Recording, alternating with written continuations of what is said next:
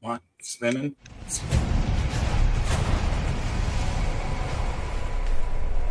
What you say?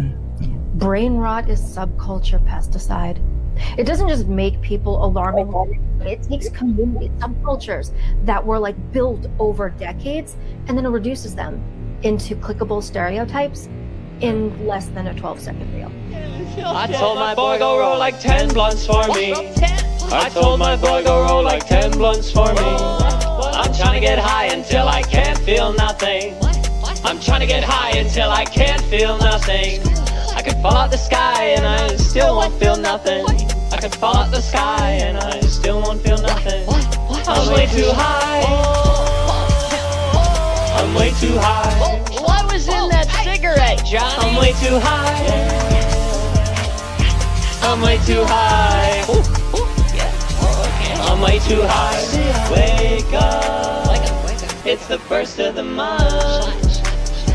I brush my teeth and count up. I let my bitch roll my blunt. I'm about to dirty my cup. Pour up some lean and get stuck. I make her scream when we fuck. I don't drive R8s, I don't like those. I drive a Daytona and I tinted the windows. Can't fuck with nobody, not even my shadow. I got on Ed Hardy, she got on stilettos.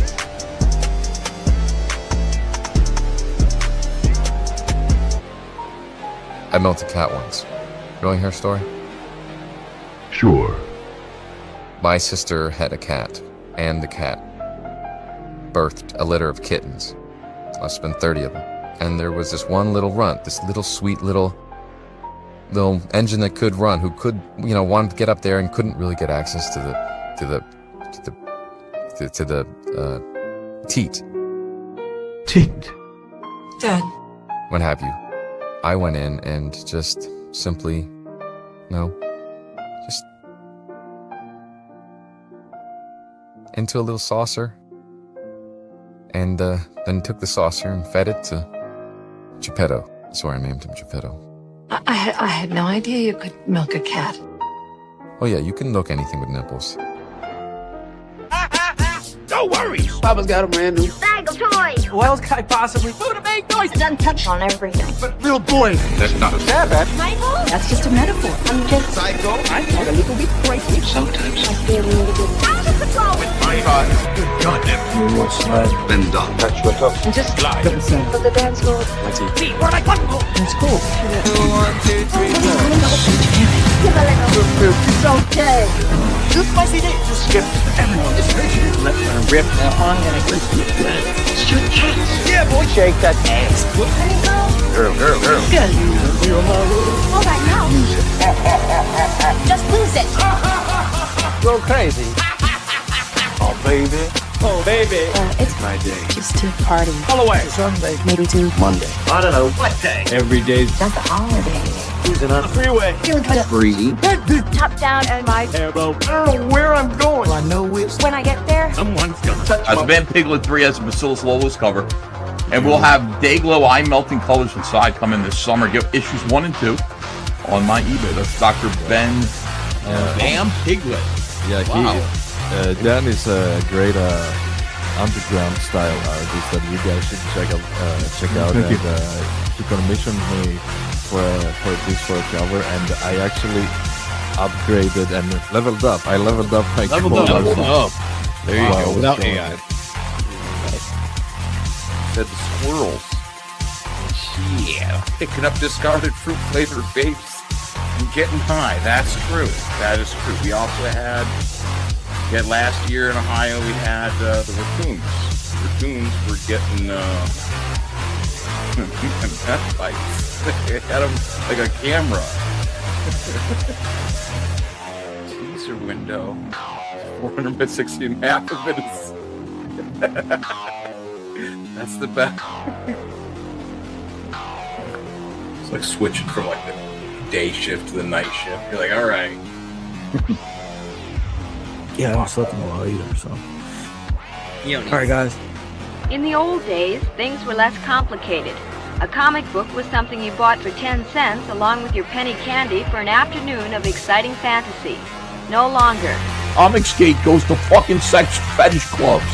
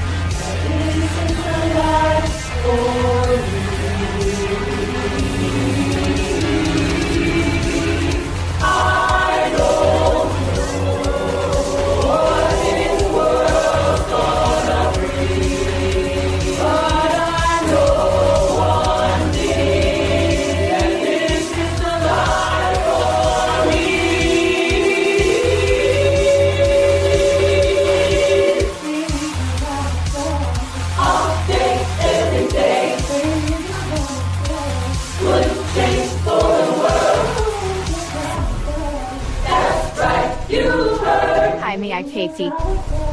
Oh yeah, it's the rugged, rugged bone.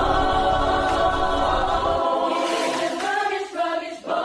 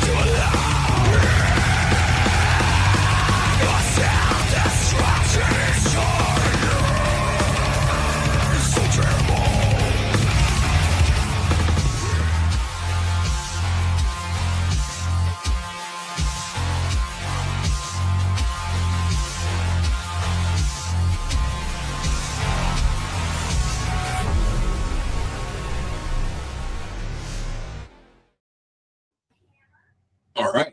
It's Goth Night. Once again, here we are. God. Yeah. JOE SONNTAG Reaper Destroyer himself. What is up? What's going on, guys? How you doing? That was a hell of an intro. Oh, yeah. Yeah. Blast from the past. So that was kind of cool. I did not expect that. It was not bad. You chose my worst angle. Okay. For that intro. With me looking up like this. Come on. I don't know why I was like, I must have been really drunk or something. Well, I put it into the AI made everyone look like. Oh, the AI chose that? Yeah, because it can scan my face. That's the most that's the best angle it has to profile me. You know, Yep. Sontag, Yeah, I was like, Sontag looks I like looked at Batman myself. with his hat pulled down. What you gotta do. It's the mystery. I looked at myself. It was just weird. I'm like, wait, that's not me. Who's that? I mean, who is that? Oh yeah, and is there somebody who was on? Who was that dude? I kept seeing. Like, oh, wait, in the ones of us, like that was like Ferraro. Like it turned. There was another. There was a one dude I did not recognize, and I'm just I don't know. It kept turning me into like a dude that was just like wearing a backwards hat, like hey, just a random dude. AI is trippy, man. That's for sure. Yeah. That's I mean, like I like it because it's so like there's that uncanny valley or whatever. Like it's just there's something just inherently creepy about it, you know. Just I like to play around with it for like fun and stuff, you know. So I have no problem like intros or intro music, stuff like that is kind of cool. But I have a deep mistrust in general of AI. Oh, for sure.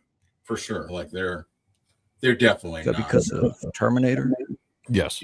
Well, it's a magical machine that you can put stuff in and stuff comes out, right? So if you are a writer, you put in words and it comes out with a picture or whatever.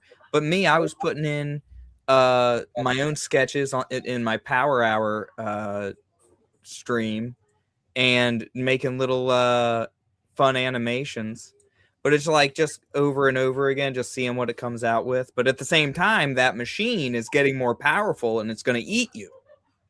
One day. Right. It's logging all your likes and preferences. Like every time you correct it, you're like, no, take make her tits just a little bit bigger. Like, you like it when her tits are big, huh? Yeah. There you go. Like, you know, it's. I can flake off on the rest as long as I get like these 3 things right. This is where your eyes are going. Yeah, it's like, yeah, she doesn't need ears. Yeah. Well, this you. Oh yes. Yes. This your campaign. What's the deal? Like that's what I mean. Like this is it's time to reap and destroy. Yeah. Other people, I've done like I reviewed your first issue here. Yeah, you did. You know, it's not like everyone is like listen to every episode. You know what I mean? So like, how do you pitch yourself to people? Like, what's your why are you making comic books, Joe? I don't know you too well. I've always had a love for comics, going back to being a kid. You know, back in 8 years old, I think is when I started drawing, and I got into comics probably around the 10-year-old mark when I met another childhood friend of mine at the time that was into comics. So it kind of got introduced that way. And I just always loved the escapability, you know, the fantasy elements of comics. The art was always amazing. Of course, you know, back then in the late 80s, early 90s, there wasn't as much, you know, TV and all that kind of stuff. I mean, there were, but, you know, I didn't really have it growing up. So comics were like the thing to escape into. And I fell in love with the art more than anything. And I wanted to be an artist from the time I can remember. And I worked on that throughout my teenage years and tried to break into the industry in my 20s.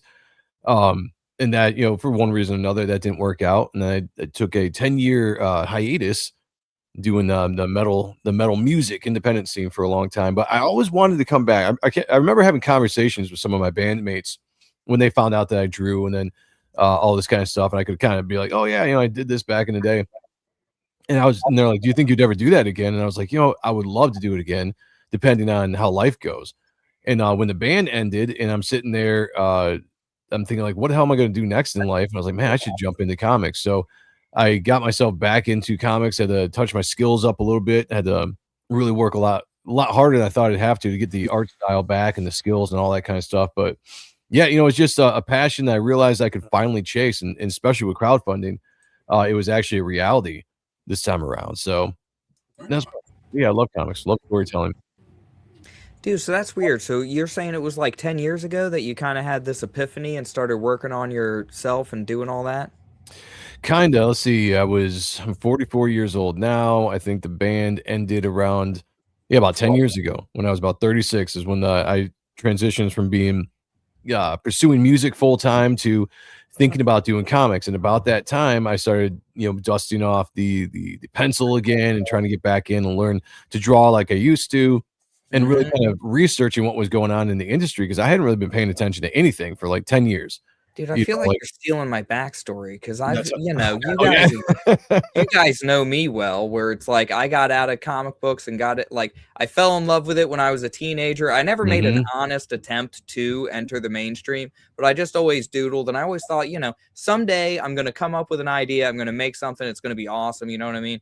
And, you know, maybe it'll be something my kids find and they make money off of it. You know what I mean? Was my idea. But then it was about 10 years ago where I'm like, you know, I really need to focus on this. This is my calling, yada, yada. And I started really working on my scripts and focuses on my writing and stuff. And it was, you know, it's tough carving out hours when I'm like having kids and, you know, effing up through life and everything else that's going on, you know? Yeah. Oh, for sure. But now I'm like, you know, I'm just now coming out with my preview edition of my no, I feel you. Revenant Steel. So nice. Yeah, let's go. This is fun. Reaper Destroyer looks good. Looks cool. Thank you. You know, yeah, I'm having a blast doing comics and telling stories. I told stories when I was because I was the front man of the band, so I wrote all the lyrics, named the songs, all that kind of stuff. So I told stories through songs at that point. And I always thought it would be kind of fun to really dive into and like, let's really get the comic going. And when I had a chance to, it took a while. Like I wouldn't say nervous, but I wanted to get everything figured out before I actually tried to make the comic. Right. So I took 2 years trying to figure out what I wanted to do with the story, how I wanted to update it from what last time I had it, which was like, you know, 2007, and just how I could fit it into the modern day stuff. Plus, I've been influenced by a bunch of things over the time I was in music. I started getting into conspiracies and a bunch of things that just played around in my head as like, there's some good elements for stories in all the stuff that I'm into. And I was like, I got to tie it into something. And Reaper Destroyer was the property that I chose to do that with. No, it has a really cool aesthetic that's very like Image, Yeah. I love the cape. How do you say that name? Is it Apophis? Apophis, yeah. So in Egyptian mythology, Apophis is a god, but the reason why I have that name in the book is that the character that is now Apophis actually had a different name to begin with that was tied in a little bit more to deities and stuff. But I had a friend that was in a band down in South Bend, Indiana. His name was Alan, and he was in a band called Apophis. And right before I was getting ready to send out the ash can in 2022 that people had ordered, he ended up passing away. So I was like, I'm going to name my character after his band just in honor of him. So, I just changed the character's name to Apophis in the book. And that's kind of how where it came from. Because people are always like, does this tie into the Egyptian mythology? And I was like, no, I was like, as far as the book goes, this specific thing, that specific name was just to kind of honor a friend in the metal scene that had passed away. Right.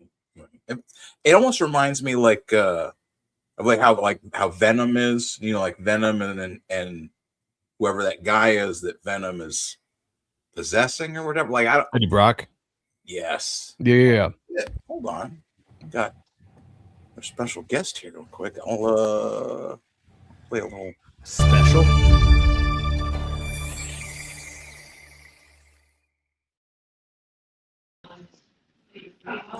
Nordlinger. What's going on, sir?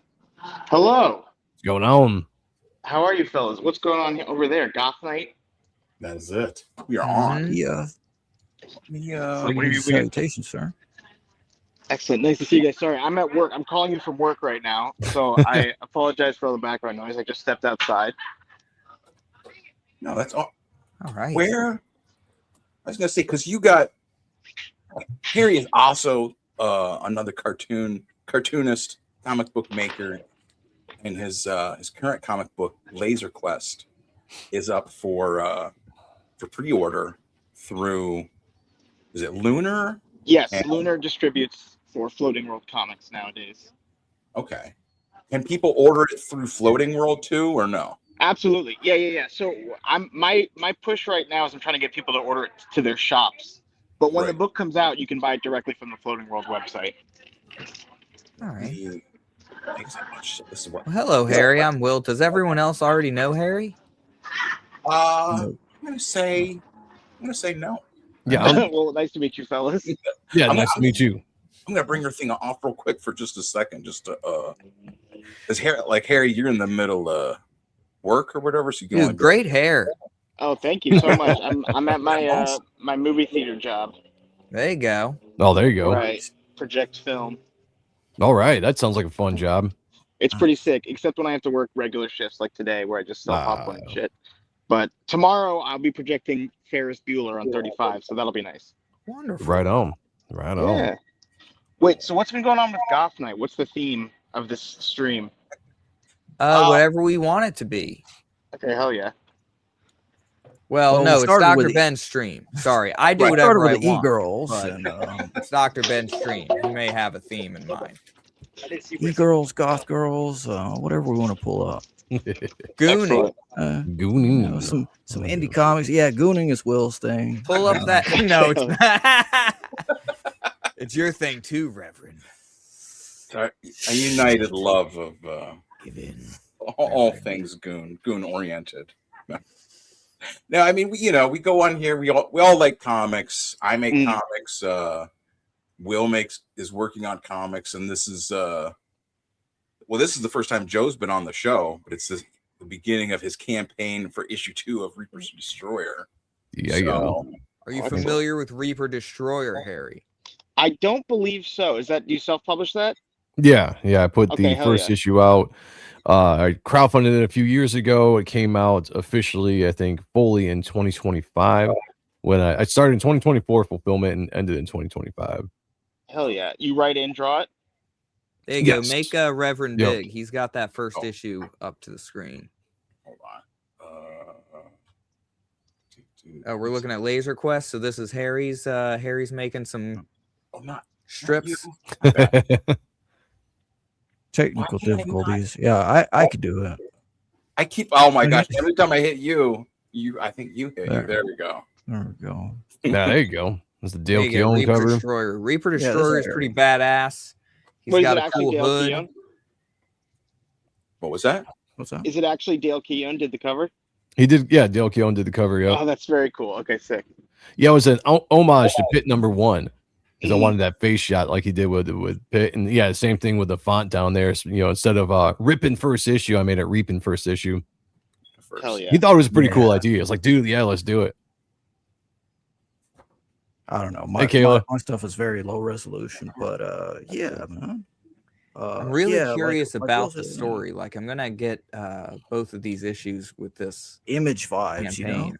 I'm assuming there's a tier that has both issues on it. Yeah, you can grab a third printing of the first issue is on there. The way that my website works is you just hit whatever you want and it goes right to your cart. So pretty much everything is an add-on, so you don't have to have certain things be add-ons on a different page. Everything is just there for you to choose. And it's all the same shipping once it gets to the cart. It's flat shipping. So whatever you get there is usually, I think, $10 for domestic. So it's pretty easy, to get and to purchase for sure. Yeah, that first printing. Specifically to what I want is the supplemental for the first book, because like a dummy, I didn't grab that. But yeah, if you want the supplemental, I have to put it up on the website, which is this is what it is. But this this page is specifically just dedicated to the issue 2 launch and everything that's being offered in the quote unquote campaign on the website. But the homepage of the website has a bunch of the package. Like it's got the Dale cover, my cover, the black and white, just pretty much the overstock of the print that we did on that first run. And once those are sold out, they're gone. But everyone keeps saying, like, you got to put the supplemental up there. And I was like, I keep forgetting for some reason. But I've got, like, I don't know, 15 of those left. And I'm not reprinting those either. So I'll put those up on the website at some point. However, I will say this. I'm going to do an issue 0 where I will reprint the stories in the supplemental. But the supplemental also reprinted the original Reaper Destroyer preview book from 2007 that everybody was interested in. So I was like, yeah, I'll reprint it. It's quite a bit different, but so you guys can see where I came from back in the day till to now. And then a bunch of like pinups and covers and stuff like that. So all the extras I'm not going to reprint because I want that to be specific to the supplemental. But I'll reprint the stories and maybe add another short story in there and make it issue 0 just so I can have it all in continuity. Nice. Oh shit! Why is my thing doing that? No, this is going to be fun. Reasons I love the indie scene. Yeah, so this so I did this on my own website. That counter's broken. We're actually at 3,300, about right around 3,300 right now. For some reason, the counter updates like every 8 hours or some shit. I almost thinking about taking it down because it's so inaccurate. But I was trying to launch this on Indiegogo, and I kept having issues with Indiegogo, which hopefully we can resolve those. I sent an email. I'm trying to talk to somebody in person, but I kept getting denied to be able to launch this campaign for weird stuff. Like my country of origin wasn't correct, even though it was the United States. And I'm like, I don't know what to do about that. You're saying I'm putting it in the wrong country, and there it is. So I was just like, you know what? I've been advertising that we're launching this thing on the 15th.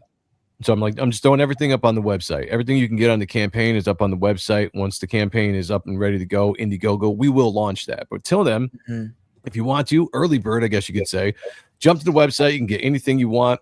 It's really easy. You come here, you just click something, take this pre-order, click on this. It'll take you to the next page. You got examples here of the pages in the book, fully done except no script. The first 5 pages of the book you can look at to see what's going on, to get a feel for what the story is, what we're doing, which is going to be quite a bit different than the first issue, which is going to be fun, I think, for anybody that enjoyed the first issue, that we're going in a slightly different direction in this issue. Because I got a lot of different elements in my story, sci-fi, horror, fantasy, all this kind of stuff that we can lean into. And I think it gives a unique ability to kind of bounce in and out of different genres in comics. What's this butterfly that he's looking at? So this, I was going to say, look, I'm going to pause here for just a second. And that butterfly turns into a lady. The butterfly leads him to a lady, as you can see coming in here. Oh, leads him to a lady. Yeah, leads him to her. Yeah. There. Go ahead. This I just because he's at work on us. Yeah, no, let's do it. Yeah, just jump into it. This is over on Lunar Distribution. This is the Laser Quest. Laser Quest. Did any of you guys ever go to a birthday party at Laser Tag as a kid? Dude, no, but as an adult, I did. Oh, yeah, I was about to say I went with adults. Yeah, more Interesting. often than Okay. children. This was a big part of my childhood. Was Laser Quest birthday parties. You were the one I was racking up points on. Yeah, I was never good at it, so yes, I can tell you that I was always in the bottom score. But that was the inspiration for my Laser Quest comic. Man, there was so much like there was like laser tag. Like I remember there was constantly like commercials for that, and like there was there Captain Power? Was that like a similar like light guns or something? I don't know. There were at-home versions, but Laser Quest was the brand that we had in my town, and it's now out of business. It went out of business during 2020. I guess it still exists in England, but hopefully they won't sue me for using their name. Yeah, hopefully. Can we show Fingers some more crossed. pages? Do you have any action shots up here? Oh, I didn't make that listing. Previews does that. Right. Can I? Oh, I can. All right, never mind. Yeah, I don't know how to share it on my screen. If you go to my Instagram, you'll see a bunch of it though. Alrighty. The entire comic is serialized on Instagram and in there's posts. more pages here. Yeah, I'll give you a quick log line, which is a kid goes to a Laser Quest birthday party and gets lost in the maze, and something mysterious happens. And then years later, as an adult, he reflects on this incident. And it's meant to be, it's meant to evoke somewhat of like a nostalgic, but like a creepy nostalgia, like a liminal space type Gives you, of like creepy space Narnia. Yeah, through the maze. It's traumatic childhood memories, essentially. is Are the there thing. aliens in it? There is no specific sci-fi or horror elements. It's a little subtler than that. It's more psychological, I would say. But I also don't want to give anything away. It's only 40 pages, so it'll take you 10 minutes to read. But yes. All right, I do unfortunately have to go back to work. I've been gone for 10 minutes. My boss might get upset. But thank you, fellas, for having me on. I get it. Punch your boss. Ask your local shops to order Laser Quest, and thank you for your time. Nice Have to a meet good you. Goth night. Absolutely. Nice to meet you guys. Nice to meet you. Thanks for coming on, Oh, guys. yeah. Of course, anytime. Bye. Oh shit. Well, that was nice. He seems pleasant. Yeah, that's what I'm saying. He just seemed like a nice fellow. Nice young man. I've gotten his so I was telling Rev, I've gotten his other comics. He has these horror anthologies that he puts together. Maybe I'll do that real quick. Did you guys ever get into like 80s arcade games? Oh yeah. Well, What was your 80s. favorite one? Well, they all blend together for like the Turtles. I'm a Galaga man myself. Okay, gotcha. Yeah, I was probably like late 80s, early 90s, but the original Turtles game was probably my favorite. To this day, me and my brothers would go to the local arcade, and all three of us would jump on there, and we would be Raphael, Leonardo, and Michelangelo. That one. Where it's Yeah, like you're very good going up, collecting pizzas and stuff. Yeah, it was such a good game, man. I was just in Chicago like 4 years ago, and there's a retro arcade. I can't remember the name of it out there, but I went there and I played it with a buddy of mine that I knew out there, and just he and I went through and played the entire game because they had it there, and we beat it. It was fun. It was a good nostalgia trip. Hey, that they re-released it or something, right? Yeah, online play too or something. I think so. Yeah, I gotta look into it. Yeah, I had that Turtles Somebody in was playing Time it, like- game for the SNES. Turtles in Time was Had, good. like, Yeah, very similar like play style. I liked most of the games that they came out with. The arcade game obviously was my favorite, but even the home console games were pretty good. The Nintendo ones. Mm-hmm. Yeah. I just forgot to tell everybody, when you go to the website, you can just click on one of the images and it brings up all of the images full screen for you to check out. Oh, that's great, man. Yeah, because I see some people complaining online that there were no images of the book and all this kind of stuff. I'm like, you just have to do a little bit of work, go with the tier. It's all right there. You can preview what the book is going to look like without the script. First 5 pages, which is what I like to try to do. So, and somebody was also suggesting like you should put the script out. I was like, I might do that. as we go forward, just for the 5 pages, so you guys can get a chance to see what the writing's like and all that. I know some people are getting into wanting to read a little bit more of the book before they're back these days. Crowdfunding is always changing. It's interesting, just keeping an eye on the trends and everything that's going on. It's always changed, like completely different than what it was when I first jumped into the game in 2022. But this is beautiful without the words. Thank you, man. Thank you. I'm excited for people to read this. Like I said, it's such a different feel than the first book, because the first book was so brick and mortar. We were in New York City, typical kind of Spawn, Spider-Man, The Darkness, Moon. Like all my favorite, characters were always in New York City. So when I created a character of my own, of course, I put him in New York City. But as I started to develop the story and the lore and everything that I have going on with this character, and also my editor, Kayla, she was like, you got so much fantasy story elements in this. She's like, you should really lean into that sometime. And I started looking into it more and I got really inspired. And I kind of changed the direction we were going with issue 2. It's still the same story, but I'm telling it slightly different than I was going to, because I wanted a chance to dive into the fantasy element of the character, which I thought would be kind of unique. Because like I said before, this book now gives you the ability to jump in and out of certain genres within the storyline itself, because we have different dimensions and places you go within this book. So you have obviously this fantasy tone, and the first tone was more, regular sci-fi dark hero tone. We can kind of go all over the place. It's fun. I think kind of fantasy lends itself a little bit more to, like high detail drawing and like, being able to, it gives you so much more like, or so many more opportunities where you can just, just go nuts, like detailing something, just noodling and just, what I mean? Like, oh, for sure. Yeah. Like happy you definitely textures. do that in city stuff too, but you know what I mean? Like when fantasy, it's like you can work in more organic textures and stuff like that. It's a lot of fun. Love the big mushrooms and I was saying I've enjoyed doing this kind of stuff too, because so like the concept with this book is that the main character Matt, we pick up right where we left off in the first issue. If you guys read it, I'm not going to go into too much spoilers, but we pick right up where we left off. Matt's on the rooftop and he gets pulled into this veiled dimension, which he doesn't know how he got there. But what the veiled dimension is basically it's your own subconscious. It's a place where your soul resides. And in this dimension is your soul, but it's also a place where other entities, spiritual entities, both good and bad, can inhabit. And if your soul's not strong enough, you can be possessed, right? So this is why Apophis is in this area. The voice that's in Matt's head throughout the first book is Apophis. We all know that he's trying to possess Matt's soul. So this is where he's at. So he's been pulled into the veiled dimension to confront Apophis and try to get control of his soul so he can get control of the armor and so on and so forth. So I'm like, this gives us a chance to really dive into like an Alice in Wonderland down the rabbit hole kind of feel with this book. And so we go into this fantasy world.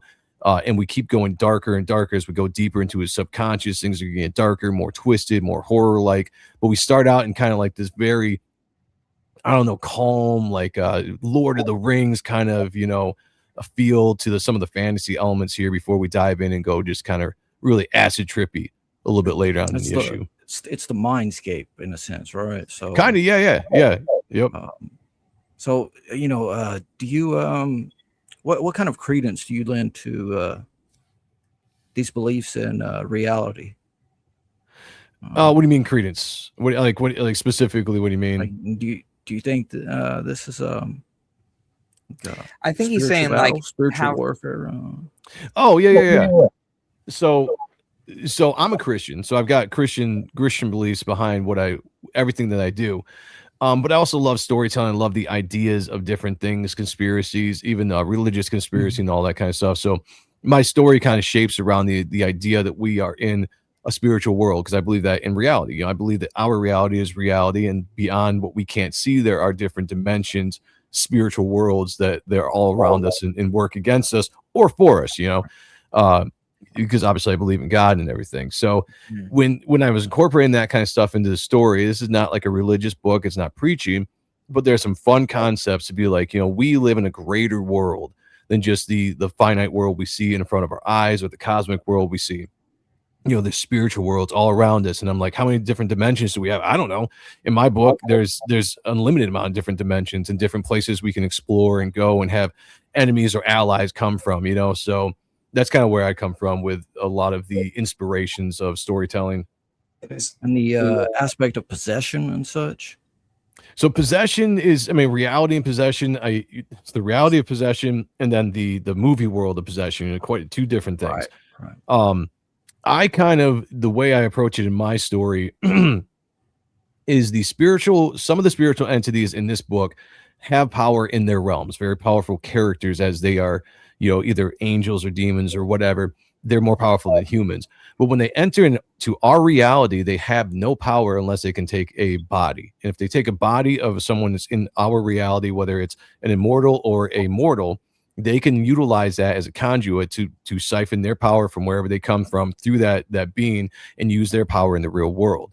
So my possession is not necessarily the possession you see in movies where it's like, your brother sucks cocks in hell kind of thing. It's a little bit more for warfare, for warfare intended than to do evil with, No, beautifully said. Yeah. Great. Reminds me a lot of like definitely like the way Spawn is religious, right? Like Spawn's he's literally a hell spawn, right? He's worked for the devil, Maljaboja, whatever his name is. But it's not, what I'm saying?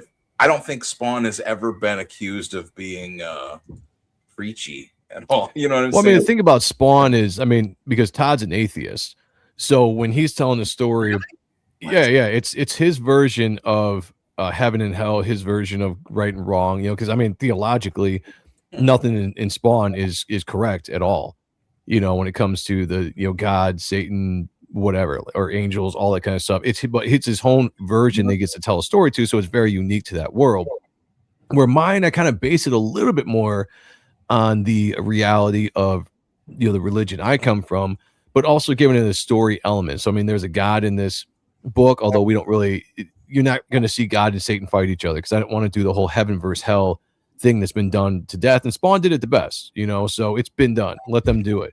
This has to do a little bit more with exploring the different natures of dimensions in this world, in this creation, the different entities that are there, their positions, their jobs, the ones that have rebelled in these dimensions as well, because we eventually could get into dealing with fallen angels, so I take a lot of things from mythology, from Christian history, from Christian conspiracies, as well as modern conspiracies, and try to put them all kind of together, as well as diving into things I like in pop culture. Like, I love immortal stories like Highlander, right? I was a huge fan of Highlander. So I'm like, immortals are fun to play with because you can do different stories with them throughout the ages, even though we're focused on now. So it just gives you a lot of room to develop and play with stories over the time, because this book is designed to be an ongoing story as long as I can run it for, so we're in the second issue now of a 6-story story arc, 6-issue story arc, but it's an ongoing series altogether. So lots of things we can get into that I'm very excited about. Is that a dick? Esoteric. I love the conspiracy, all this stuff. To the right of her foot or whatever in the middle panel, on the absolute right of the middle panel, is that a penis? No. Oh, this? Yeah. No, I was just looking at that too, and I was like, huh, kind of does, just the way it was colored, the way it was highlighted there and everything. Could be, conscious. I'm like, did I find an Easter egg? It could be an Easter egg, subconsciously put in dicks in different panels in the book. Yeah, that is kind of mushroom toffee at the. Yeah. Well, what's funny is when I was drawing this page right before it with all the mushrooms, I was like, how do I draw this without them looking like dicks? Because I was like, I want mushrooms, but I'm looking at them like, man, how do I do this without making them all a bunch of dicks? So hopefully I did that, but who knows? Draw the dicks. It's tricky. Well, it's the inherent nature of mushroom caps and mushroom. Right. Yeah. Exactly. Let the cocks flow from your fingertips. Right. I've said it before, but if people want to see dicks, that they're gonna see dicks. That's a good point. Yeah, if you really want to see it, if that's what you're looking for, you're gonna find it.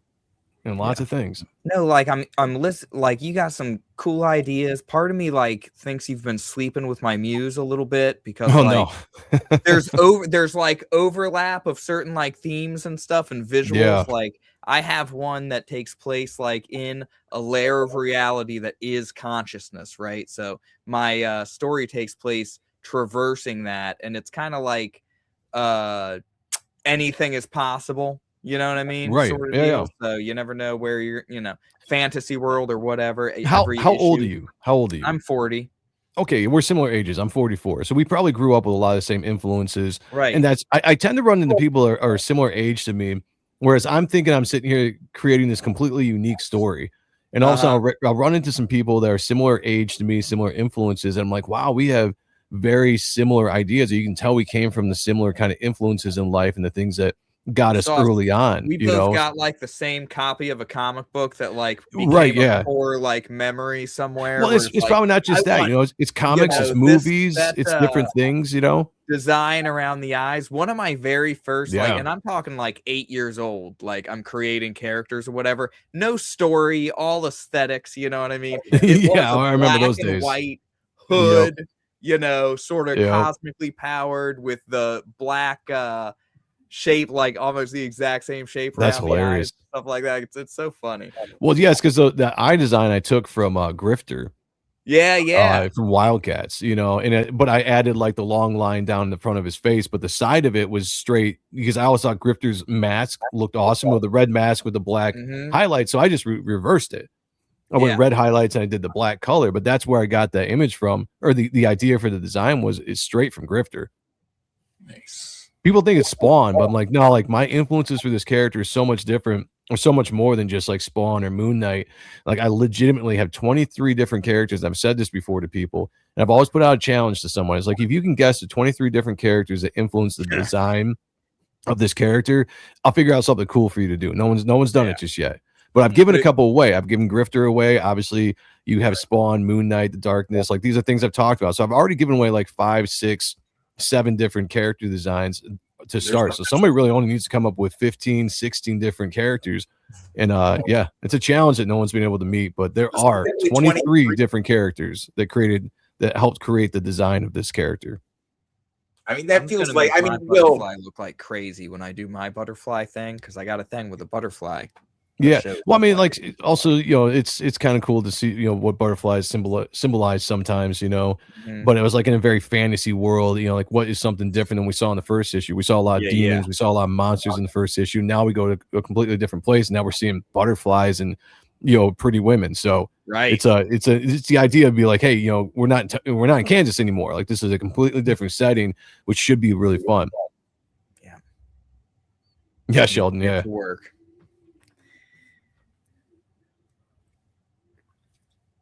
So No, we have I to noticed, boys.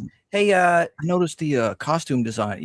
Kind of, like you're saying, there's so many things, and I don't know what influenced the Elder Scrolls with the Nightingale outfit, but do you see that? Will? Well, that's just a hood, like the Nightingale outfit.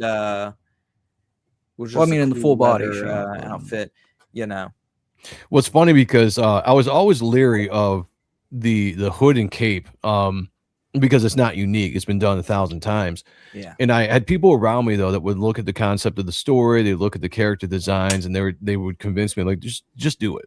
Everything. A lot of designs have been done, but People make it unique enough.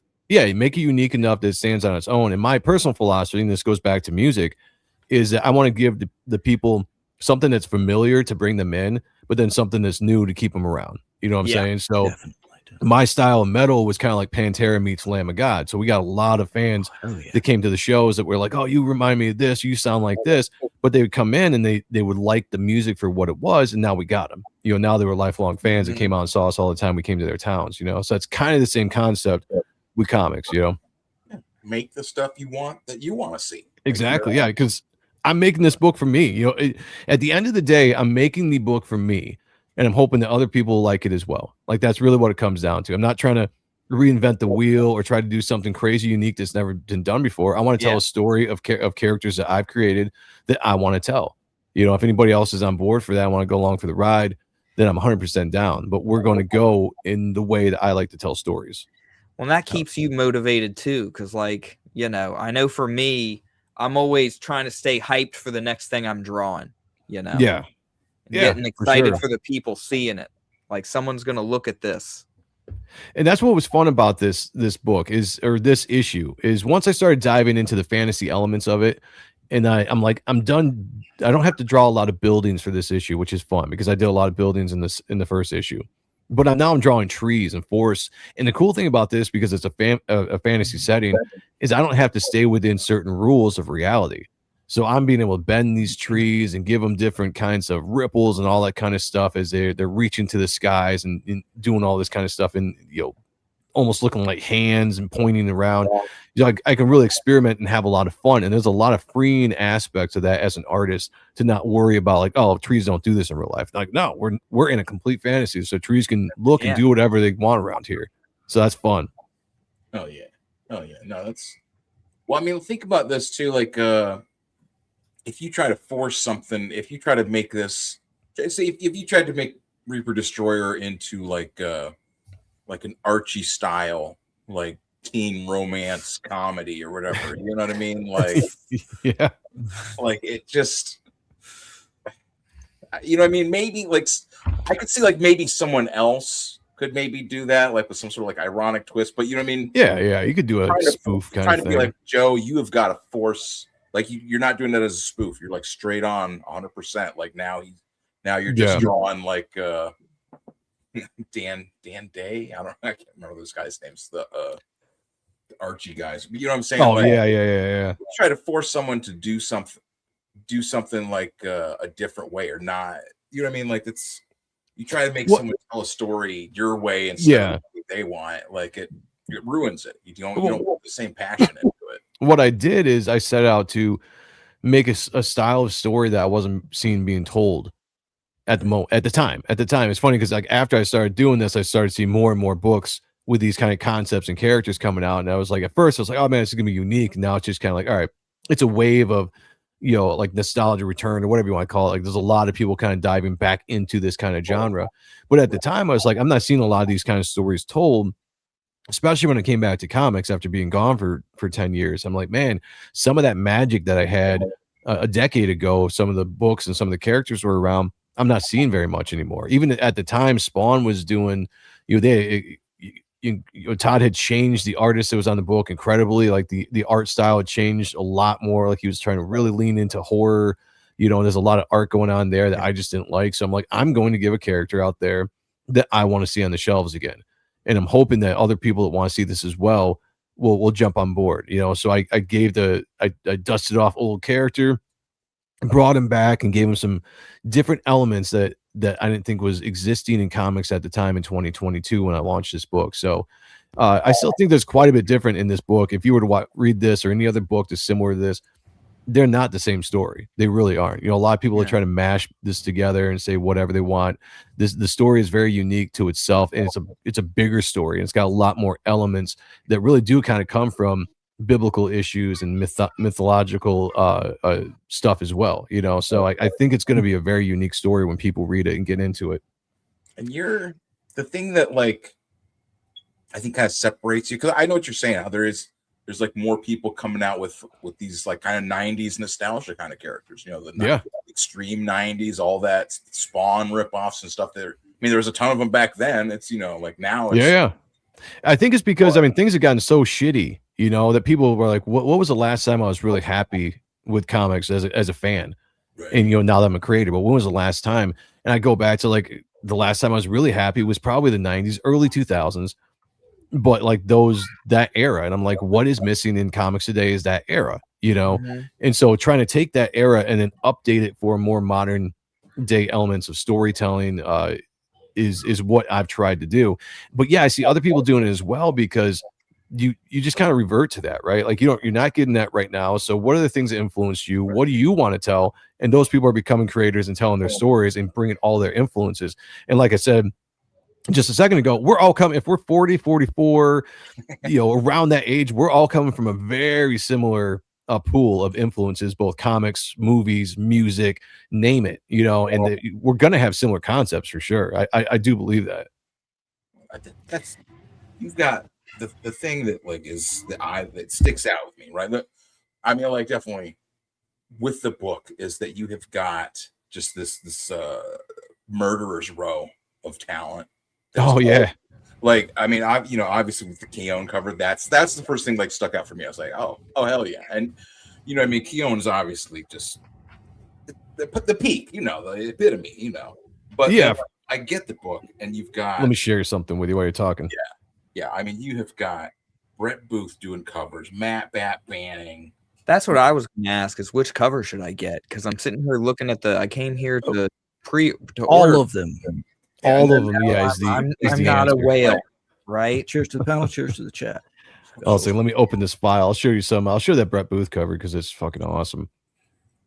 How How do you, go how are ahead. you getting like I guess that's the thing too, is like this is your first comic, right? Like you don't have like a stack of like other comics you put out before. You have stuff you're like, you know, art you were working on and everything, but you don't have like, you know, this is the first comic you're putting out. It's Reaper Destroyer, and you've got this is it.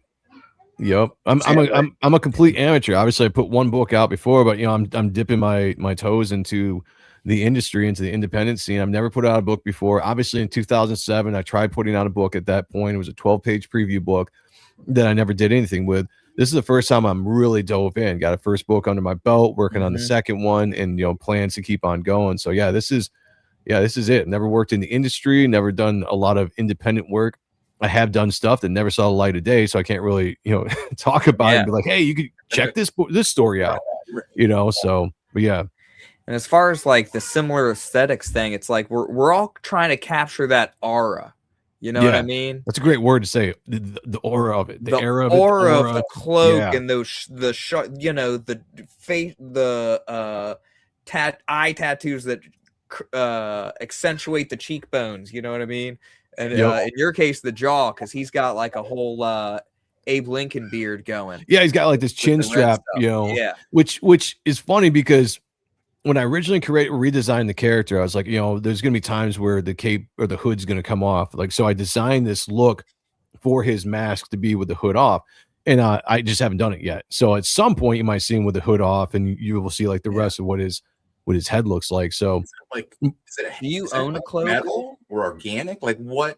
How would you describe his face under the hood? Like, under the hood, his face is just a human face. Like right now, he's just trapped inside this armor. So this armor is almost like a prison. So in the first issue, you know, we established it, he doesn't have a long-term memory. This, like the hood of like his cape, but then like his face like under it, like just not like under like the mask or whatever. Like, but I'm saying like the mask under the hood. Is that metal or is that organic? Like what? It's organic. Is the best way I can put it. It's like you guys familiar with the Guyver?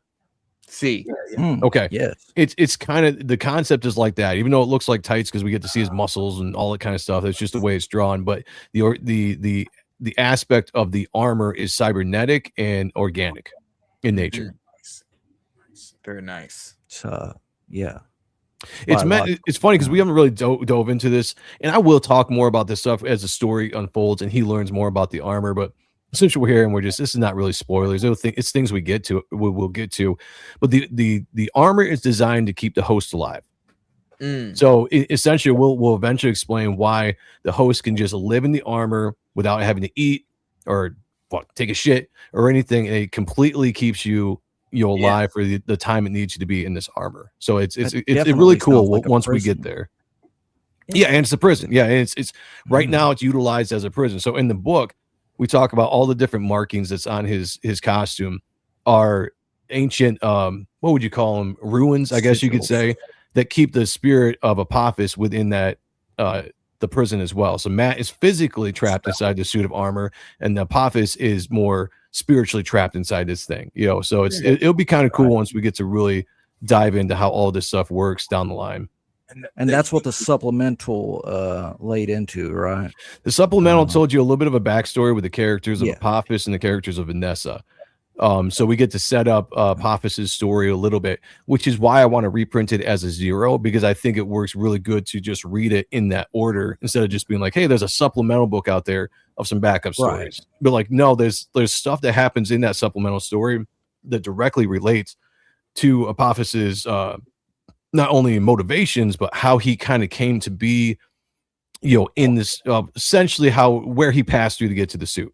There's still a lot of story to tell in between the supplemental story and the main story, but that gives you just a little bit of a tease of what his motivations are and how he kind of got to where he's at.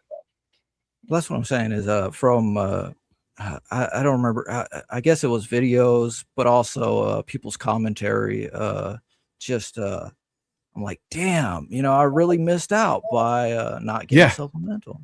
Well, I'll put it up on the And, website at some point. But if you do want to wait, I will be putting issue 0 on the campaign, which will reprint the Apophis story and the Vanessa story, and then add probably another short story to just make it its own full issue, as opposed to all the extras and behind the scenes stuff that I had printed within the supplemental. But the original supplemental I'll put up on the on the website itself in the back bin issue or portion of the campaign. We have an important question here. Can Matt still get laid while wearing the Reaper Destroyer suit? Unfortunately, no. He would have to come out of the suit. The suit would have to come off of him for that to happen. Yeah. Like an easy access hatch or anything. Yeah. And so, I mean, there's a lot of nature to the armor itself that we haven't even dove into yet, which is fun, right? Because the whole idea of the story was to set up a giant mystery. Matt is the biggest mystery character in there because we dive into characters like Apophis, Victor, Vanessa, Chaos. More so, you know more about them in the issue than you do the main character, but it's meant to be that way. I was highly influenced by the Bourne Identity when it came to storytelling. I like the idea of a main character that didn't have his full memories. Everybody else knew who he was or what his purpose was, and he was trying to figure it out. Who can you trust? Who is trying to lead me astray? That kind of stuff. So the character is meant to discover this world that's fully fleshed out. You're just thrust into this world that you have no idea about. Now all of a sudden you wake up and you're dealing with immortals, monsters, all this kind of stuff, and you got to figure out who you can trust. And at the same time, sorry. So it's a mystery. So at the same time, he is discovering this world. The reader is going to be discovering the world through the character. So as the reader is going to be taken along as the character is. So we're not just giving you everything. Because there are people who are like, well, I want to know this. I want to know that. I'm like, yeah, it will be revealed to you. But you really have to get in the mindset that you are seeing this world through the eyes of Matt in the storytelling and not just stepping back and seeing everything as a whole.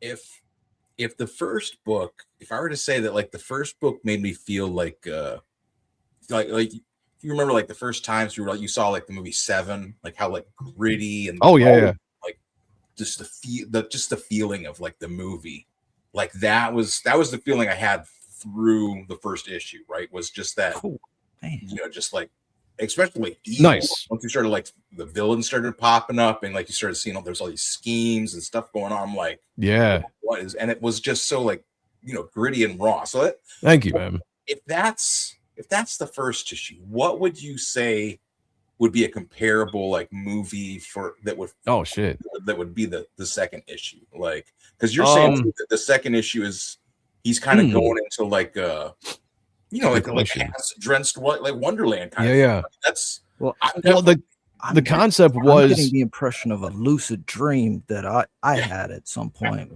Oh, nice. Yeah, the concept is very much like Alice in Wonderland, where you're going into a wonderland, you're going down the rabbit's hole, and so I like that idea of where we were going with the story. So I mean, there's that element, and I believe I read somewhere that Alice in Wonderland was supposed to be kind of an acid, like the people that created it or whatever it was kind of like an acid trip. So that got me thinking, what would be kind of cool to happen when you're in this world and you can really now play around with like the darker elements. So I don't know really a movie that would be comparable to this, like as far as the influences and stuff go.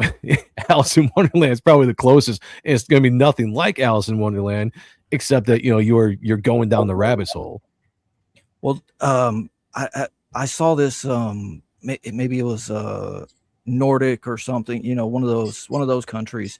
Version of Alice in Wonderland movie. It was scary to put it mildly. It was it was a damn trip, man. I just I needed something else to take me a little deeper to tolerate that. I'm like, whoa, but it felt very close to the Vision or something, Yeah. Well, like Alice in Wonderland, you had the character, was it the Cheshire Cat or whatever, that will appear to every once in a while and kind of gives some kind of guidance, but not really. The idea was to have a character in this story that was kind of like that. So I introduced you guys to a character in the first book called The Sorrows, but you only heard her voice and saw her form of being a sword in the real world.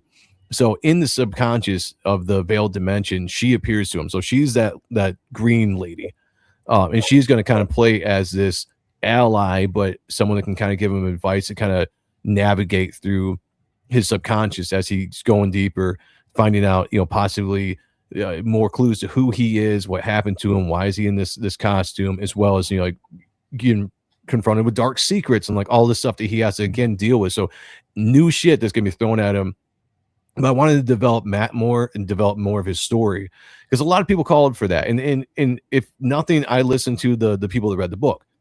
So if you come to me and say, hey, I really love the book, but these are elements that I was kind of hoping we could learn more about, I'm like, okay, I'm gonna give you guys, I'm gonna tweak some things I'm doing in the story. I'm gonna give you a little bit more of Matt before I was going to, which is fine. It works good. And actually it helped me come up with a different way I was telling issue 2, and it worked very well. And I'm very excited, but it's because some of the feedback I got from some of the readers wanted to know more about Matt. And I was like, perfect. Let's do more about diving into his backstory. We'll put some of the other characters on the back burner, although they are in the book, but we're going to do a heavy dose of telling you kind of who Matt is and why he's in this situation in this issue. Excellente. Yeah. Well, I went with the Malin cover. Oh, there. Thank you, brother. Had to have Appreciate it. Appreciate it. Yeah, the Malin cover. Let's pop that up here. It's pretty awesome. I mean, it's John Malin, so I mean, I enjoy the dude's art very much. What I like about this is when he asked me a little bit about the book, and I kind of gave him a little bit of the plots and stuff like that. He snuck this Easter egg of Alice in here on his signature. No, look at that's that. pretty sweet. Yeah. I was like, that's pretty cool. I mean, that's the dude that does some storytelling, because he knew I was like, this is like an Alice in Wonderland, but on acid, and turned up to 11. And I told him, I was like, this is gonna be kind of a trippy book. And so he just kind of was like, I'm gonna put trippy shit on the cover. I was like, go for it. So he put all these mushrooms with a bunch of eyes and people disappearing. And I was like, holy shit, dude, that's sick. So I think his cover, I think captures a little bit more of the trippy nature of this issue than anybody else's covers. Although I've got some great cover artists, including Ethan Van Sciver, Brett Booth, Oliver Saavedra, and then I do a cover as well. And I might do a second cover too, actually. Has Ethan drawn his cover? Not yet. He had a couple commissions he had to finish. So I came to him really late in the game. It was like I was surprised to see him as an option. Yeah, I mean, like about a month ago, I came to him and we were talking. I was just like, hey, I just got to ask, feel free to say no. I was like, would you be interested in doing a cover for Reaper Destroyer? And I was actually surprised because he came right back and said, yeah, sounds fun. I was like, whoa, okay, cool. I was like, let's do it. And so I came to him late, it's got to be fit into his schedule. He's got commissions and other covers he was working on as well. So it's there to purchase, but he's working on it. And I don't know if he's going to draw it live or not, but he seems to be doing a lot of that lately, drawing his covers and commissions he's doing. So he might draw it live. So you might be able to see it drawn live before you back it, or if you've backed it already. I was seeing him do all these commissions, and I'm like, he might have to just because Yellow Flash leaked to the $4,000 number, right? And so now everyone's got that number in their head, the $4,000 number. So he could just make it mysterious and be like, listen, it's higher than $4,000 now. Okay. Right. Yeah. But don't come out and say what it is. Yeah. Right. Well, you don't want to tell that people. Expectation. A good rule is I don't tell people what I charge for commissions. You have to DM me. It's a private conversation. Yeah. I also don't tell people what they charge me for commissions. So you'll never know what John or Brett Booth or Ethan or Oliver, what they charge me for commissions, so and that's the way it should be. It's a private exchange between creators for work. Nobody really needs to know that stuff. It's kind of like a business, sort of faux pas. You know what I mean? Yeah, pretty much. And I've even had people say, dude, because when I got the Brett Booth cover, I had some people come to hit me up privately, like, hey man, how much did Brett charge you for that? And I was like, I can't tell you, man. I was like, but hit him up, and ask for a commission and just talk to him. But I can't tell you what he charged me, because I have no idea what he might charge you. Maybe he gave me a discount. I don't know. Maybe he charged me full price. Who knows? But that's a private conversation, So I've even told other creators before, like, I can't tell you. I can't tell you what I've been charged by these guys. You're going to have to ask them yourselves. Yeah. I feel like the EVS cover contest, just heightened the demand for him to do a cover. And then it's like, suddenly I see commission. Oh, I get it. I get a cover. Yeah. Well, I'm happy for him because he's getting a lot of work. So that's cool. Yeah. Yeah, he's diving into it, putting out a lot of covers. Same thing with John. John's got a couple covers out there. You know, Spring Ball, he's got a cover for, which looks awesome. If you guys haven't checked that out, check out Spring Ball with Jonathan Jetty. I think he's done Battle Brick Road. He did one for Battle Brick Road for Eric Weathers. Him and Ethan. I think he drew it and Ethan inked it or something like that. So that's very unique in itself. So yeah, it's cool to see those guys getting out there doing more work for the smaller creators. That's excellent, man. Do you have any interest without like that other fellow there, like with Harry, that he's in the Lunar books, right?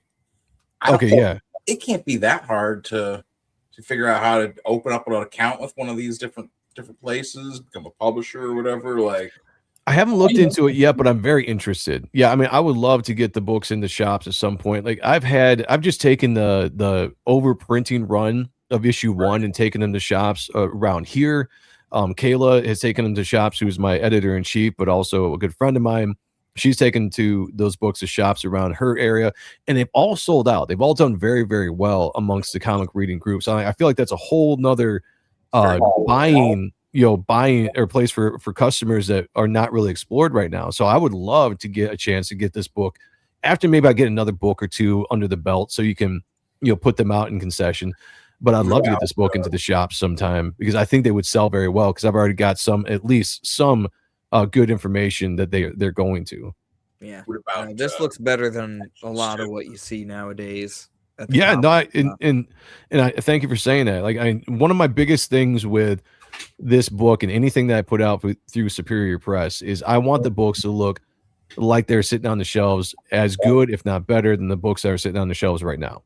Yeah. So that's the whole point. That's why I hire the people I hire, and we do the styles and the storytelling we're doing, because I want it to be comparable. If it sat on the shelf next to Spawn or Batman or Spider-Man or whatever, that it would at least catch the eye of somebody that's in the shops, and they'd be like, "What's this?" And they pick it up, and then they really dig it. So I mean, Kayla can tell you. I mean, she's talked to a ton of people that bought the book down in Salem, Mass, where the books have gone out, and a lot of people have given a lot of good feedback on it, have enjoyed it. So I think this would do really good in the shops. So eventually, one day, I'd like to get there. Are you planning with the for the fans fest? Oh yeah, I'll be there. That's what I'm gonna say too. Like, have you tried conventions or doing? I haven't yet. I do want to, though. I did a small convention in Texas in March. There was a buddy I knew that was the original colorist on the book back in 2007. And he has since started just doing his own small conventions in his hometown down there in Texas. And so he invited me down there this year to come to that convention. I went down there. It's a very small con, but it was fun, So I took my wife down there. So I want to do more, probably starting in 2027. I have a plan to do more, but I wanted to have inventory built up. And now I've got the first issue out. I'll eventually have the second issue out, a sketchbook, a preview book, possibly another title that I'm publishing a little bit later this year. So I should have a lot more inventory to take to conventions and really start doing it, at least in this this Midwest area of Michigan, Illinois, Indiana. Kind of, there's a lot of conventions around this area. Ohio, there's tons of conventions around this area year long. Hold on just a second. There's another. Okay, you got it. That's how I meant to play her.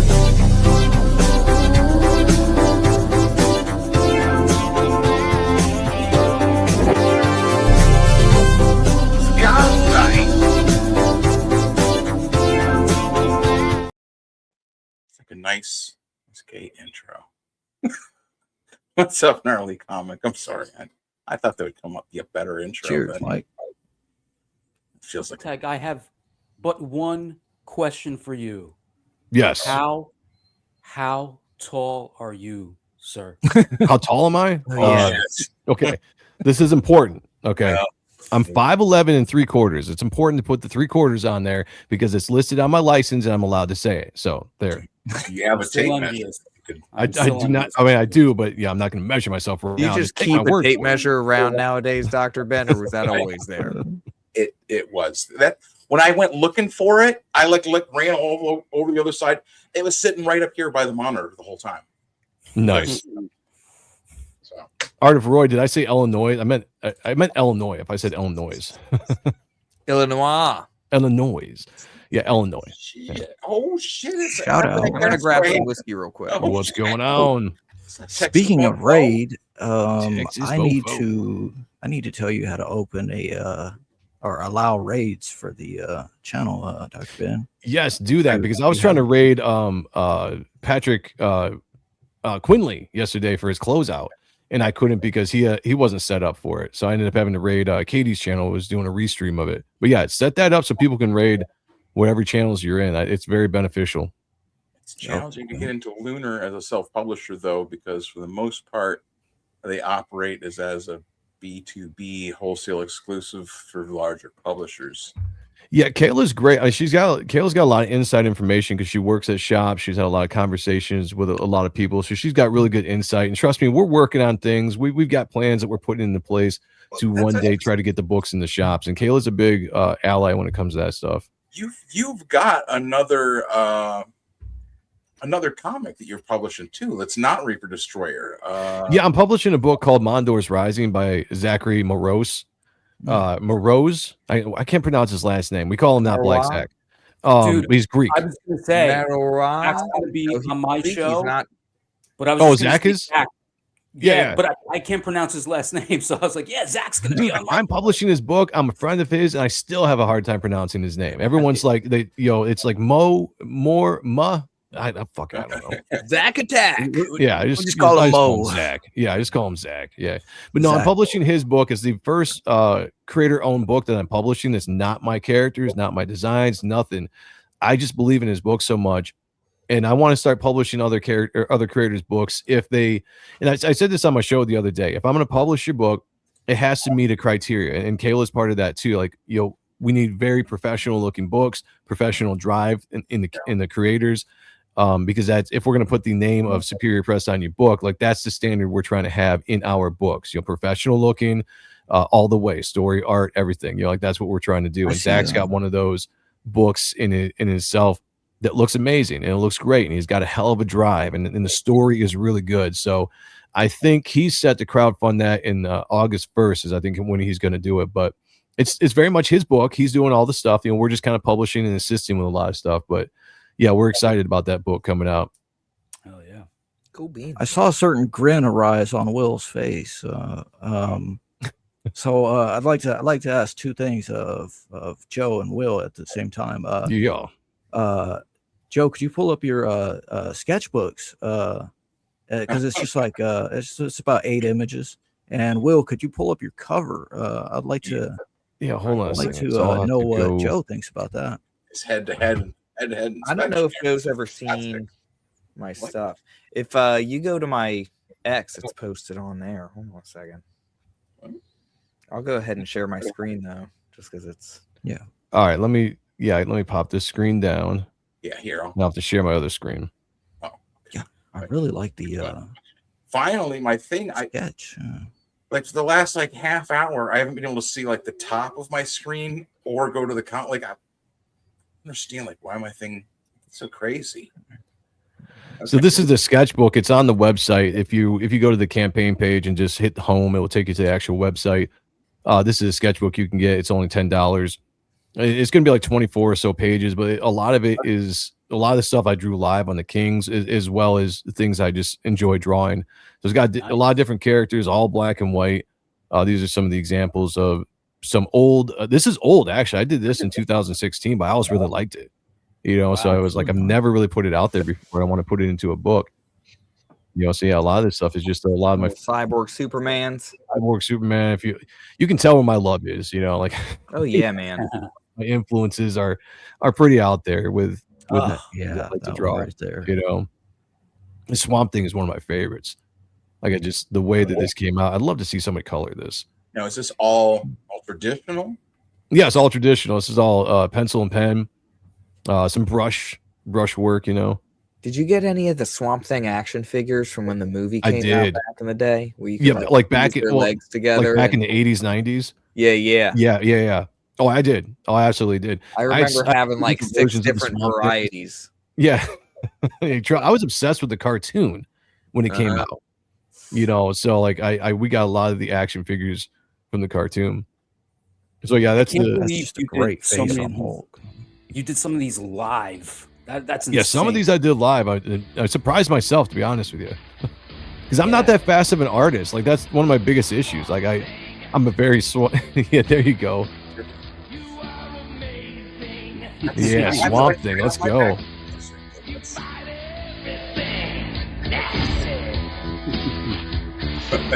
Such a good cartoon. It was great. Hell yeah. So that's the sketchbook. It's available on the website, $10. You know, we are fulfilling that in July, so that's right around the corner. Once that's all said and done, we're sending it out in July, and then we'll do some overstock because I want to have this another thing for a convention. I think I might do this every year. I might do one of these every single year if people like it. Oh, that'd be great. Especially drawing on Kings and, you know, just everything, everything and anything you have to throw in. Yeah, it's another reason why I'm just drawing so much on Kings, and a lot of that art gets auctioned off. So some people that buy that art, you're going to be able to see it published in a sketchbook. So it's going to be kind of cool as well. But it gives you an opportunity to draw so many different characters and different things. You know, so I mean, there's a ton of stuff that's not even shown here that I'm adding to just because I've drawn them lately over the last few months. I'm like, oh yeah, this is definitely going in the sketchbook. You know. How did you get involved with Ethan and Malin and everyone, like the whole Comicsgate? Like what did you, because like, that's what I'm saying, like your first book came out in 22, or you know, you started writing books.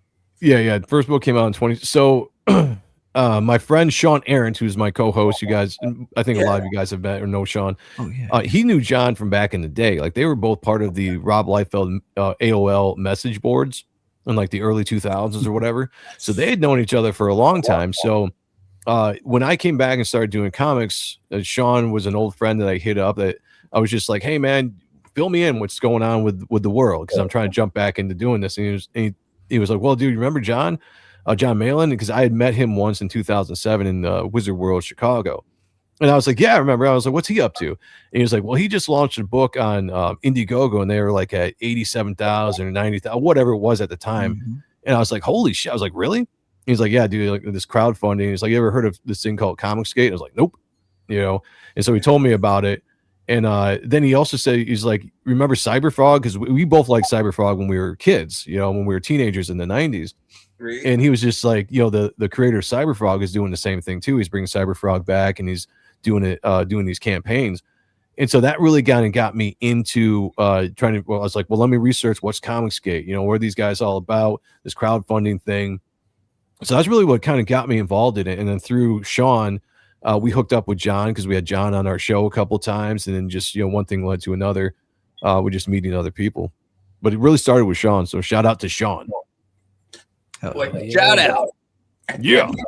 Have you ever like wondered like if you had like tried to get into where would you even go to try and get into like regular comics, like try and like get in? I guess maybe at like with like the Spawn people or something, or you know what I mean? When I first came back, I was like, I gotta get my portfolio going. I need to submit it to DC and Marvel and all these people, and so that's what I was working on at first, you know. And it was really Sean that kind of was just like, dude, he's like, I'm telling you right now, the thing that's going on for independent creators is getting into doing your own stuff and crowdfunding it. And he was a big driving proponent for that. And he was the guy that came in. He was like, dude, remember? Well, I mean, I obviously remembered, but he was like, take Reaper Destroyer. He's like, dust it off. He's like, publish that. Make that. He's like, it was a great character back in the day. I know I never really went anywhere because of just various things that happened in life. He's like, do it. He's like, now is the time to do it. So he was really one of the biggest forces in me, like dusting that character off and retooling it and bringing it back to life. Because I had a couple different characters, and that was the one. He's like, no, dude. He's like, I'm telling you, Reaper Destroyer is the character that you want to use.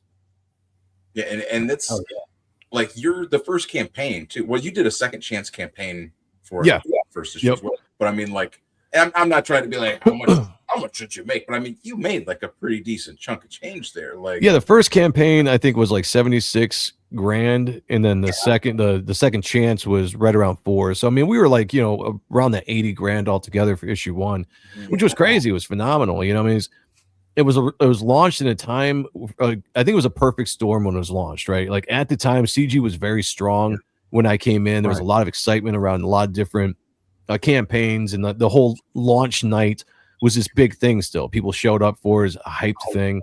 And then also everybody was just coming off of that government money because of COVID. You know, a lot of people had extra money in their bank accounts because we were getting, you know, $1,000 checks from the government. I know that because I spent a lot of that money on crowdfunders as well. So I think it hit right at the right time, and we crowdfunded, and like we had like $18,000 in 40 minutes on the opening night on Michael Bancroft's channel, which was 100% amazing. It was crazy. One of the greatest experiences of my life. It was really awesome. And then it just kept going and going. It was crazy. Like, were you thinking that's what would happen? Like, no, I had no idea. In fact, right before we went live, I was talking to Bancroft, and he was like, "How you feeling, man?" I was like, "Dude, I'm nervous as hell." And he's like, "Why are you nervous?" I was like, "I just don't feel like anybody's gonna back this book." And he was like, "No, dude, it's gonna do good." He's like, "Trust me." But I think he did better than either any of us thought. Yeah, right. Exactly. Yeah. Yeah. So I mean, this time around is a lot more of a grind, and there's a lot of reasons for that. The crowdfunding is so different nowadays than it was back in the past. So you kind of got to, like I said, you got to adjust to the landscapes of crowdfunding. And right now, I feel like it's a lot more of a slow go than the initial big burst as it was in 2022. All right. I can tell you, I backed Reaper Destroyer 2 tonight. Thank you, brother. Oh, you're welcome, Joe. And if anyone that knows me should not be surprised by the cover I chose. Choice should be clear. It's a beautiful hell cover. yeah. Guys, I got to dip in like 2 minutes. My show's I'm streaming at 10:30, so I'm gonna have to jump off here in just a couple seconds. Okay, absolutely, man. Thanks for hanging out with us. Yeah. What's this? Let's look at this. Oh, this is my cover for Revenant Steel. Nice, dude. I like your art style. Thank you. A lot of detail there. Yeah. I've been working on it. Working on my story is one of self-improvement, determination. Okay. Carving out the hours in the wee morning to get better, to get this thing made. I love it. So pretty soon I'll have the first 12 page here. Here's the page I've been working on here that I think is pretty cool. It's like page 8 where these guys I like your panel in there. This is the second time you see the hand. I would say I like the hand breaking up the panels there. That's cool. Waking all these boys up. It's time to get to work. All right. That's looking nice, man. Looking nice. Kayla is digging the line work in the chat.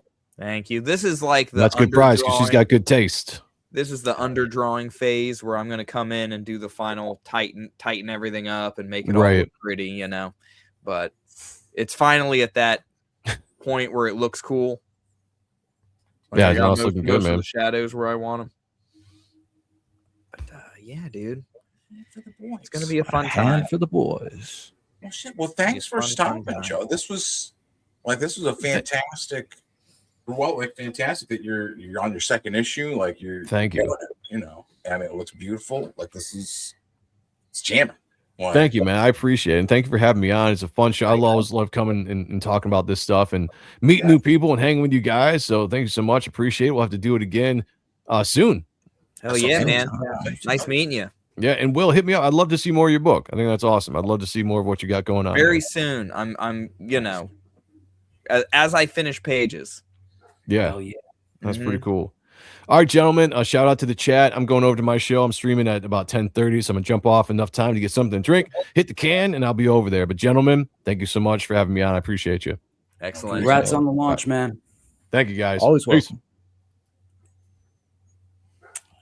Fantastic. Good dude. This was I was thinking because he had said he had to leave around 10:30, so I was thinking, and the other fella Henry, dude, if you pulled up the sexy ducks, we could have had him hanging out for another 3 hours. Oh God, the ducks. But he was on the clock. I didn't want to. Right. That's the sort of thing they will have a very stern talk with the HR if you're caught on the clock looking at. Well, since we have so many people in the chat right now, look, let's pull the ducks up on everyone's channels talking about his stuff, and I'm like, I was looking forward to getting his opinion on these sexy ducks, but it never came up. It's fine. Not on your art, but on the ducks. Yeah, so you'll see my art eventually. Pull up the ducks. Okay? Revenant Steel is gonna be freaking amazing. Everyone's gonna know about it, but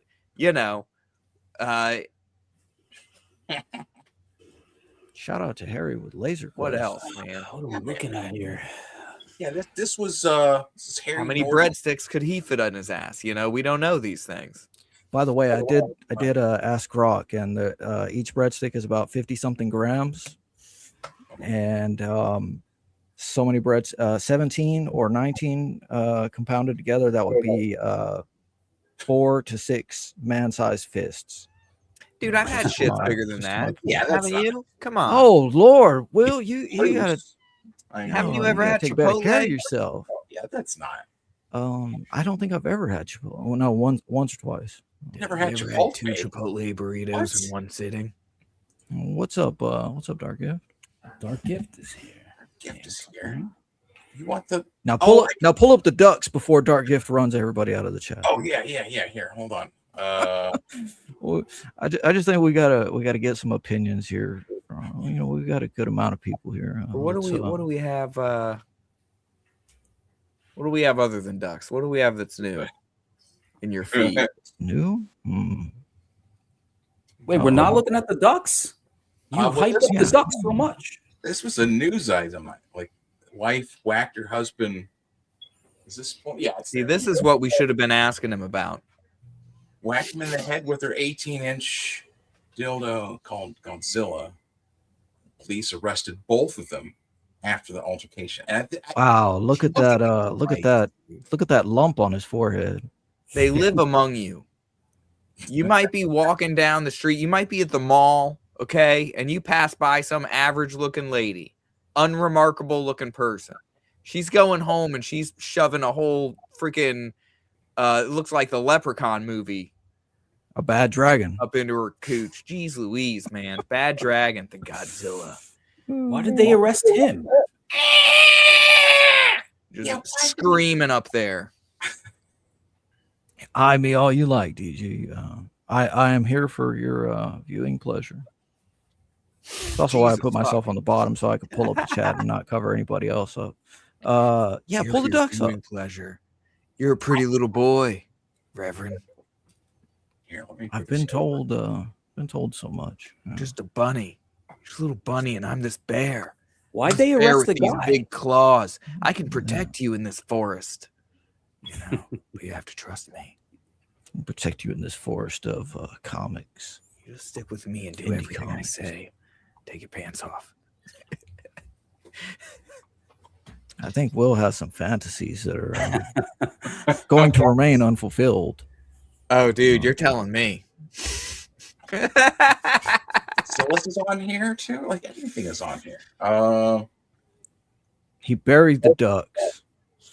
Well, they're on last week's. Every week it's a new thing of this is all new He purged the ducks. Not drink at all. He's good here. Now he's face down. People at work. Like that's the way he liked the Did fuck. you see the thing about the dude in the escalator? People on the escalator.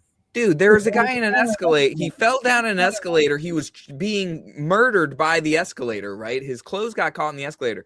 Right. A dozen people just stepped over it. Oh, I didn't see that one. Oh my god, dude. That does sound like. That's what my mother always warned me about as a child. Right. I mean, that sounds like your pants are going to get caught in the escalator. Oh my god. Like I'm sitting here thinking about our culture nowadays and how people just like film stuff instead of helping out. Well. Whoa. This dude's just caught in an escalator. What are people you are just stepping over him, not even looking down. Can you're just watching people like help. You try and help. Like I would be worried that I'd make it worse. That's Dr. Ben would make it worse. Like me trying to help some poor guy. So you just keep walking? Are those bats? No, you pull your camera. Oh man, phone that out. dude got his shirt caught in an escalator and it's killing him. I bet. I don't want to make it worse. What kind of shirt feel doesn't like I rip should off just of your keep body? walking. He's in a hell enough a situation already. I'm just gonna, you know what I mean? Like that. That's how I look at it. Is that I'm actually like not doing anything is gonna help him more than. Oh man, I like this girl with the bats. Who is she? What is her name? It has her name on there. Have an OF? Yeah, This is future girlfriend. Dude, Well, I this like is the the way thing she is, wears socks. I've been looking at like sponsors, and I know a lot of people in the Comicsgate. They've sponsored that Cody Dennison with the NASCAR. So this guy, he's got some sort of a wheel thing. Did I put on there? Okay, hold on. thing I noticed from going to the track on the weekends is the steering wheels, they're just way too big. That's why I started my own performance steering wheel brand, introducing ProLabs. They come in a bunch of different shapes and sizes, like this beautiful wood grain, funky pink leather. And with the ProLabs quick release hub, you can easily just pop it out. So get Pro Lap times with ProLabs, available at TireRack.com. Yes. I like this gentleman. That hair stuck to it. It is. Good Lord. See, and just run one of those once a show, and that covers the electric bill. That's it. That's all you have to do here. It's simple. Wonderful. Well, damn it, Dr. Ben. Now I'm finding real dolls because I'm looking up animated dolls with duck heads. Prolapse is in the top 3 things that I never want to think about. Anytime I hear the word, I like block it out of my mind. But I don't really even fully know what it entails, and I'm so glad to be ignorant about that. Oh yeah, I know. I don't don't want a detailed description. One man, one jar.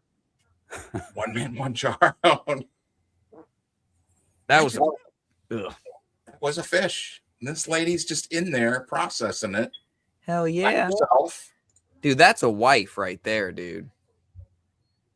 Check her out. She's cute too.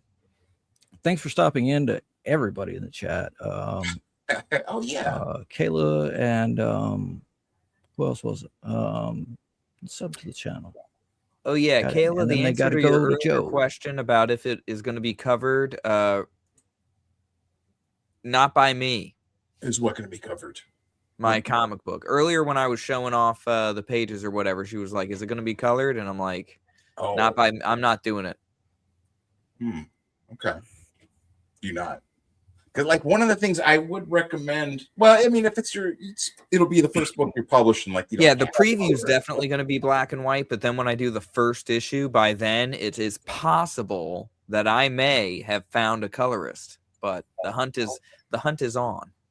And it's a marathon, not a race for me right now. So, well, since we do have a whole bunch of folks here, I do want to take a second just to do a little bit of self promotion here for Van Piglet, available now.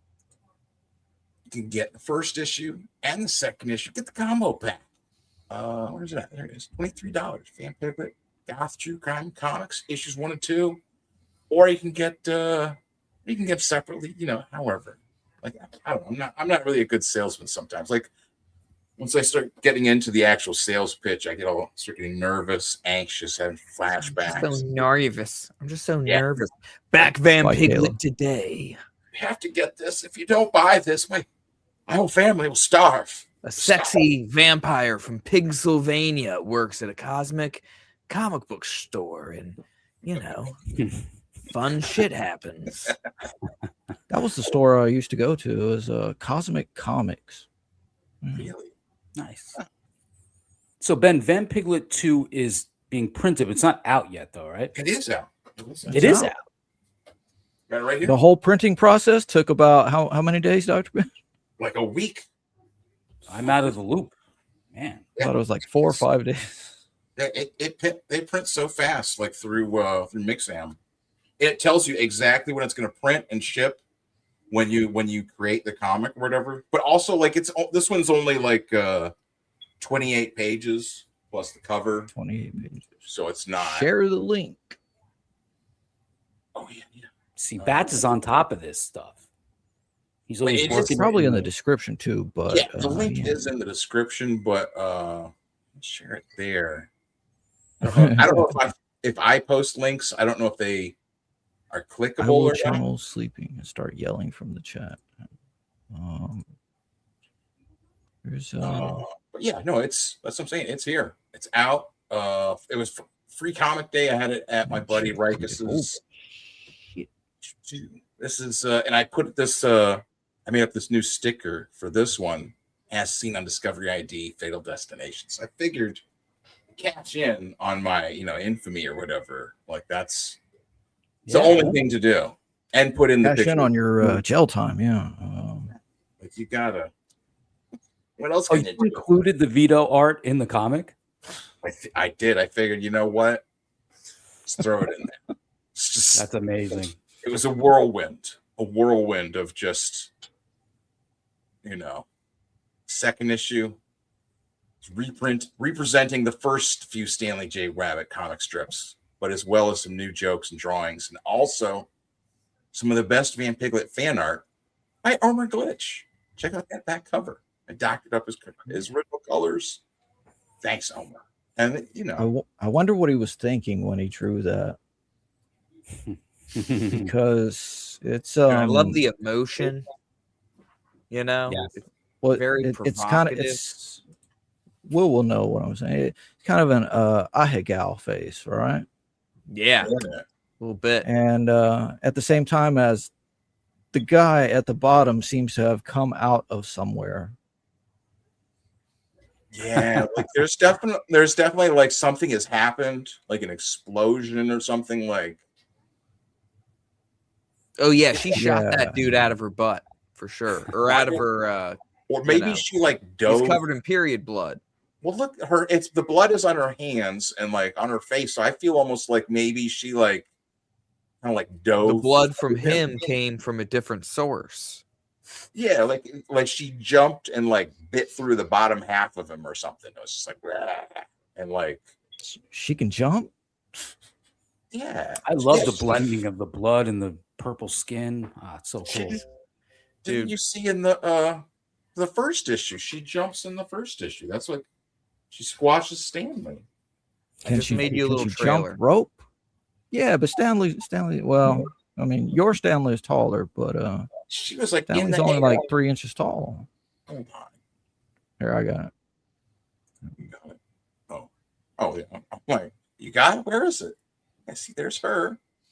There's her jumping in the air, squashing Stan. Oh man, there's the shadow.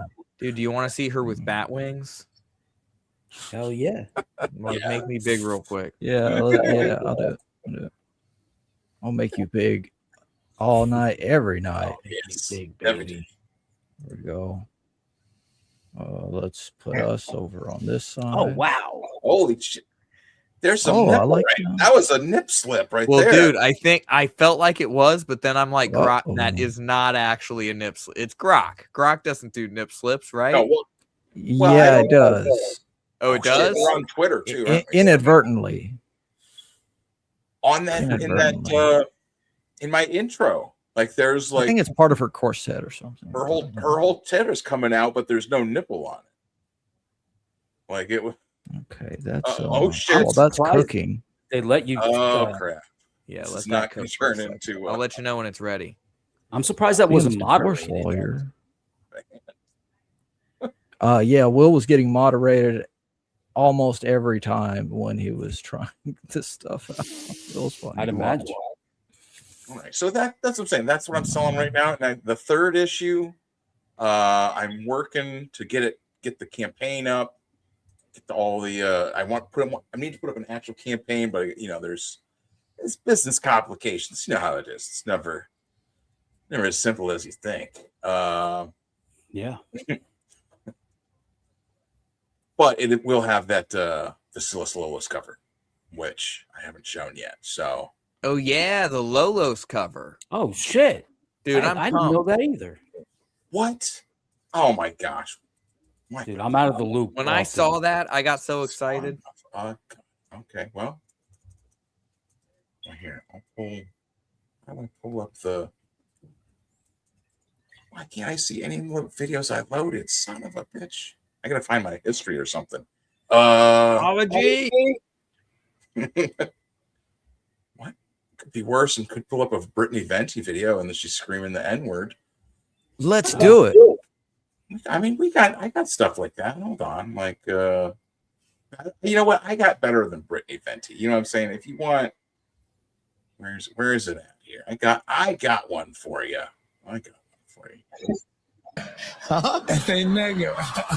You don't say N-word for bitch, say niggas. All these people Joe Biden calls us niggas. Wait, hold on. Say, man. Do you need me to say? If you need, I don't want to do something. I can't tell what's going on here, to be honest with you. What do you even do in that situation? Like, Iron Mike is like, he's telling you. He's telling you what to say. And he's like sitting like anywhere within like probably 12 feet is like immediate striking distance for Mike Tyson. But like you're in a hard R though. Like 2 feet away from him. Your knees touch in a moment. And he's telling you. No, what do you got here now, Will? Oh, I was still working on it. It's the same thing. It's the same exact thing. I saw a keep bunch getting of action moderated. going on. I keep getting moderated over here. I told you guys. Oh, on the. I thought you were in the chat. He was on the verge of taking himself out. Yeah, man. Like, say one thing, not be ashamed. All right? Yeah. Say I'm a nigga lover. You need me to say it? Yeah. Say I'm a nigga lover. Go ahead, man. But does it mean all of them? Kind of, a little bit. God, even a rotten one. I don't know. I don't know if people think I should do it or not. Will you say it? Do it.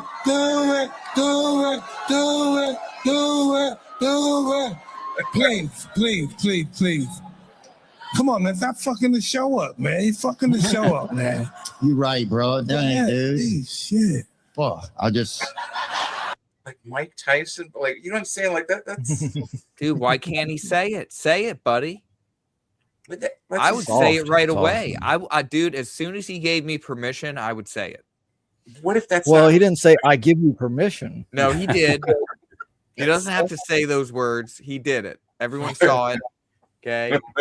There would be like literally that'll be half of your teeth knocked out, and him telling you, standing over you and saying, like, I didn't give you permission. I'm like, I am.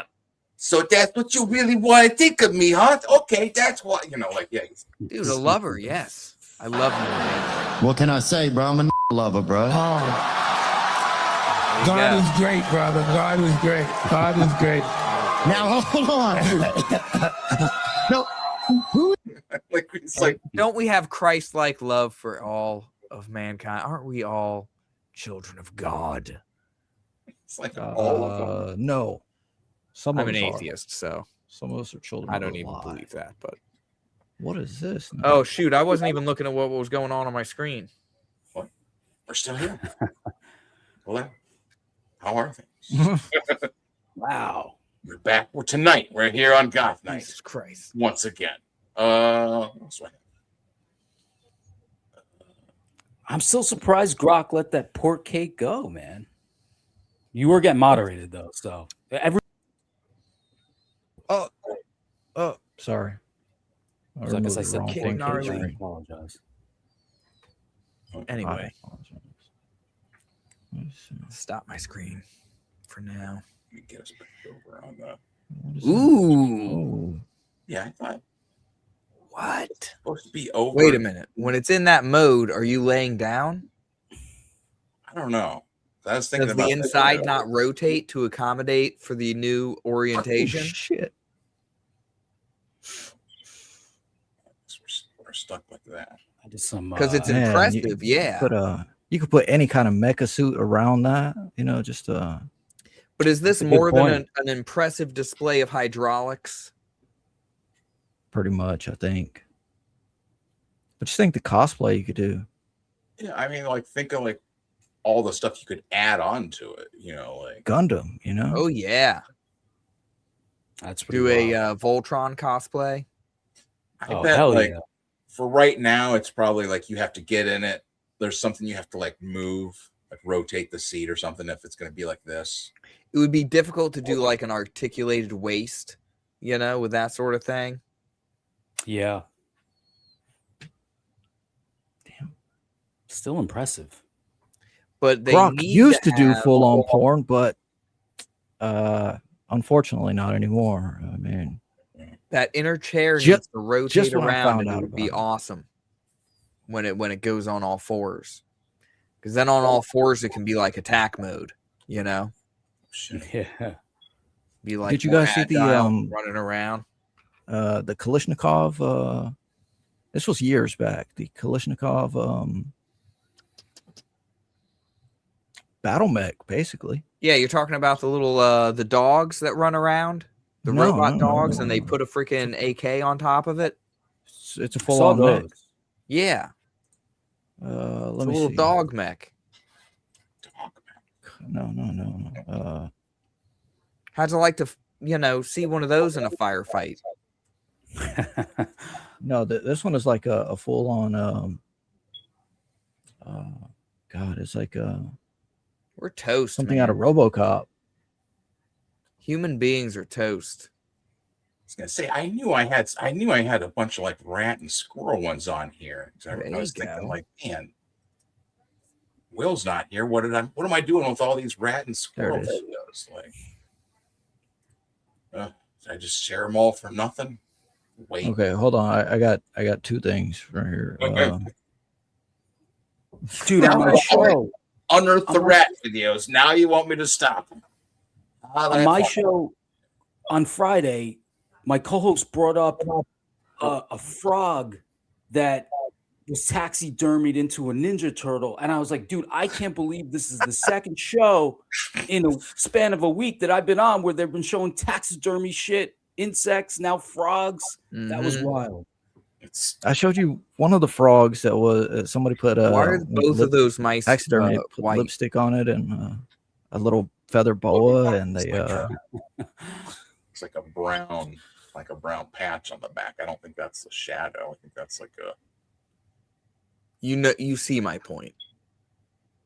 white on white. Oh, I mean, this one is even. This is real ones. This is like some people found them. It was like an abandoned house or something.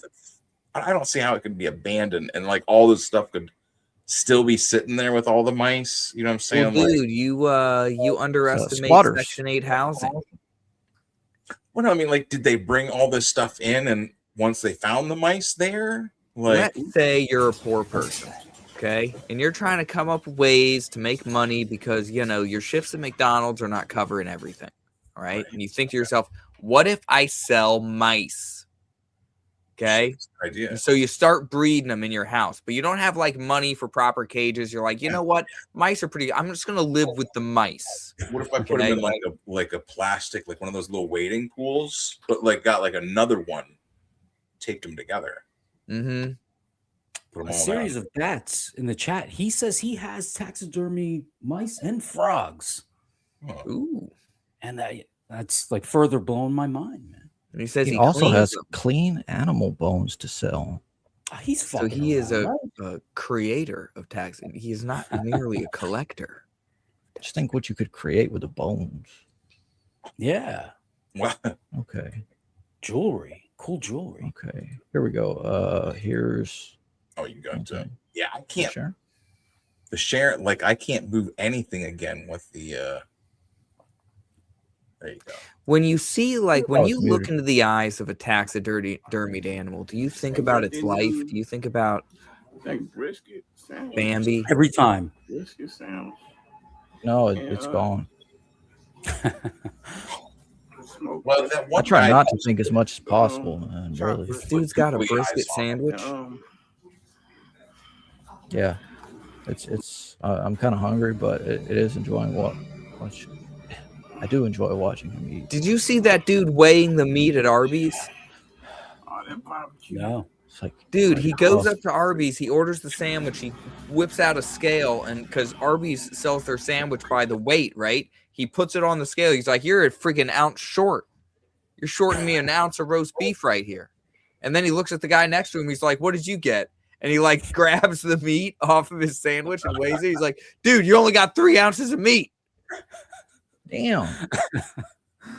Oh my And god. the lady behind the counter is like, I don't, you know, she's just like putting her hands up in the air, like, I didn't portion that meat. We just make the sandwiches. Weigh that beef. Weigh the beef. Weigh that meat. Eyeball it. You can't just eyeball it. You have to weigh it. You gotta weigh it, put it in a bag, microwave it, and give it to people. Okay, it's not a hard job. I've heard that like the meat at Arby's is just like dehydrated, and they just put water and then throw it in the thing, and it's like, yeah, I think they cook it with water. You know, it's standard kind of cooking. Water adds to the weight. Procedure, I guess they do like all the work off site, and so when they send the roast beef, it's almost like a ham of roast beef, right? And it's kind of like coagulated, and they cook it and it firms up, and then they slice it and give it to you. The Like, secrets are revealed. being somewhat familiar with the food industry, when people start telling, like, I'm not necessarily grossed out. I'm like, okay, that makes sense. You know, you want to make this very, you know, connect the dots for stupid people. Like the meth addicts that are going to be applying to your restaurant need to be able to produce this quickly. All right. Well, that depends on that all depends on how much meth they have enough money to buy. Dude, if they how just quick can they give them go? a little bit of meth, you know what I mean? I would be the source for my employees. That's how I would keep them all in line. That's honestly, I would have the most successful Arby's you've ever freaking seen. All right. 2 ounces of With the meth, filthiest 3 ounces of bathroom. meat. Filthiest, worst Whoa, bathroom, ounces? dude. Mike, oh my god. Well, you will that's, freaking speed through that drive-through, and I'll make sure you get a little extra meat too. This is the other thing with the rat guy, like he's musical, but like it's hard to serve goat I buy dead rats and skin them all. Now, In a the series of end, bats, as an I'll fit a expert, little if you were to preserve a dead mouse's testicles, okay, how would you do? You know, because I was originally thinking like little baggies, but then this guy like Little entombed drug them in baggies. resin, like little resin gummy bears with balls inside. I think some of these things behind there are some of those. This looks like his little inventory. Yeah, look, that little thing there looks like that might be one of them. Like it's like I don't know how you do resin. Like, is it maybe like pour half of it? You mix up the ingredients, and then you have to do it before it sets. You know, it'll set in a certain time. So yeah, you put one layer, you arrange the balls the way you want them to, and then you would pour the other layer in there. Mm-hmm. You know what? Since this is the other thing I brought, not to just jump from like taxidermy mice to culinary delights, but this is I forgot, since we have Liam, a divorce lawyer in the chat, they might want to pass on this recipe for, you know, if you get divorced. I know how it is. I imagine the laws in Australia are similar to the laws in the United States. A lot of times. Dude, I'm curious about this, because how meaty is a kangaroo tail? What would kangaroo taste like, do you think? And do you think that tail is taller than? I'm not even going to say. What's up, Don? How to cook a big fat kangaroo tail. First thing is to hunt one down. And on the remote plains of New South Wales, it's all about knowing where to look. $29. It needs to thaw out, and so I want it in the airflow. Colors are nice and floppy now. It's now ready to cook. But before I do that, I'm going to remove some tendons. Now, if you don't have a knife, you can flake off a piece of. Are there a bunch of kangaroos without tails jumping around, or do they also sell the legs and stuff? Yeah, it's the whole thing. They sell every part of the kangaroo. Yeah, I mean, they probably make kangaroo ears for the dogs to chew on. You know, like kangaroo paws for good luck. You know, kangaroo coats. There's a million things they can do with the tail. I wouldn't have thought you could eat the tail, but quartz. I don't Dude, want to why slit the not? entire tail. It's all because I want muscle. People the It's juices like a in big when I cook it. tube So of I'm just going to muscle. make a little Tendons out. incision. They might look You had like worms, but they're oxtail really soup, good right? for tool making, and I'm going to use them to make some spears. And I'll Hell make another reel about how I attach them with the tendons. Just going to store these on a stick for safekeeping. Yeah. To cook the retail, you want to dig a hole. He stored the tendons on a stick. He wrapped it around there. That's right. For Like later. a spool of cord. Mm-hmm. If you don't have a shovel, then make your own digging stick. Dig the hole as long as the kangaroo tail. Make a decent fire and let the coals settle. First thing is to singe off the hairs, and you see all the hairs start to burn, and you just scrape it off with the back of a knife. You don't want the hair on there when it's cooking, just because it has a burning smell, doesn't taste as good. Yeah. Most of the hair is burnt. Yeah, burning hair never smells good. That's no true, no matter which continent you're on. Like off. Make a nice trench. So he's gonna roast it And then in lay the skin. And it only needs about 35 to 40 minutes, so it cooks pretty quick. You can hear it sizzling. That's a good sign. Oh. So the skin's split there. That's a good sign that it's cooked through. Aboriginal people have been doing this for thousands and thousands of years. You know what this reminds me Tastes like of? lamb shank. Snake eater. It's quite right? dark. Look at Oh yeah, Dude, that looks great. And that big, thick fat deposit, like if you're going keto, it's like a dream. I'm gonna have to clip when you said that. Dude, big where can thick I get? Do fat- I have to be in Australia to get a tail like that? Yeah, a root tail, a kangaroo tail. You want how much? I want a root Oh, tail. look, they're in the stores for $26 or 26 Aussie dollars. Yeah, I mean, you want a kangaroo tail, it can get you. Just depends how fast you want it. Pull the tendons out. That's oof. Gotta pull them out, Get your dude. tail. Never even. Have you never? It's kind of You never dressed down a chicken? You never, I mean, I done any chefing? I haven't. I've never like processed a chicken from like live to Oh, right. or like plucked a chicken. I don't even think I've chopped just a dead chicken with no feather. You know what I'm saying? I think I've just had just the chicken with the head, like how you got them at the store. How it comes in the store, right. Yeah, ain't got a head. I don't want. Like, do I need to be fucking pulling feathers out of a chicken to? I'm trying to think what you would pull tendons out of. I guess I don't know. A lamb shank. Yeah. And heck, he just said it tastes like lamb shank. There's those fat You know what I deposits. want now? I want Arby's. You want to get some Arby's, dude? Yeah, dude. I've been thinking about that since you mentioned it, man. I don't care if it's a little short on the meat. The ounces. I would weigh it when it gets here. Oh, this is good. You gotta take the meat off of there, and I want the one with the cheddar, right?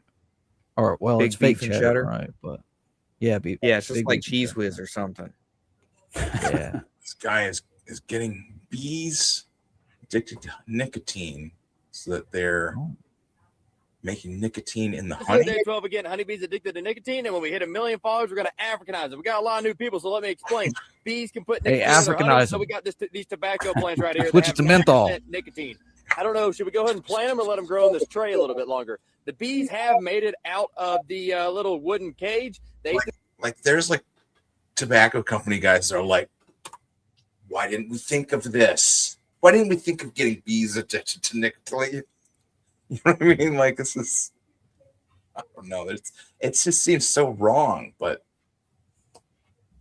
to the nicotine a marshmallow. I pesticide? hope they're good.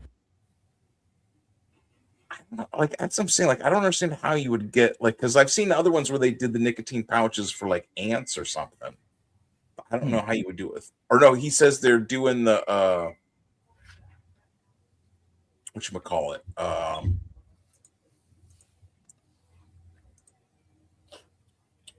Is that the tobacco best? plants? The tobacco plants. He's planting the tobacco plants with like the natural nicotine in it. That's what he has the bees eating or whatever, right? She's talented, dude. Get to Hollywood. I mean, you should become a star with just. This is how I want to celebrate. That has to be getting hot. I think so. She's got a brave face, but it's burning down, right? Like someone's gonna put a stop to this soon, right?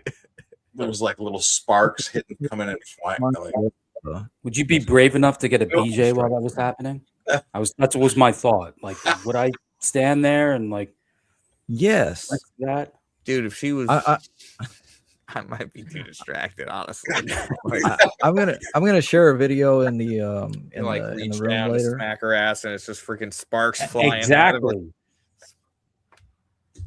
That's the downside. Baby, I'm There's seeing no sparks smacking of fly. her ass. Yeah, I don't know. I mean, I see those things and I'm like, well, it seems like the right thing to have for. This is the other thing.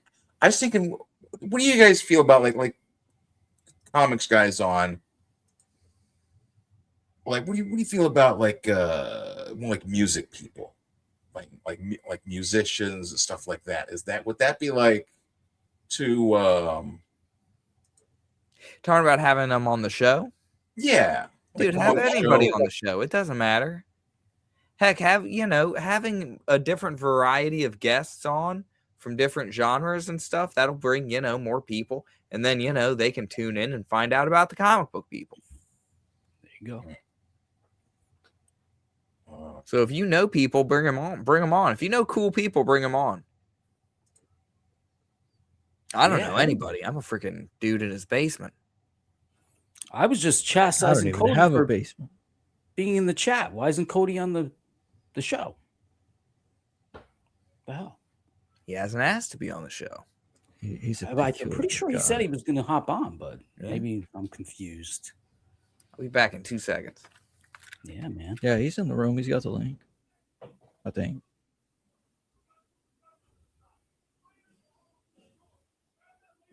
Oh, yeah. Scribe says he's down. Got to get him on at some point. Oh, yeah, for sure. He's a funny dude. Yeah, and he knows his music. Did Ben leave? No, it's just us, Rev. It's just us. That was the plan all along. Oh, no. Oh, yeah, no, it's still us. So how you been, Rev? Oh, man. Yeah, you got to see what I'm gonna make at some point.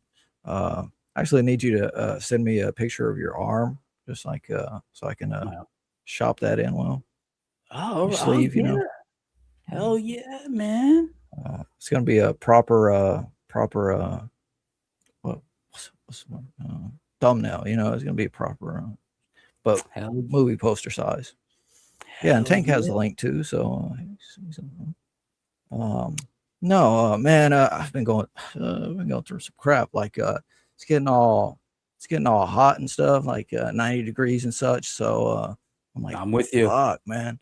And not ready. I got so hot the other day. I'm like, I just could not stop sweating. I'm like, I'm dying, man.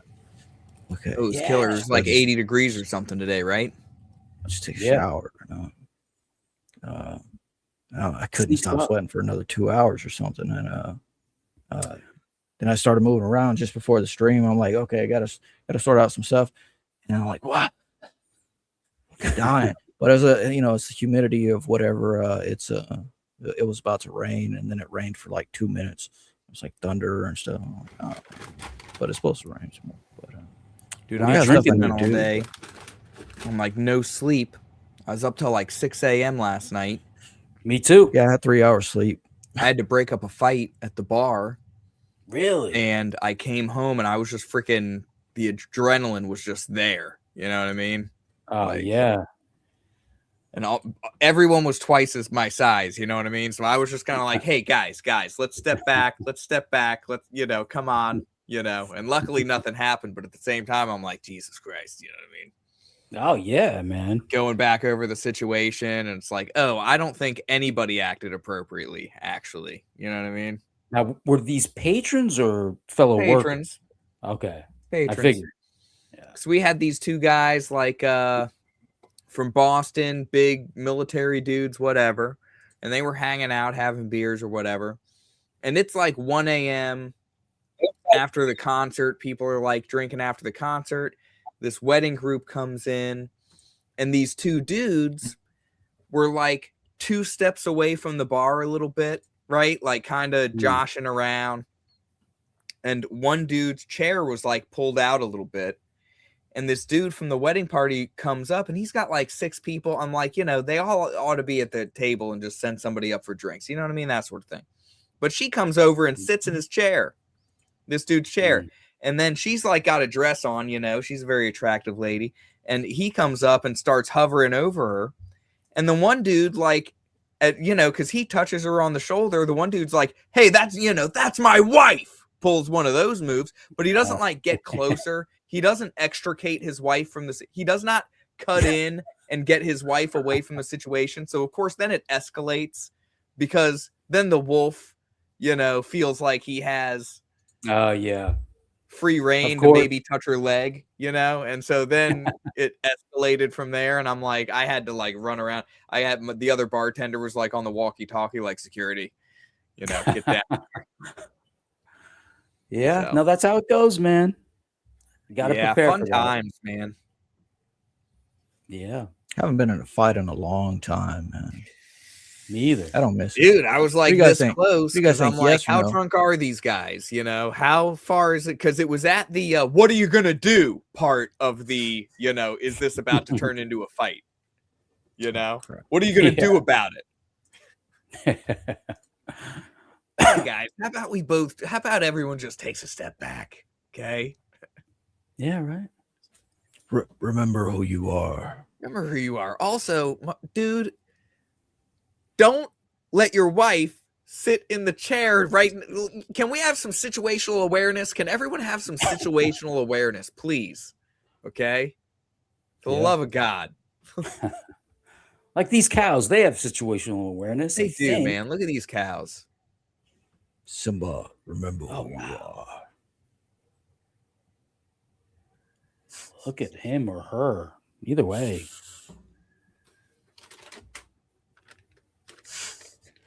What happened What's to for Dr. dinner Ben? tonight? Just found this. Probably having connectivity issues. I love this shit. Is this AI or is this is AI, isn't it? Yeah, it's fucking AI, but God, man, it's fucking cool. I almost thought it looked cool. Parts of it do, but yeah, the guy says it would have been a sick 80s to 90s anime. Oh yeah. There's a few more from this one. Kind of gory type Good stuff. thing he doesn't own any of those ideas because it's AI. Exactly. Okay, what do we got? This one. Rev, I asked before, but there was crosstalk. What are you drinking? Oh, just gin. Nice. I'm just drinking either gin or beer, and I'm kind of broke, so it's gin. Yeah. Here you go, bud. What gin? Which one are you doing? You got some Seagrams or you got something in a plastic bottle? I use the plastic bottles, drill holes in the bottom so I can have planters.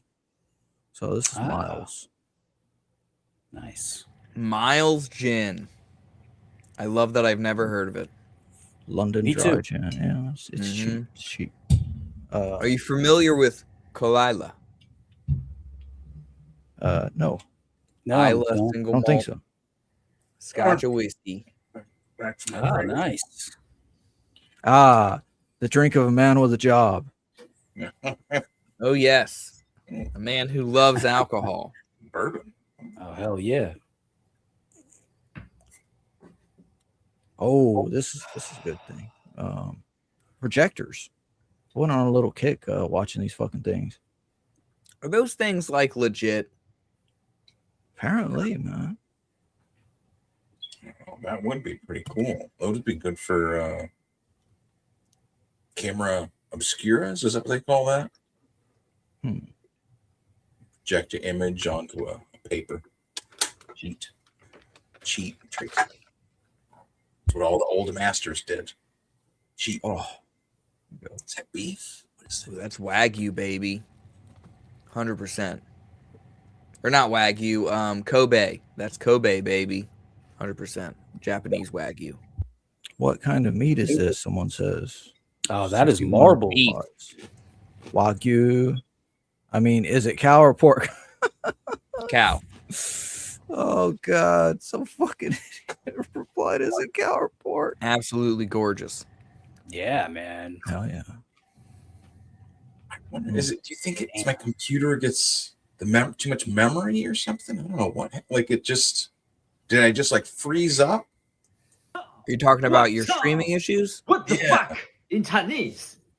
What's up? What's up? What's up? What's up? What's up last week?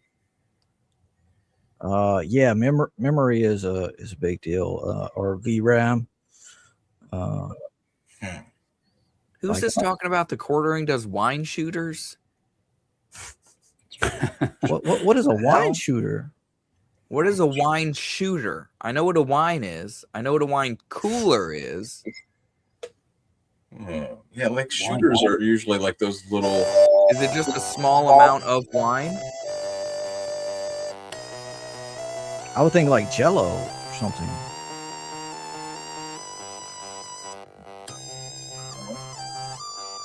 I haven't heard this one in a while.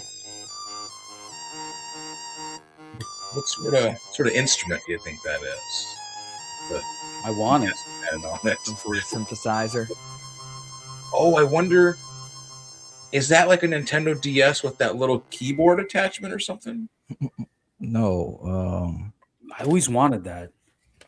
That did look like pretty cool. Like that was the thing with the Nintendo was like all those weird little like go back to that.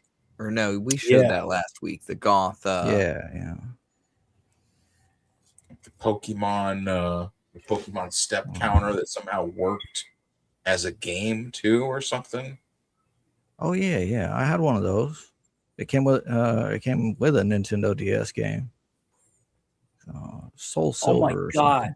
I just realized the sexy ducks you guys were talking about before were you talking about the things from last week?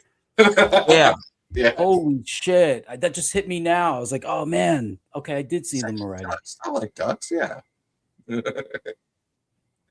Oh, the bad ducks.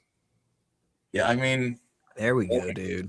Yeah, this is all day. It's like, so what is the show about, guys? I'm like, I don't know. We pull up whatever. About? This Reverend just pulled up his Instagram feed and we bullshit about it. Well, Dr. Ben's gone. Let's see what I have saved, dude. Now I have to turn my head. Is that a hot blockchain in the middle? The middle. I do like the middle one. Yes. Yeah, I think I know her. Oh. There's a row your boat, LOL, and at Fat Stinky Crotch Goblin 0. Jesus Christ. At Forklift Lover. All right, I'm mixing up my thoughts. I'm sorry. My It's BOP. because it's, What does BOP stand for? What does what stand for? Bop? They call themselves BOPs now. BOP. Oh, is that like something with the clowns? I don't know what it means, but it's like, basically e-horrors. I don't know. I like this whole aesthetic you have going on. Are you goth or something? No. I just wanted to say I come from a religious family. You don't worship Satan or anything. No. So how long have you been in this phase? Dude, like, I don't know. I'm looking forward to meeting your family, your parents. I'm not gonna have to worry about meeting your dad, right? This is not working. Have you guys noticed that Dodge a every bullet. guy that is speaking in these kind of videos sounds like a douche? Like every single guy. Yes. I can't stand the way he talks. You know Even why on they're the in all show. these videos? Because they have money. So they get the pretty chicks and they're like, yeah, I'll record you. And Just something I noticed. And they make all the douchey little comments. Yeah. Wait, what was this one saying something? No, just Grimes. I thought she was doing like some ASMR type shit or something. Oh, this one's nice and creepy. Dude, I like the way she did that eyeshadow, dude. She's got that anime look. Yeah. Leaving you was the hardest thing I've done in 100 years. Dude, is that Twilight? Is that Robert Yeah. I was about to say Twilight Zone. If only.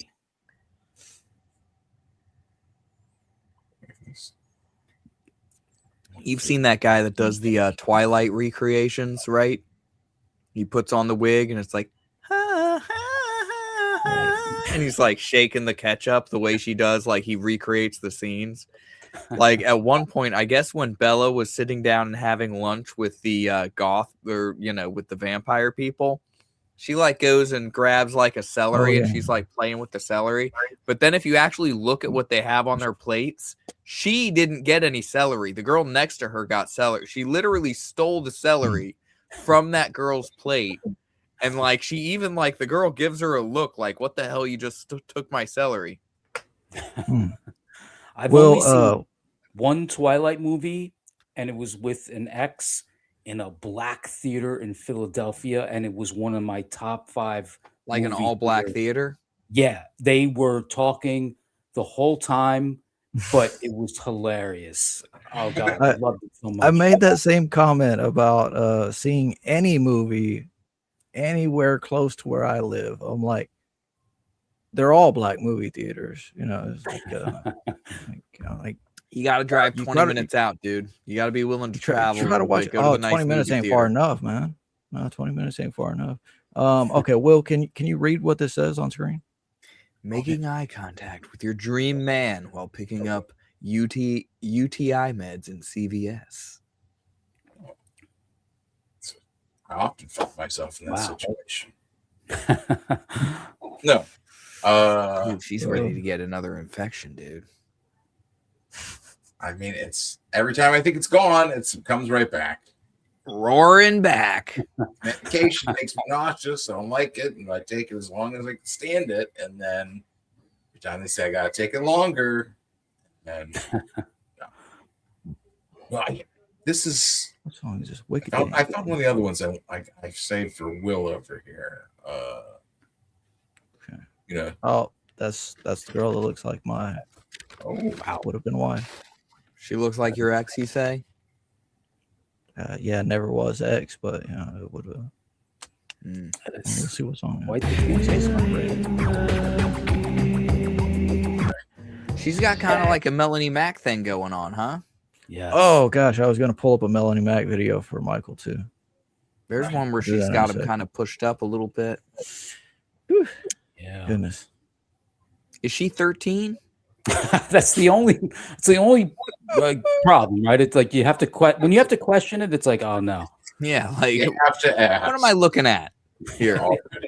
Let's just be real clear. No, she graduated. Before we continue.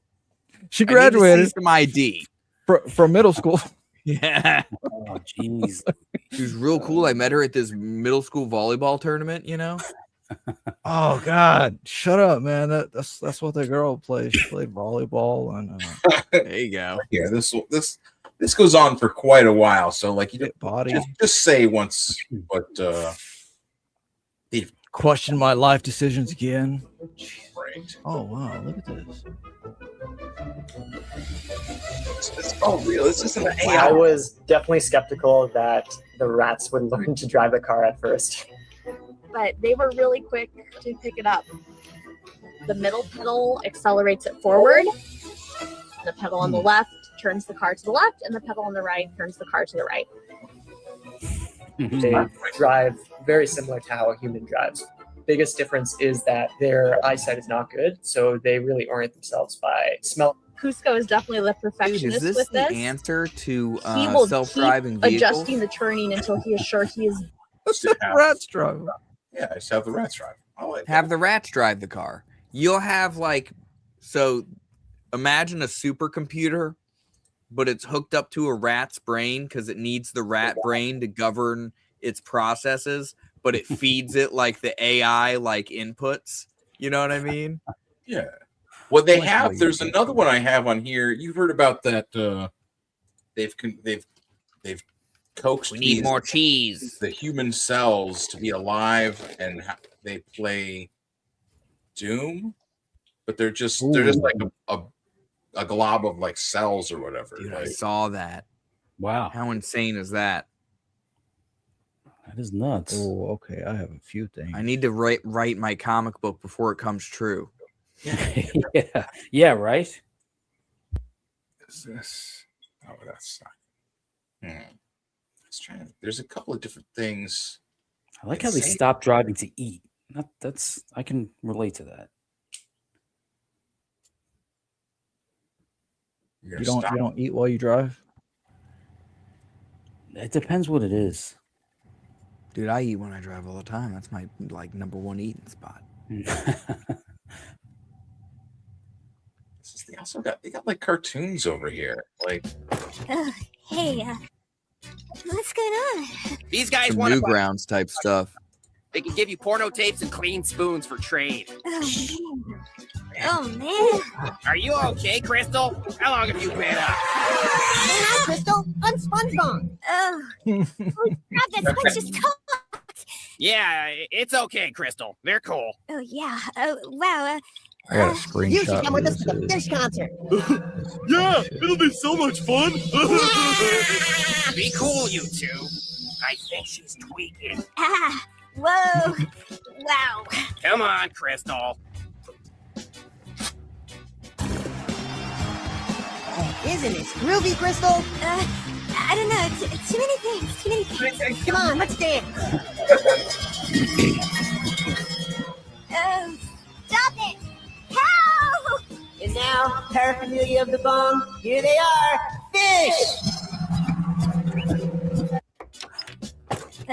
Hey, what's going on?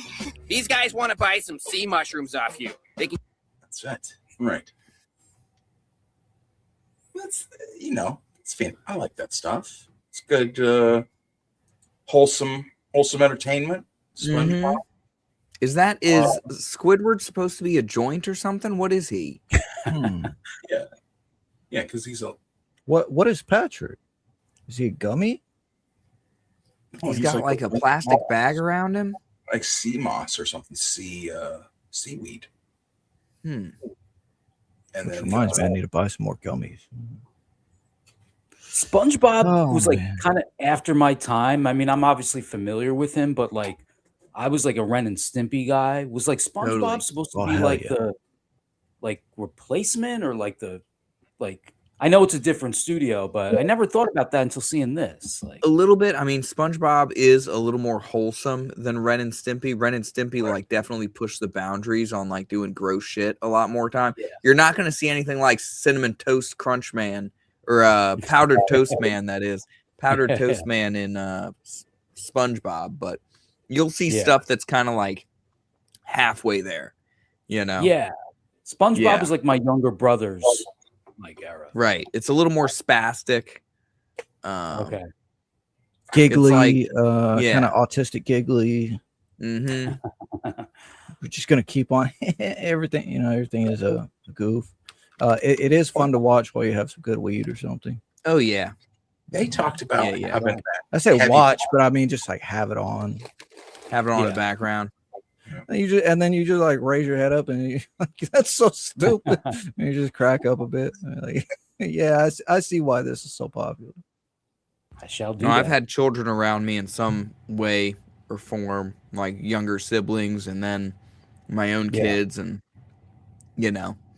my wife's 3 years younger than me. She watched SpongeBob. Like SpongeBob, I end up getting exposed to all the new shit. Yeah. I'm in touch with the youth. Okay. Oh, don't say it like that on Goth Night. I'm in touch with the youth. Well, then let me ask you. Put a perplexing situation to you. I got my finger on the taint of society. Oh, that's exactly where it needs to be. They, a lot of the folks don't like AI. Right? If you got AI, they do not like. People hate it and love it at the same time. So there was a a book that is nominated for an Eisner, right? Stardust, the Super Wizard. It's been revealed that there's a story in there, at least one story, maybe more, that was made with AI. So like, I'll let this guy he breaks it down a little bit of it that I'm not going to run his whole thing, but AI at the Eisner Awards. Now, the obvious reaction from a lot of my industry friends is righteous anger, and that is totally justified. It makes sense. But if the committee plays this right, there's a massive teaching moment here. To catch you up, Stardust the Super Wizard was nominated this year in the Best Anthology category, raising nearly $40,000 in crowdfunding. One of the contributors was Michael Tedasco, who has been posting Medium articles about using AI prompts to create comics since 2022, most recently with Nano Banana Pro. And I didn't even know what the fuck that was until yesterday. His story was the only one in the 139 pages in the anthology that included AI-generated content. His name was not listed as a contributor, and the inclusion of AI-generated story was not disclosed on the Zoop campaign page. Sadly, that wouldn't have mattered, because here's the kicker. The Eisner call for entries does not preclude AI-generated content. Now, does that blow my mind? Not really. Was it a massive oversight? Yeah. But we're living in a new world, people, and as much as we put the awards on an industry pedestal, who's going to revise it?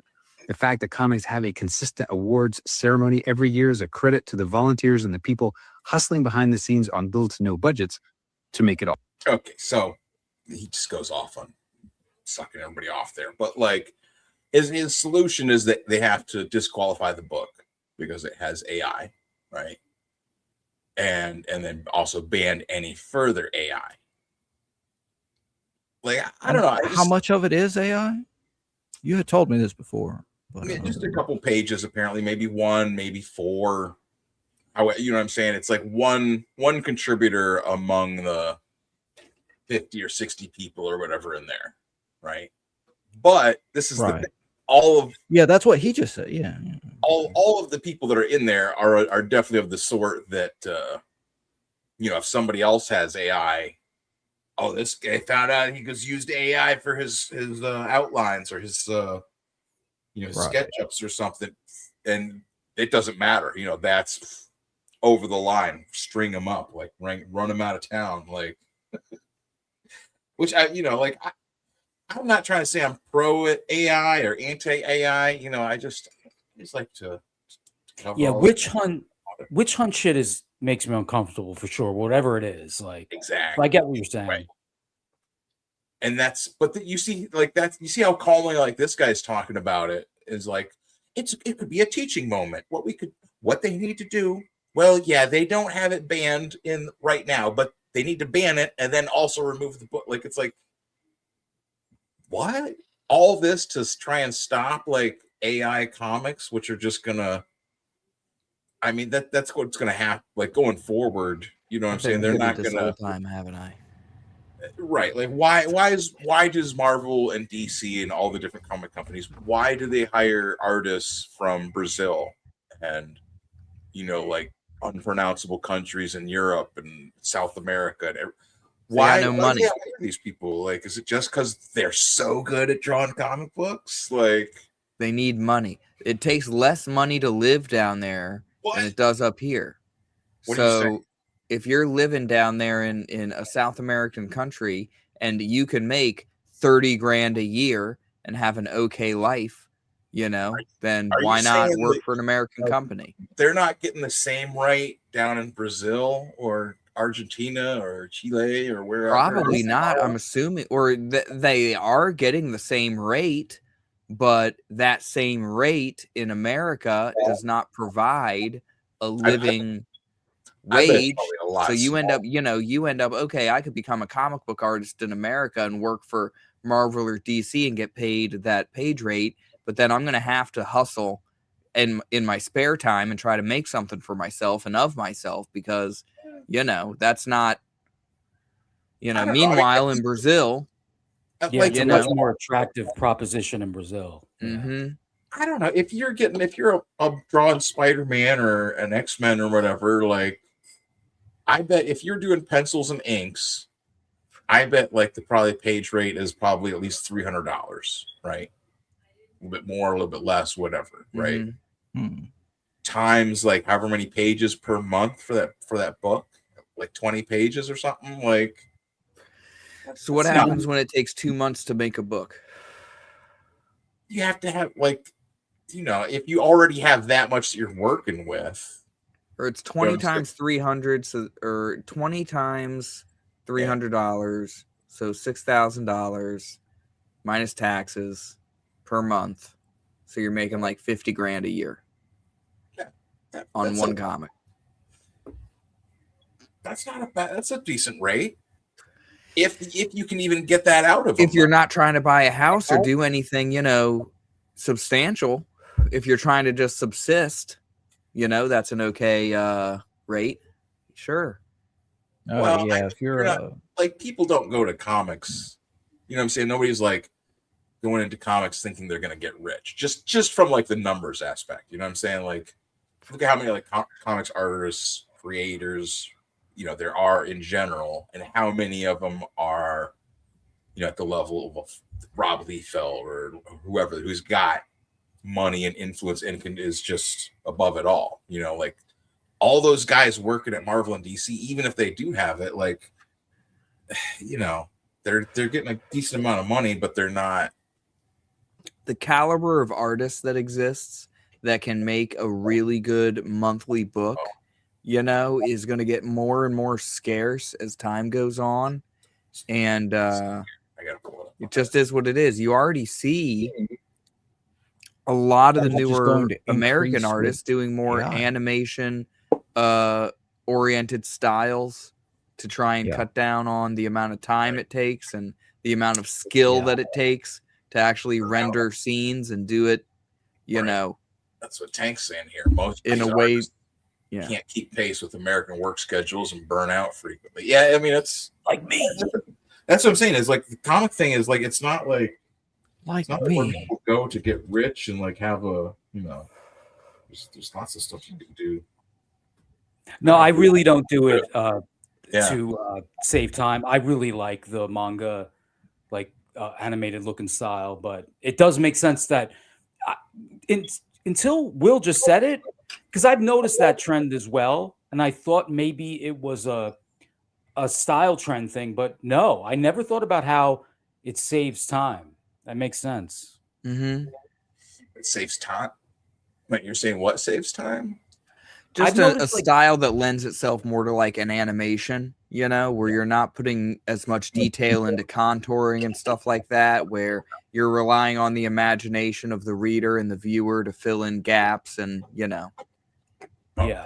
You've seen that in Marvel and DC way more over the years, like the last 10, 15 years or so than you ever Well, had. that's what cartooning is, right? Is like you're distilling like an image down to its the essential movement or like for sure. Or whatever. True. Well, that just speaks to generational influences, right? So like earlier when Joe was here, we were talking about how we both had similar ideas for aesthetics, when it comes to certain things.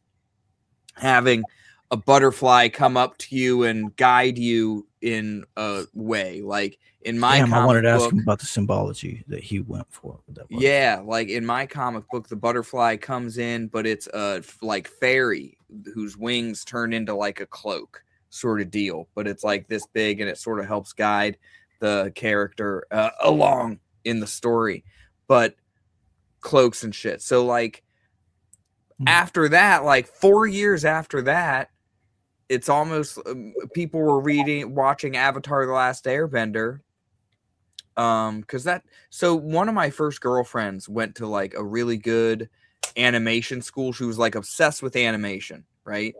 And if you look at her artwork, you're going to be like, you watched every episode of Avatar: The Last Airbender when it came out, right? And I could say the same exact thing for like Rini, I'm like, you definitely were a huge Avatar: The Last Airbender fan.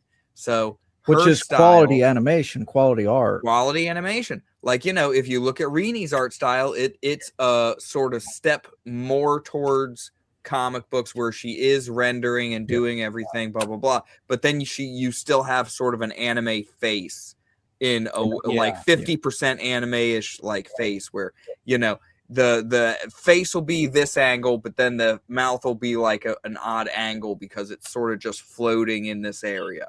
You know what I mean? Little things, but then beautifully rendered backgrounds and stuff like that.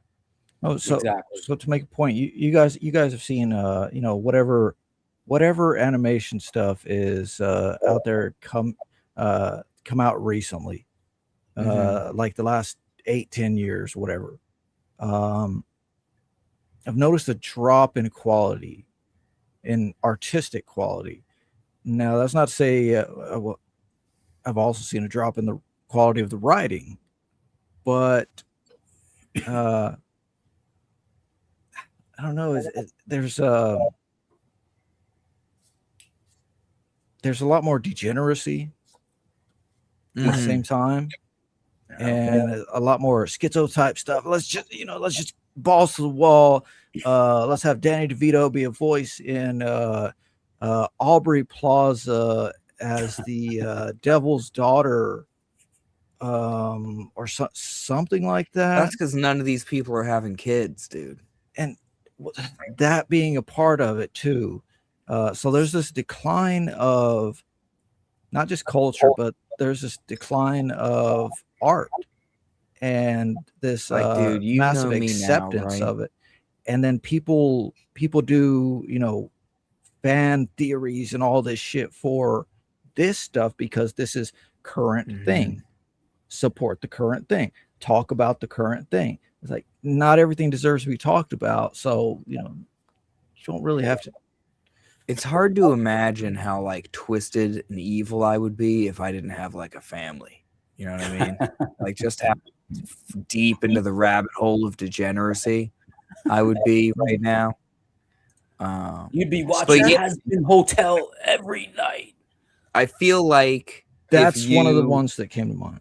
Have an investment in the future, you naturally sort of curb your tendencies a little bit. You know what I mean? That's sort of like my outlook on this stuff. That makes sense. Okay, I have at least 2 things here. The second one goes. The first one's for Michael, but the second one goes into more kind of what we're talking about now.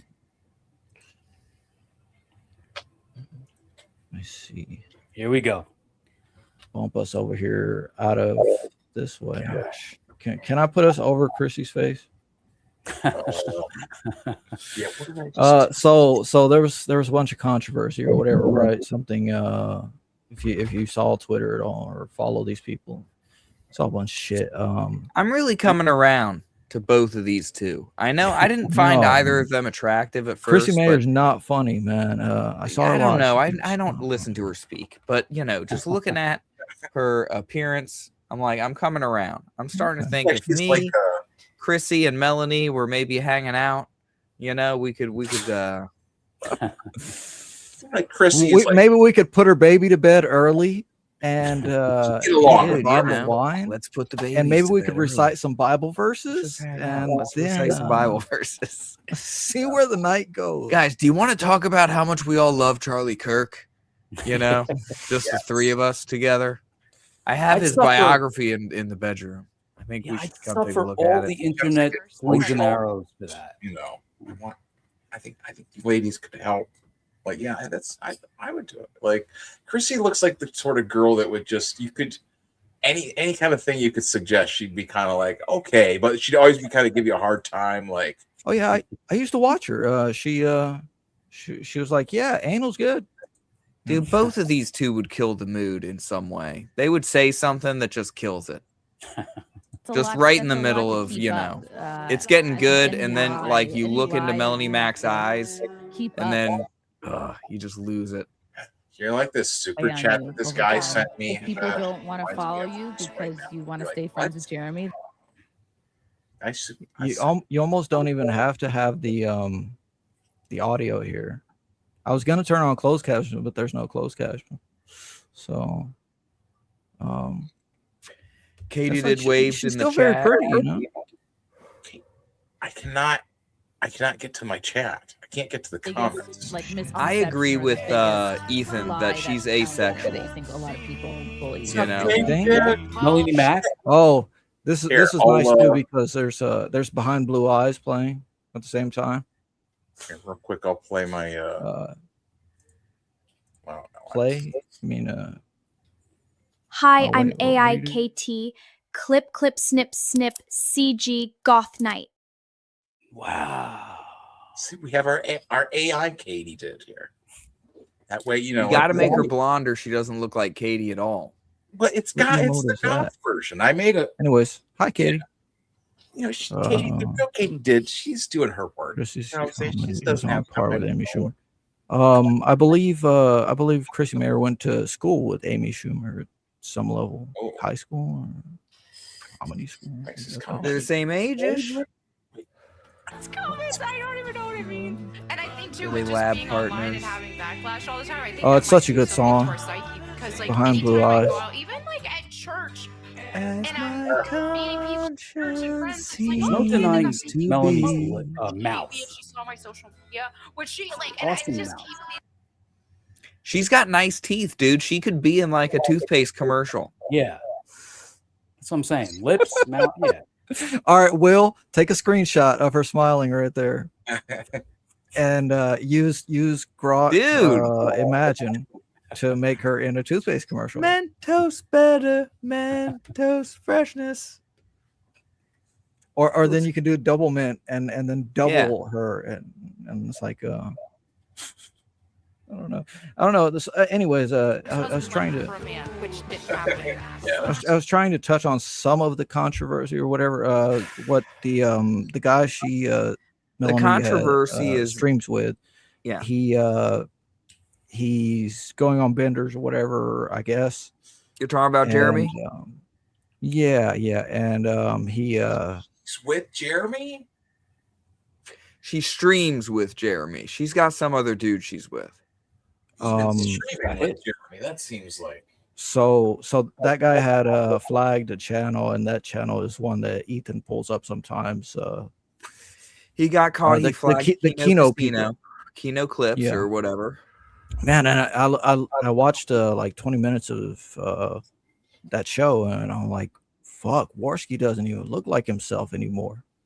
I don't know, it's weird. I've seen a solid 3 minutes of Kino Casino. Are they any like? Should I pay attention to them? No. Are they worth no. paying attention to? No. I was doing like 5 other things at the same time, so I just had it on and audio, and then I would look over every now and then and see it. Oh, what is the turnaround? The turnaround. It's like where you can turn around your car. It's another thing you don't need audio for. Those are spherical. Lord. There. Ooh. That goth and fellow alternative subcultures Wait. are being treated more as a fetish and porn category these days. And to quickly preface this video, I will not be tolerating any sort of slut shaming or puritanism, as the goal of this video is to shed light on an ongoing problem within alternative spaces. And slut shaming does absolutely nothing. It achieves nothing. When the main issue at large is gooner men treating women as though they are nothing but a porn Did she say category. gooner men? Yeah, she's talking about you, Will. Oh, I just Dude, noticed I don't that's know a you, Soulfly lady. poster. All I know is you put a little pink in that hair, and you look like you got soft shoulders. Oof, look at that. She's not nearly as hot as Goth Katie, I'll tell you that. Dude, you don't need to be hot. All right. Sorry, She's ladies. complaining about the TikTok all right? ones, you know, like I know you think you're special, Oh, look- but the look truth at her little is you don't even Baphomet. really need to be hot. look at her little Baphomet choker. Baphomet. Oh, that's. I wanted to find some of the clips it's she a bad sign. takes offense with. Oh, have none of them, and Are those wrist stomp stockings? on my balls until I have none of them, and then like she fucking like chains me up to a motorcycle, drives down a gravel road, going 100 miles per hour, stop, get a fucking spiked bat, bash my nuts with it, and then like she. Now, as funny as that DM was, because admittedly, it's a Oh my god, I have not seen any of this. I was just like, I'm just gonna bookmark this for later. ow, the edge. That Oh god, wait. They showed way too little of that other girl. What the hell? I'm trying to see her. Oh god, nice. Let's slow that down by 800%. Jeez. I'm gonna find her by next week. It's familiar. I think I've seen her on Instagram. I think I've seen her in a dream. She's got a nice like square head. That is true. Like she looks like a girl you could beat up a little bit. A little rough with, you know. Yeah. Voices. She can just cover it up with makeup. have to go through being made to feel uncomfortable 80. I have that T-shirt. I love the Cure. What is Soulfly? You don't know Soulfly? Oh, I don't know anything. I'm the most ignorant man on the planet. Who is she? Talk about something that I've been thinking about a lot recently, and that I've been thinking about a lot for Very my cute. whole life of hearing this word since I've begun hearing Very it. cute So, psycho. I'm sure you guys know about the word partner. Like when people are like, oh yeah, this is my partner. Like instead of saying like, this is my girlfriend or this is like my husband or whatever. And it's kind of like the worst word ever. Like it makes me so mad. Like you are such a soy boy little retard. Oh, if you I say love this word. girl. I seethe over this word. I'm coping and seething and dilating over this word. Like I'm not Dilating. So in this video, I haven't heard a these are, chick like say the type that. of people who I think say this word. You know, the origins, obviously, That's a thumbs and up. why it's like ridiculous. So Yeah, I'm trying to fill out this thing. So I'm trying to. So this is her channel. Look. Her 2 months ago, I hate queer Asian BIPOC LA girls. Let's Hey boys, it's Maddie. So before I get any comments about it, yes, I cut my bangs. Yes. no. Oh, wait. Dude, who is I saw this? this one too.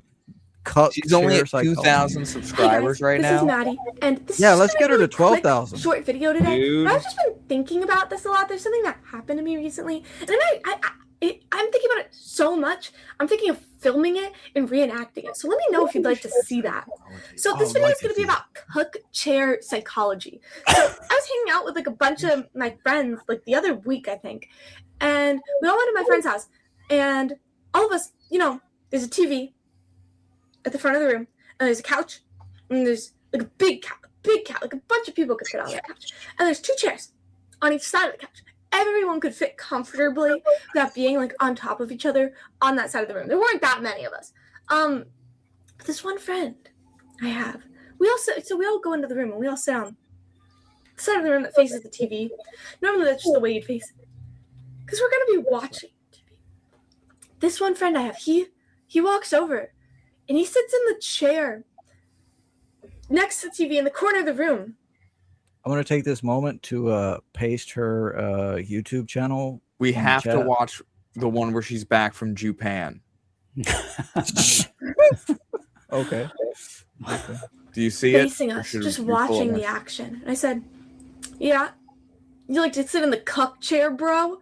And he looked at me. He kind of made this little face like I figured him out. He was like, I was like, oh, my bad. I didn't realize it was really about that. And I was like, think about it. And it's like these cuck chair psychology type people. It's like you naturally file yourself into that category. Like you'd rather watch than participate. You're an onlooker, but you don't want to watch and not be known. Like you don't want to be noticed to the point where someone says, "Why are you sitting in the cuck chair, bro?" But you do want it to be noticed that you're there, silently watching, silently observing. And I just thought, what kind of person do you have to be to put yourself in that position? What makes you into someone who sits over there? Why? And I felt bad afterwards. I shouldn't have said something about it. I shouldn't have called him out for sitting over there. But I noticed it. And I've been thinking about it. And I really want to make a reenactment of it too. I don't know if he'd be willing to do that, but it's just for the lols. Like, come on. So, Do you think it'd be too distracting to have her on the stream to invite her on? God! Look, she's on Twitch. I just subscribed to her. I feel like this needs to be a Shumu stream. Part of Goth Night needs to be devoted to Shumu. How often? Where was the update? Where was the Jupan? I was gonna say I need to bow out soon because I got to do a bunch of stuff. But as soon as Will said Jupan, I was like, man, how could I leave now? Dude, God pull me damn up. it. Just pull up my stream. I got it right here. Okay, you got it. Do you have anything you want me to pull up or anything, Michael? Like, you don't have like a date for. Oh yeah, I still got to figure that out. If I could, I would gladly. I mean, I love coming on the show, so yeah, another time that'd be great, man. Are you gonna? You're gonna have Cool It. You should have Cool It in time for the For the Fans Fest, right? How far away is that from you? That's got to be like. Oh yeah, it's like half an hour, 40 minutes, something like that. Yeah, not bad. Because that's. Will is saying that he's going. I'm gonna go. I think the plan is that we're gonna all be on the same table or whatever. Oh, so hell yeah! Because it's like the table. I don't think we're supposed to say the price of the table on the air. So garlic bread. Right. We're not gonna Will doesn't know that he didn't share audio. I didn't share audio. Hold on a second. I like just seeing her with the stuff. Is this what she's? Yeah, this is nice too. But yeah, like How do I share audio? You're down for that? Is that? I'm correct in thinking. Is that? Remove the screen. Okay. I figured as much, but. Hell yeah, man. Hold on. So you can't hear any of this? No. No, I think I actually watched this one though. She does the. It's kind of crazy. Like, yeah, skip through it a little bit, and let's see. But how do I? Unless Michael wants to share the audio. Okay, so stop sharing the screen, and then go to share screen again. All right, share screen again. Make sure you have the little audio tablet. It might need to be in the same window. Sometimes it does need to be in the same window. Okay, you got it? Yeah. Okay. Okay, now I see the audio. I'm eating that. And the greatest part about it all is I'm back on the Epic Gamer PC. I mean, look at my keyboard. This is cool. Look, I have I did see like special keys on it. I have like the Minecraft blocks, and I have like this little ghost. And How old is she? Stupid like special 19? resin ones. I actually built this keyboard myself. something like that. I don't know if you can tell, but I put all the switches Dude, on. It's like Michael. it's like a one where you can choose the switches. Let's see that. Hold up. Yeah. It's not as However quite far as it cool will. as hers, but yeah, it's very similar. Yeah, right? you got to add a few Minecraft keys. I haven't made a video in so long.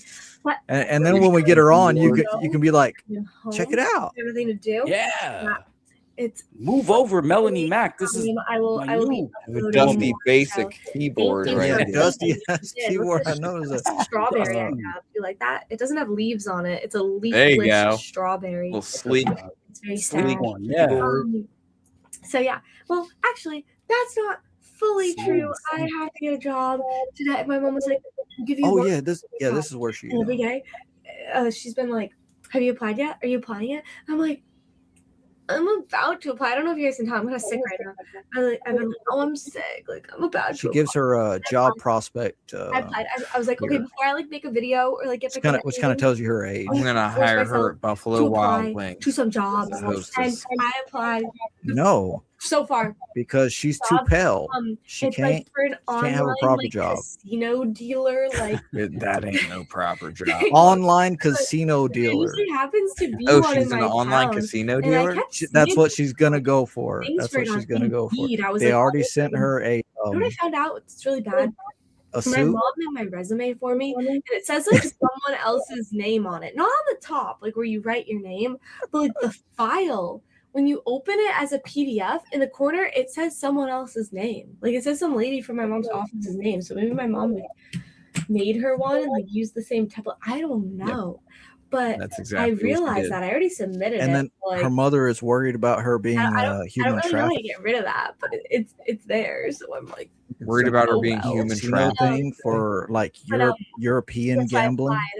applied for it, and it looks kind of fun, to be honest. It's like you basically just sit in front of a camera. If you guys like, I didn't even know this Forgot was that I'm the one violence in the sharing street. Like this. I kind of just wanted to. I just closed. Yeah, exactly. Yeah, you know, got I'm like hanging on every word. Yeah, she went into some wild, normal day stuff.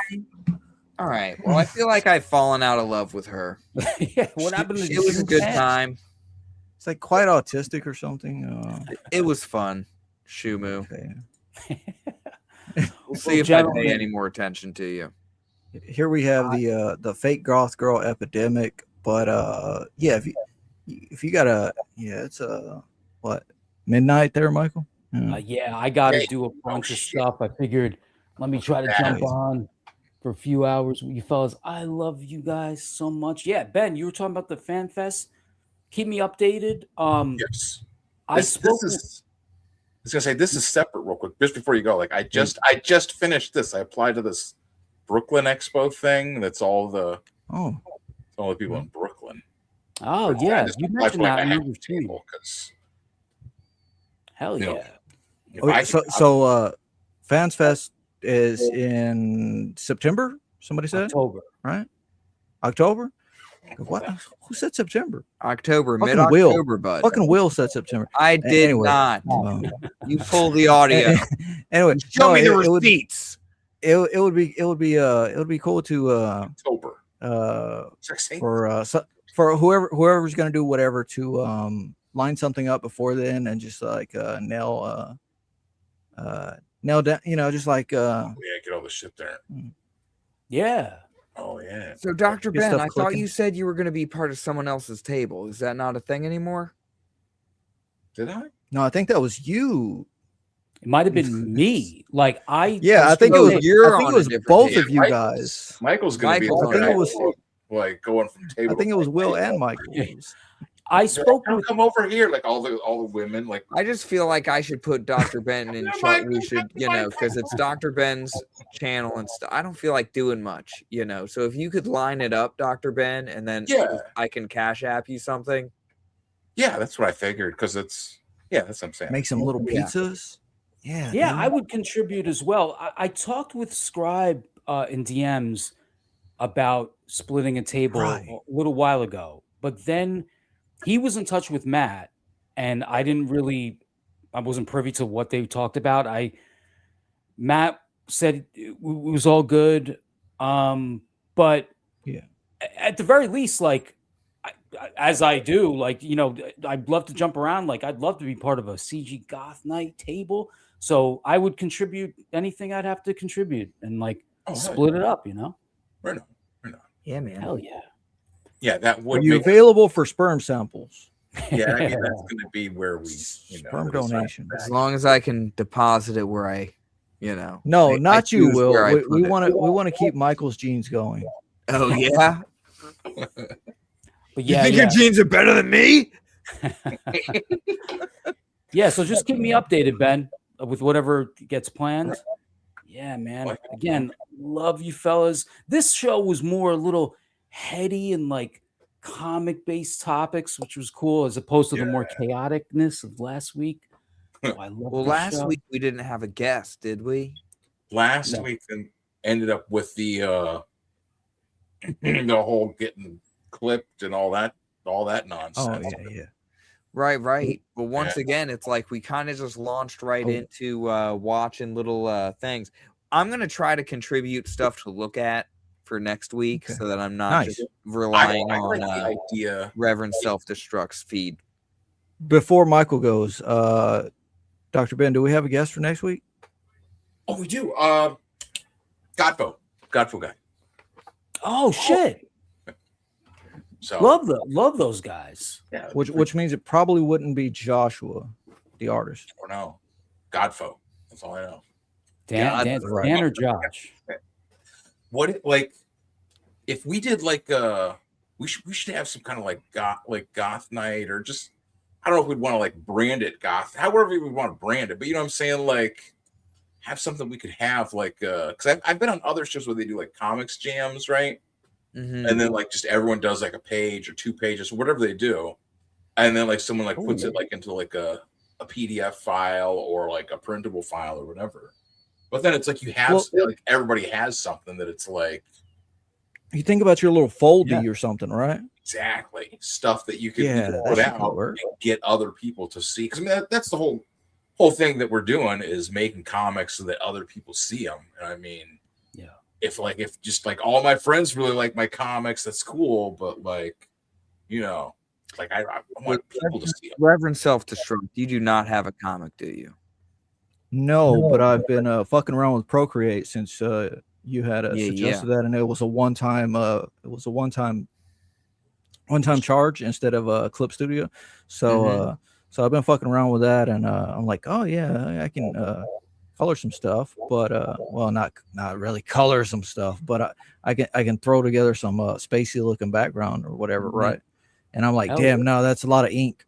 From I was just thinking, okay, if we had a Goth Knights United print. So I'm like, then I can put my little haikus in there that all end with "I'm full of hate, I want to kill." So I'm like, I could contribute like 1 or 2 pages or something. Hell yeah! If it's if it's whatever size, right? A little foldy or something. That'd be easy enough for both of you guys to do. Yeah, I'm down. So yeah, next week, Godfo, I'd love to come on if you'll have me. Absolutely, anytime, Michael. All right, What fellas, if I enjoy just took, so I could take some of Michael's characters and Van Piglet, and they find a Revenant Steel Blade, and then chaos ensues. Yes. Like have like how like they have that picture of like all the guys like Trump and all those like the other dudes around that orb, like orb thing. Have that like it's the sword, but it's like hell yeah. All right, fellas. Enjoy the rest of your show. I will tune back in when I finish some stuff if you're still going late. Peace and love. Oh, Peace, guys. See ya. As always.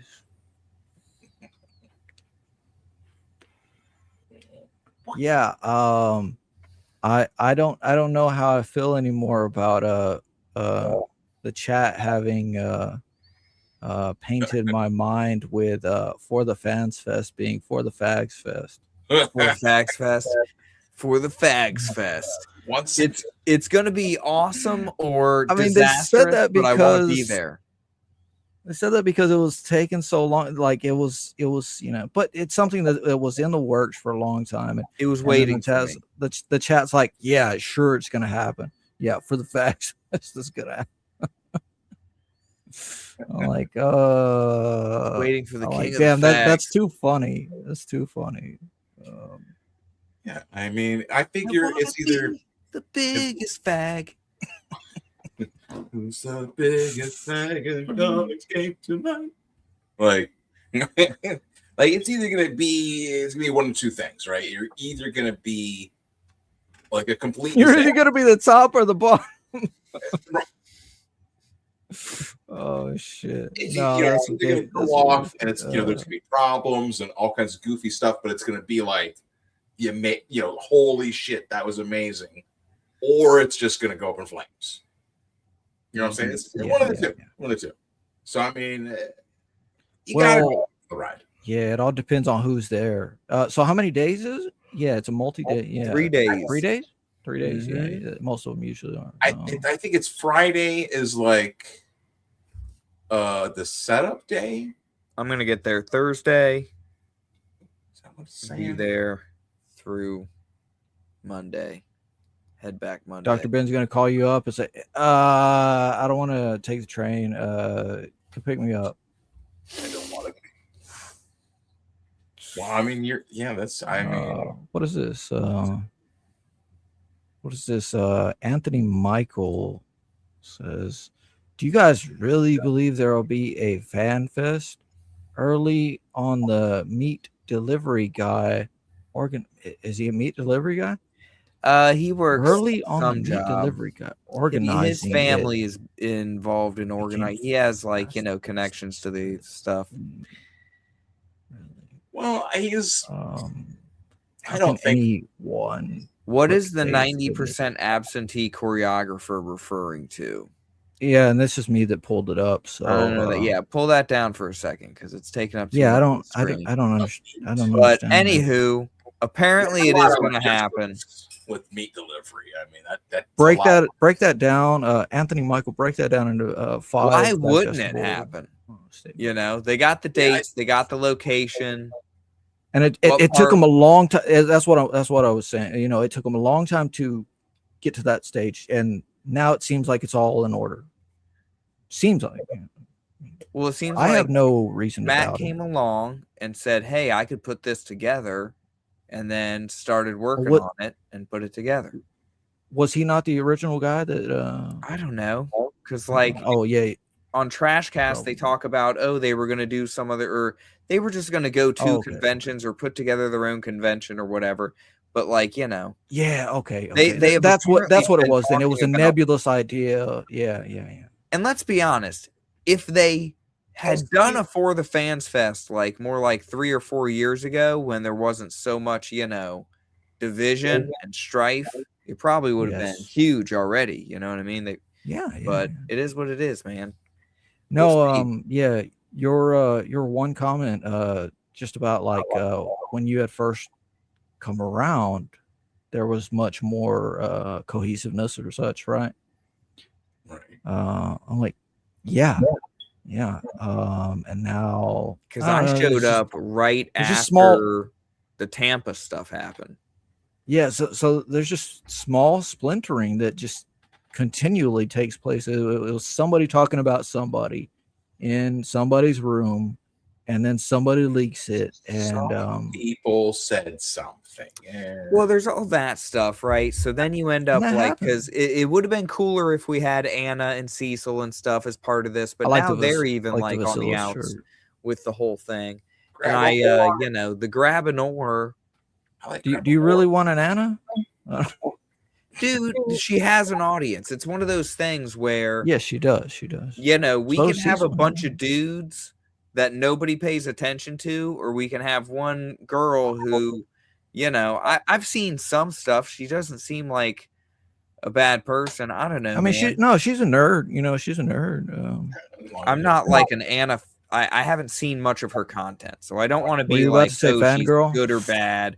I don't want to be like, she, I want to endorse or whatever, but she seems like an okay person. But How do you feel everything about that's happened, Sasquatches. we're now, like, do you feel Will, like frightened by them, or do you like them? huh? How do you feel about like Bigfoot and Sasquatches? Like, do you like them? Are you frightened by them? Do you? Dude, I'm curious about them. I want to know more about them. I want to be.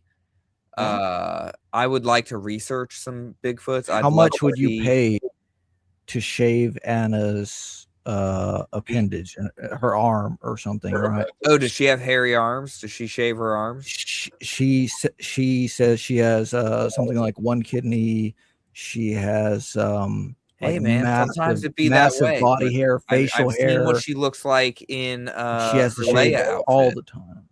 So Most of the time that Well, she's not that's after much care. Will spent shaving. fine, dude. I appreciate that. I appreciate the amount of care that she takes and puts into her body. So are you trying to tell me that No. if she took 2 weeks off from her personal grooming, that she may turn into some sort of hideous Yeti type creature? I'm not trying to tell you that. She is trying to tell everyone that. Yeah, And she has been for years. She's been saying like, yeah, I will have a mustache within 2 days. See, hot like girls say that all the like time, dude. They're fucking your around. no for real. Like Yeah, and have you then seen it? And she'd let it I think grow out on Jack's sometimes. show she went inside of her ear with one of those little cameras. And her that ear was a hair? lot of fucking hair. And yeah, Tank I mean, I was like even Tank no. Tank, you got the link, right? I mean, I don't know if you're probably busy or no, but yeah, Tank says she admitted it. I mean, Tank kind of puts it like she admitted something. That's fine, dude. You know, painful I or was with a something. girl once. It's like who no, had, that's like, just a who she hairy is. lower That's just who back. she is. Sometimes you're, you know, you got a girlfriend who's got a little hair. Take it for what? Oh, it's a lot. What she says, it's a lot more than a little. This guy says, wait, I was trying to read that. He's saying that Matt Rumor is a what you scam will. artist who's putting this all together to, I mean, Liam. Yeah, it's just more anti-Liam stuff or something. I don't know. well, because Matt goes on Liam's stream a lot, from what I've seen. Oh, does he? Yeah. Okay. And I mean, I go on Liam's stream occasionally. It is what it is. Not recently, but now I got to read it while it's small. I'm fucking with you. I gotta go watch a all lot of of these. bragging, but I guess, you know, proportionate wise too, like yeah. do you No, think look. Matt's 5'3"? I think Matt is this probably last comment. A lot of bragging about what FanFest will be, but whatever. And it's like, yeah, that's just what Dr. Ben had said. Is like, it'll either be perfectly fine, or you know, it'll be chaos or whatever. I'm right? gonna show up and it's either gonna be, and it might be chaos, dude. Like it'll happen. Whether or not it's like a huge success remains to be seen. But I will be there. I will be present. And that'll be a a notch in your belt kind of thing. It'll be fun. You know, absolutely. Well, it'll be what you make of it. It's like if somebody is bound to say, oh, right, start complaining about whatever, right? Somebody will, but then there's going to be 10 people that say, oh, we had a great time. That's fine. I don't know Anthony Michael, so he might be. No, I don't know if he's. I've never seen this creates name comic books, or if he's just a person who is not a Liam fan. It was probably but it is what it is. Maybe I'll see him at For the Fans Fest. I don't know. Yeah, it illustrates what one of the things with Comicsgate is there's a lot of people that that's their whole thing is they're just angry about Comicsgate. They're angry at Ethan. Right? That's fine. My purpose is to move them past that and see that my comic book is really cool. Okay. Yeah. Well, yeah, that's what I'm trying to say. Is like, if there's like a little foldy that's presented or something, and I can contribute a page, 1 page, 2 whatever.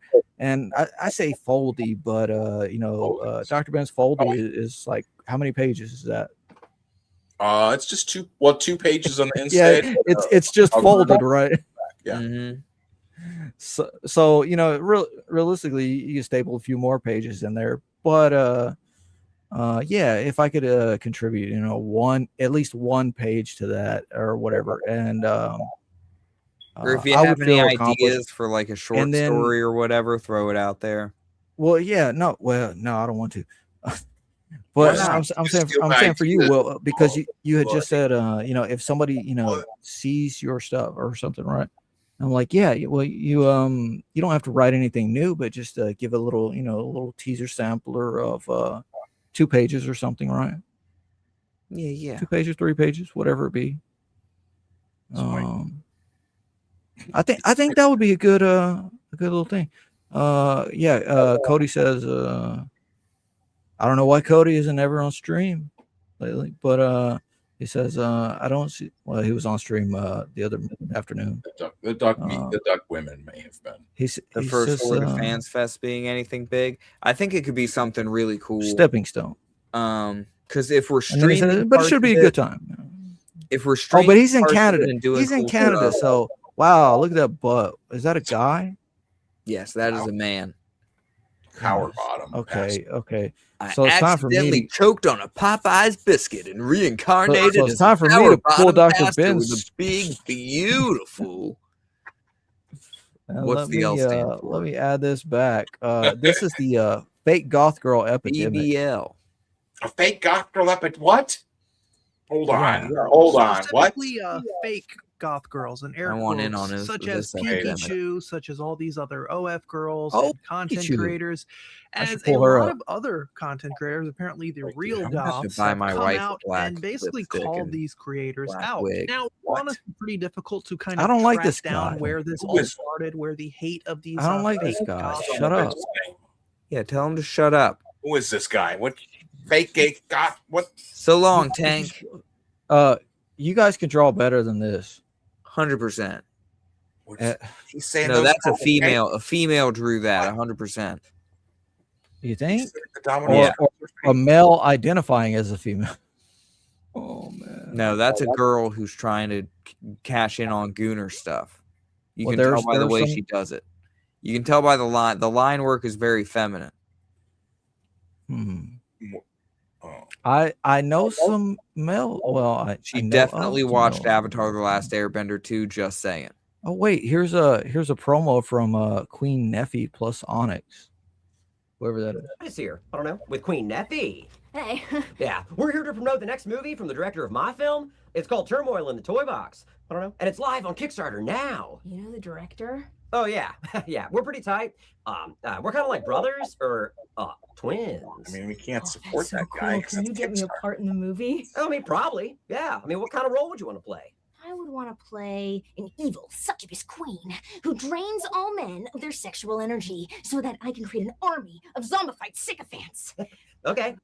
So it seems like Yeah, why would they call her fake? I like it. It's okay. Because she's hanging out here's with that a- dude and he's trying to ride a wave that he started. When was that video?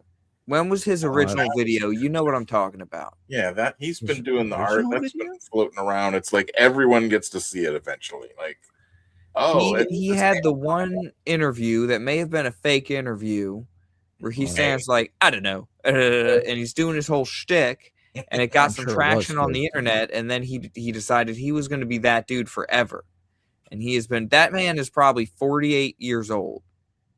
I'm glad that he's living long though. You know what I'm saying? Like, what else? What else is he gonna do? Like, how do you level up from that? Where? Dude, switch gears or something. You're gonna be that guy forever. You're gonna be the, I don't know. Yeah.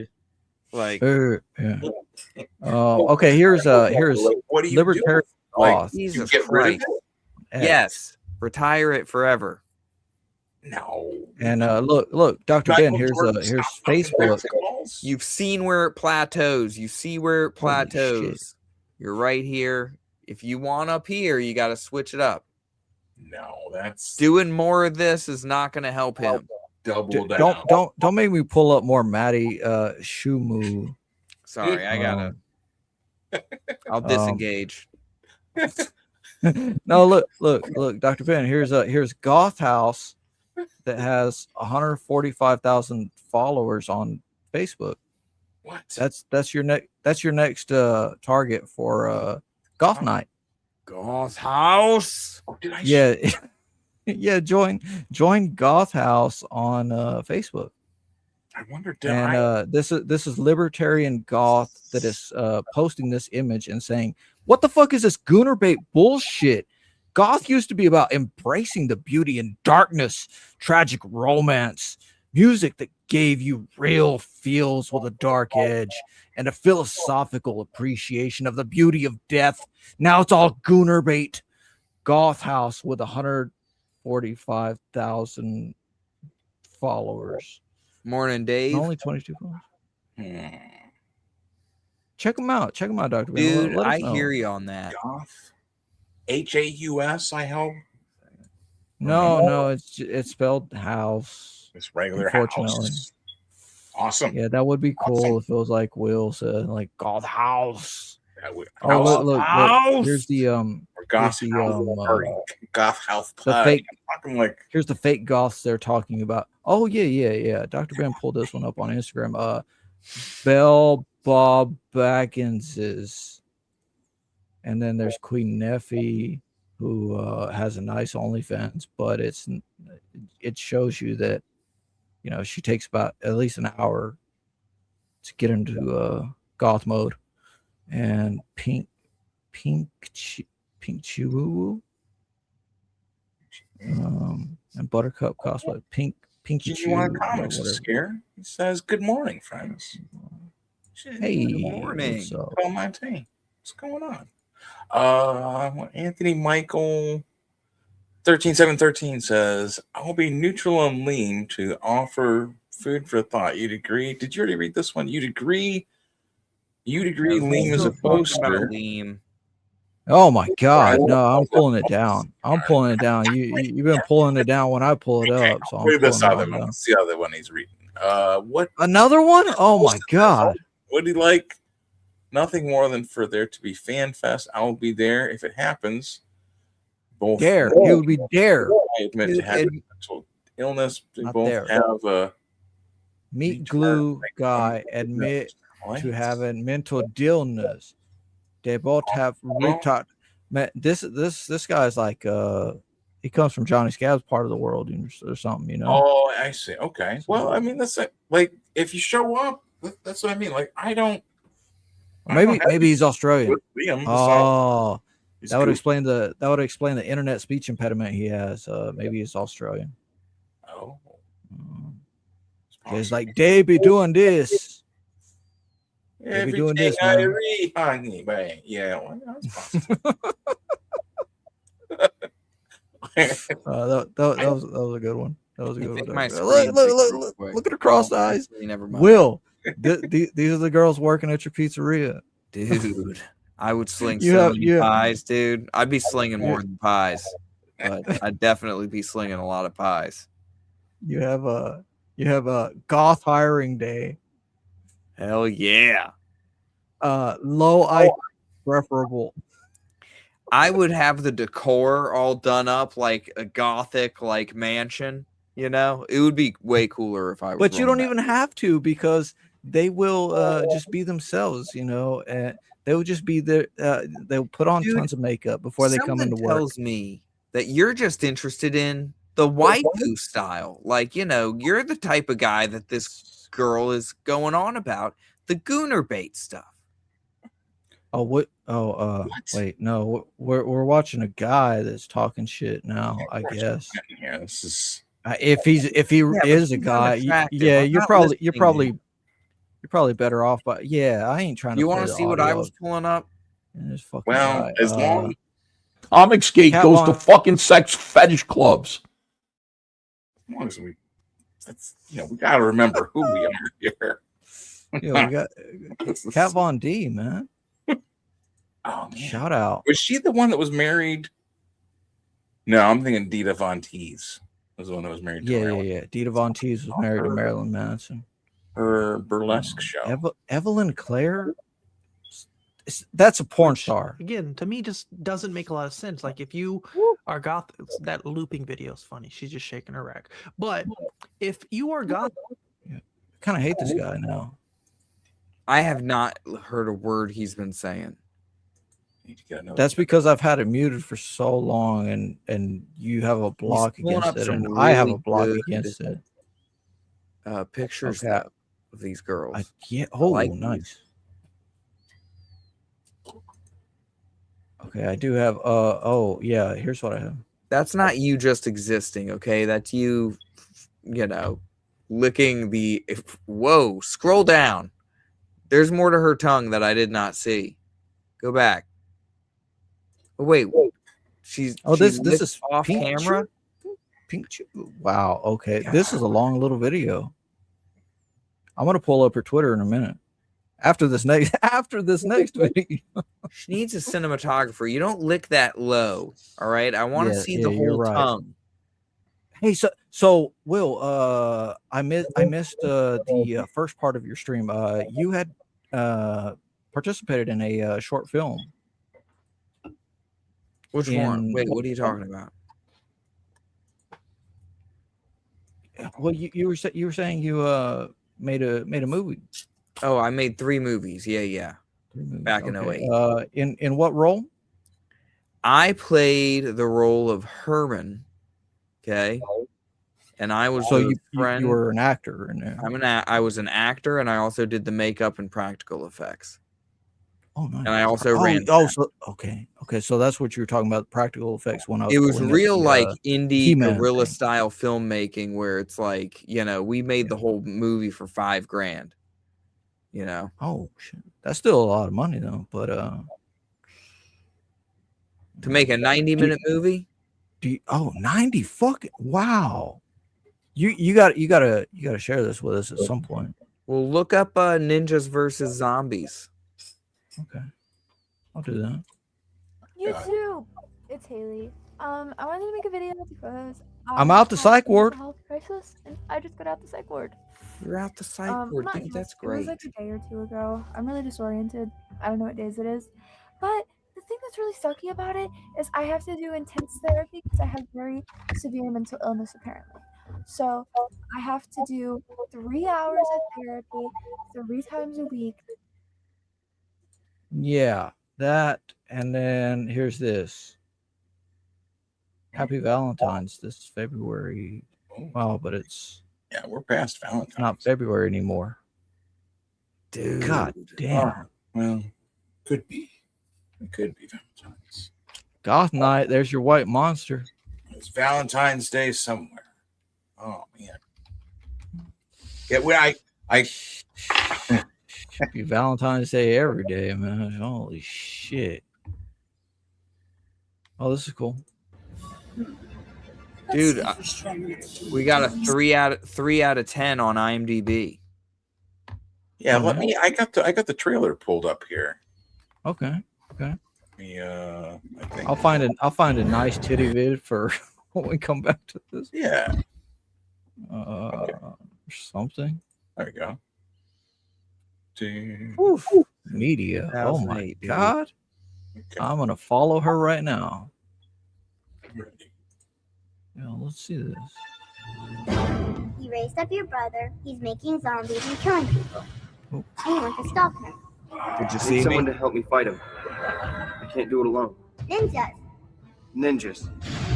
Cowabunga. Those were turtles. Ninja Turtles. Oh, the action. Oh, the terror. Oh, the magic. It's Spidey time. Attention, zombie assholes! Anybody who doesn't want their kicked, begin kicking your own right now. What the balls? Yeah! Ninja pants. Holy sh! You, asshole you, where piece of you lives. What? We can all yell but I can't say much. Just saying. Well, gosh darn it. Award of Merit from the Appalachian Film Festival.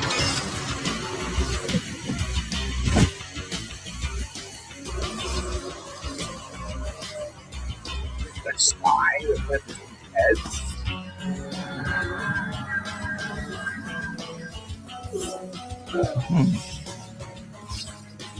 Losing. Okay.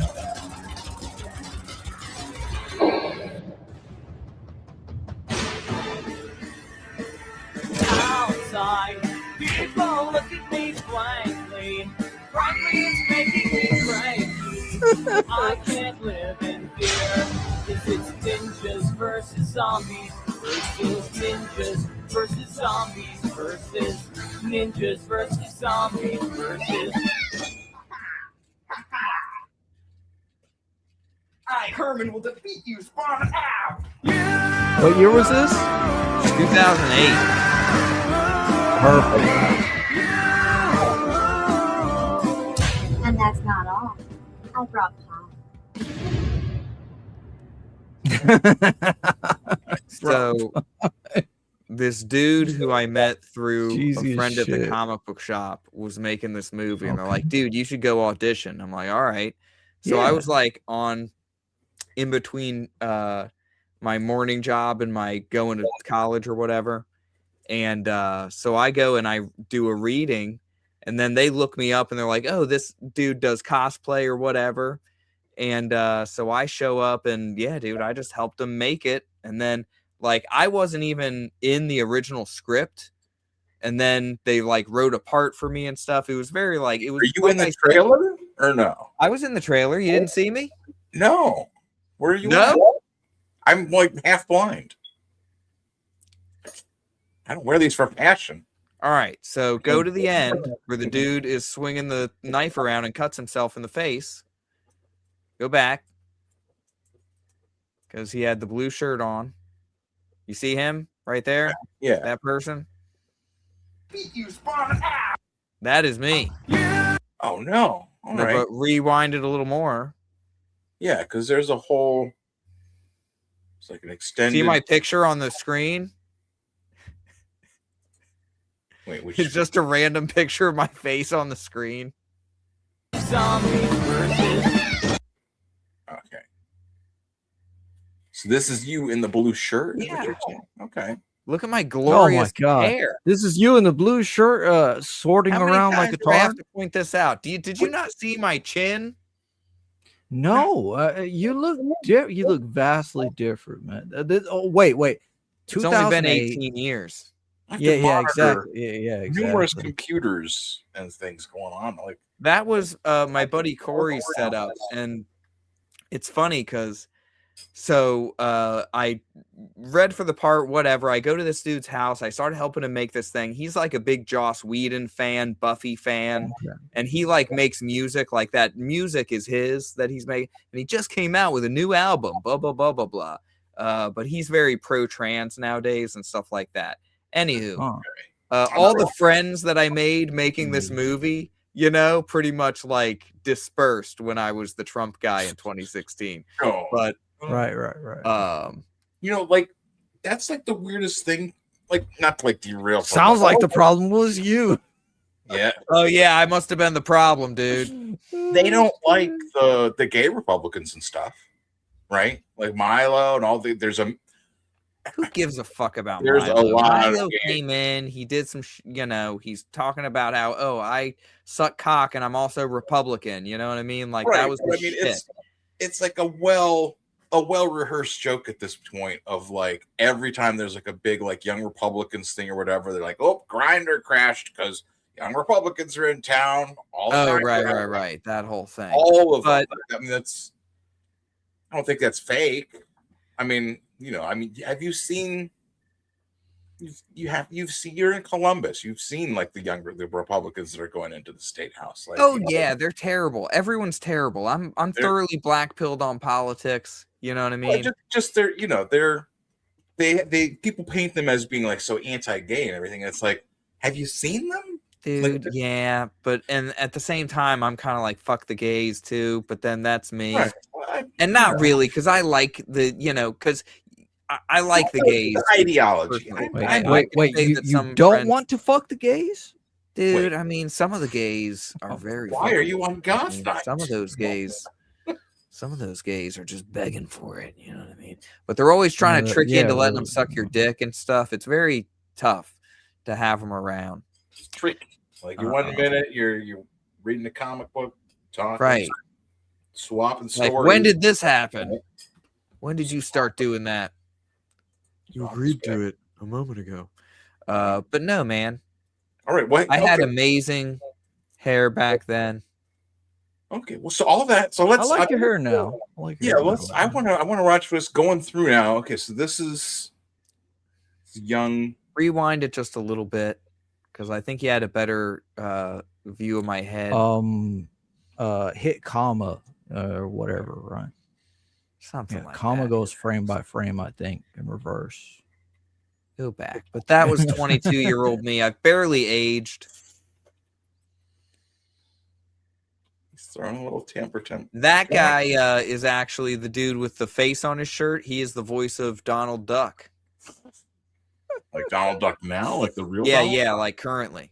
What? Holy shit! Yeah. That's Daniel Ross. What's the face on it? Is that his own The face? actor Daniel Ross. No, that's the face of someone who it's like an inside joke with the director and his family. Like Rob Liefeld? It looks like Rob Liefeld. I know. It's someone you don't know because it's an inside joke with the director and his family. I would just say it was Rob Liefeld. Like, yeah, it's Rob Liefeld. Or it might be Rob Liefeld. I might be misremembering it, but No one something would told me know. it was like his cousin or something. And it looks enough like him. Well, Mm-hmm. okay. All right. So this is all right. But it's about these dudes who they were all friends. That's me. I, Herman, will defeat you, Spawn. Ow! But I was Wait. So you're in the blue shirt or you were in the hood? Jesus Christ. You're in the blue shirt. At the time I thought you were saying you're in the blue shirt. No? Shit. I'm the guy because I said I'm Herman, right? So I'm the guy who said, I, Herman, will defeat you. That's what the guy in the blue shirt. Yes. Okay. That was it. Okay. So like sometimes I'm like I'll like think things or see things like there was okay, yeah. All right. So I was You keep looking at my back. Rewind just a little bit more. isn't that like the that's Well, the well, you gotta use the commas and the periods to. I'm not the rewind one and in fast charge forward of your- this. Ben's doing No, it. I'm saying for your own use, right? Just Keep going backwards. You're Make going some gifts for forward the again. willpower hour. Whoosh, whoosh, whoosh, Keep going back. Keep going backwards. some Keep going sound backwards. effects. That's PJ McGaw. He plays a gay paladin now. And oh no! Now he does. Oh, look at look at me, dude. You look young as shit. dude. When I was 22, I looked 14. Yeah, that's like Now I'm Right. 40 and I look 22. that is disturbing. That's true. Like, Look at that hair. Good lord. Son, what are you doing Well, here? yeah, the hair probably takes like 8 years Where's off. the RA? you know. Did somebody left their kid brother here? Get the RA. Where's Becky? Did somebody call this? What? God damn! This is 22. God damn. Yeah, man. That was 2008. And we're like, what were you saying then? Like what? Okay, so So basically, do you want me to tell you the plot and tell you what's going on right now? With my character? No. Yes? You just reiterate the title. Is that a yes? No, I'm saying like what? What are you doing? Like you're in college. Like what are you doing? Are you playing In my life at the moment when I'm making this movie? What are you telling people? I mean, you're telling people about the movie, but like this is this Ohio State or something? Like this is. I mean, I guess you don't have to say like what. No, I was in Northern Virginia at the Northern- time. I must piss. I'll be right back. This was filmed in Warrenton, Virginia, and Where's a theater in Leesburg, Virginia. Okay. Mhm. And so you're like, I was going to culinary school at the time. okay. And working at a restaurant. Or no, I was working at the Duty Free America warehouse at the time because I had been working at a restaurant, and then I got the job at the Duty Free America warehouse because then I could start work at like 4 a.m. or whatever, and I was making like $14 an hour doing warehouse stuff, and then at the airport, and then I would go to, I'd visit my girlfriend in Maryland, go to school, whatever. But anyway. I helped my buddies make this movie over the course of like 2.5 months. But it was fun because we went to conventions and stuff. I went to a horror convention up in Connecticut where I like hung out with a bunch of people. Like all 5 Jasons were there, and the Freddy Krueger guy was there. I met the Dream Doctor guy from the Nightmare on Elm Street, and he was the voice of Roger Rabbit. So it was a good time. Yeah, like okay. Oh, they're talking back and forth. I'll make sure Dr. Ben has AI chat moderation. Yeah, there is. There's AI chat moderation. Well, we saw. Hi, I'm AIKT. Clip. AI Katie. I mean, it's everywhere. It's everywhere on here. I actually posted something in the chat, or sent a message in the chat just private 10-15 minutes ago or so, and it got censored. What? So I was like, Dr. Ben must have on that AI. I had to go into my own shit. And, they've been like, I've been seeing all this stuff, like people saying how this YouTube has changed, and it was just like me saying, like, feel free to talk your shit, and then here's whatever link, whatever. And hold on, let me tell Bats. That was the person in the chat. Whole Anthony Michael, the whole Liam thing, because I'm neutral on Liam. No, I'm just saying. Let me tell have Bats, your own opinions. Let me tell Bats. My mic was $20-something. The arm cost as much as the mic. Make one. Yeah. No, I'm just saying. I was just trying to be like, hey, Bats. If you want on the stream, I thought about that. Like, I was thinking maybe I should message the church. Any regulars, or like message like Cynic and them and be like, hey, could one of you guys come over when like Sontag is here tonight? Just help like in the chat and stuff, like in case. But then I was like, no, you know what? Like, I'm not. Not that I don't like. I need to tell you how to. I need to tell both of you guys how to set up raids or allow raids even on I know how your it channel. works. It's got to be basically the same thing. Raids? Come Yeah. on. You want this? Okay. I mean, if you do plan on streaming for any length of time, Will, it's like somebody might just find you out there and be like, I sent you 8 people or 30 people or whatever, right? And it's like, hell yeah. And they might stick around for a fucking while. Had that happen a couple of times. So I was like, damn, nice. Yeah, we've had like there's a ton of people. Did we have the breaking news on the whole? Not the whole. I put it back on when you were saying that the fake goths or whatever, people were calling them fake. I was like, what?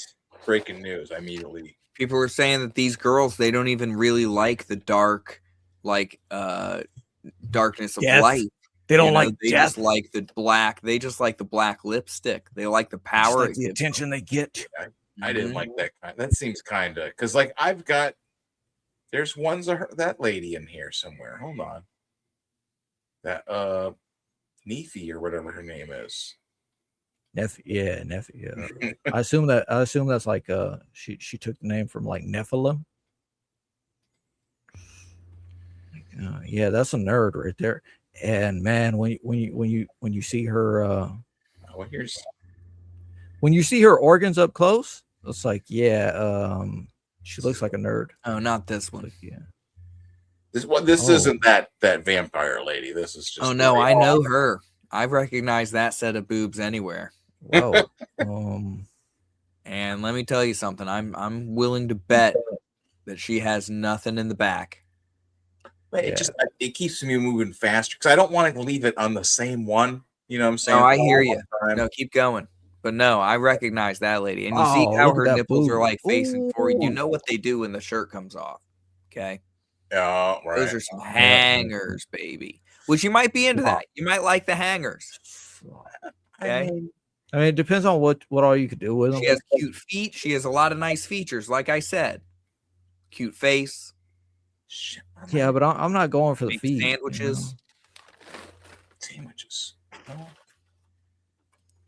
And I don't know. I don't want a chick that's gonna make me fat. Dude, you gotta work those calories off. You know what I mean? What, like ball sausage? Grilled to perfection, served up with all the fixins you're craving. Dick's, located right next door to Chick's Tacos. If you're not into Chick's, then you'll want to eat Dick's. Come on down to That's a pretty good one. Want to eat dicks? I would add that shit to the intro. You're not in a chicks. Please. You want? But I would use Will's face in front of a pizzeria or something like. Give me my mustache back. Yeah. Maybe add a little extra onto the mustache. My mustache. Where did it go? There was another one that I had that somehow, now I can't remember what I was even thinking that I was trying to look up. Son of a gun. Well, I do like that sometimes. Yeah, I couldn't get to the stuff. I saved stuff on Facebook, and now I can't get to the saved tab or whatever on Facebook. Like I can't even find it. Like wherever the like you can save like something on, you see something you're like, oh man. He's got it. Like, imagine if your package shifts a little bit. It's just where how you just smashing it against the ground. Maybe it feels good. Maybe. How is it? Well, maybe you got it taped to your leg. That's a trip though. There's worse. There's some pretty. Oh man, what I would do is I would use that clip Dude, to look at the. They see me rolling. I guess I'll do her. You got the first of the month clip, man. Oh, good Lord. No. That's I don't know. She's growing on me a Got a little whole bit. chance. She does. Immediately, I was first like nasty. Bat says that's how this guy gets off. Don't judge. Wait. That's how she's got to make her food. Look at her. I thought this guy was saying symbolism. No, he says embolism. Embolism. I'm like, what's the symbol? What does that mean? Yeah, no, I wanted to ask. I wanted to ask Joe Sontag a few more questions, but I always do that with the guests, right? Where plus Joe's so fucking straightforward that he knew everything he fucking wanted to say, and he had it straightforward. Well, that's why you got to come out of left field with some other stuff and then put them on your, if we came in with the sexy ducks, you know what I mean? And then you could have came in with your questions. And see, but we're going to get better. What do you think these ducks symbolize? No. So in your story, oh man, no. I don't know if I've told you about this fucking lucid dream I had, but yeah, Joe was like, oh, fuck nice, right? But this lucid dream I had, it was like kind of like going through like a Dragon Ball type world where it's like really small, right? But it just kept changing or something. It was like dead trees all around the side, and I had woken up and I had sprayed roach spray all around my room, a roach and ant killer spray, because I had woken up after a hangover, right? And drank some Gatorade right off of my desk. Hell yeah, take a drink. Take a drink for me, man. Because I was drunk as shit. I was hungry. But anyway, continue. You take one for you and one for me.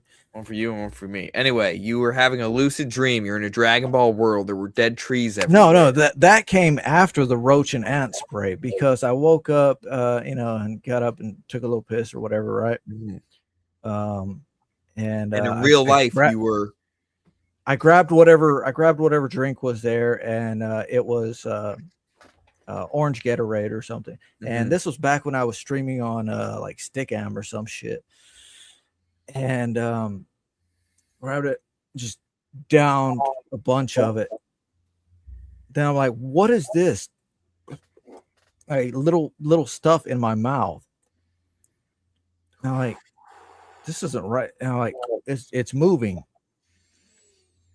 So I go to the trash can and just spit it all out, and I look at the glass, and it's ants, sugar ants, little tiny sugar ants, right? Wow. They had crawled all the way around the room, from the window, and they were not there the day before, anything. Wow. They had crawled all the way around the room to get to that fucking glass of Gatorade, orange Gatorade.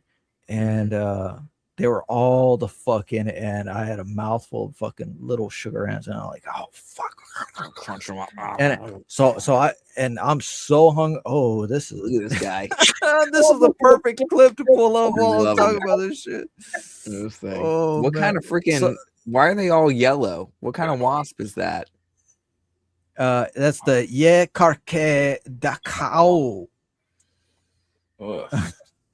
Anyway, so I just got so furious, right? I just grabbed the nearest like kind of like hot shot or whatever, right? I just sprayed this shit all everywhere I could see them because they were crawling all alongside the wall and everything. So I sprayed that shit, and that shit ended up being all around my bed and everything. And then I'm like, fuck, I'm gonna spray all around my bed too.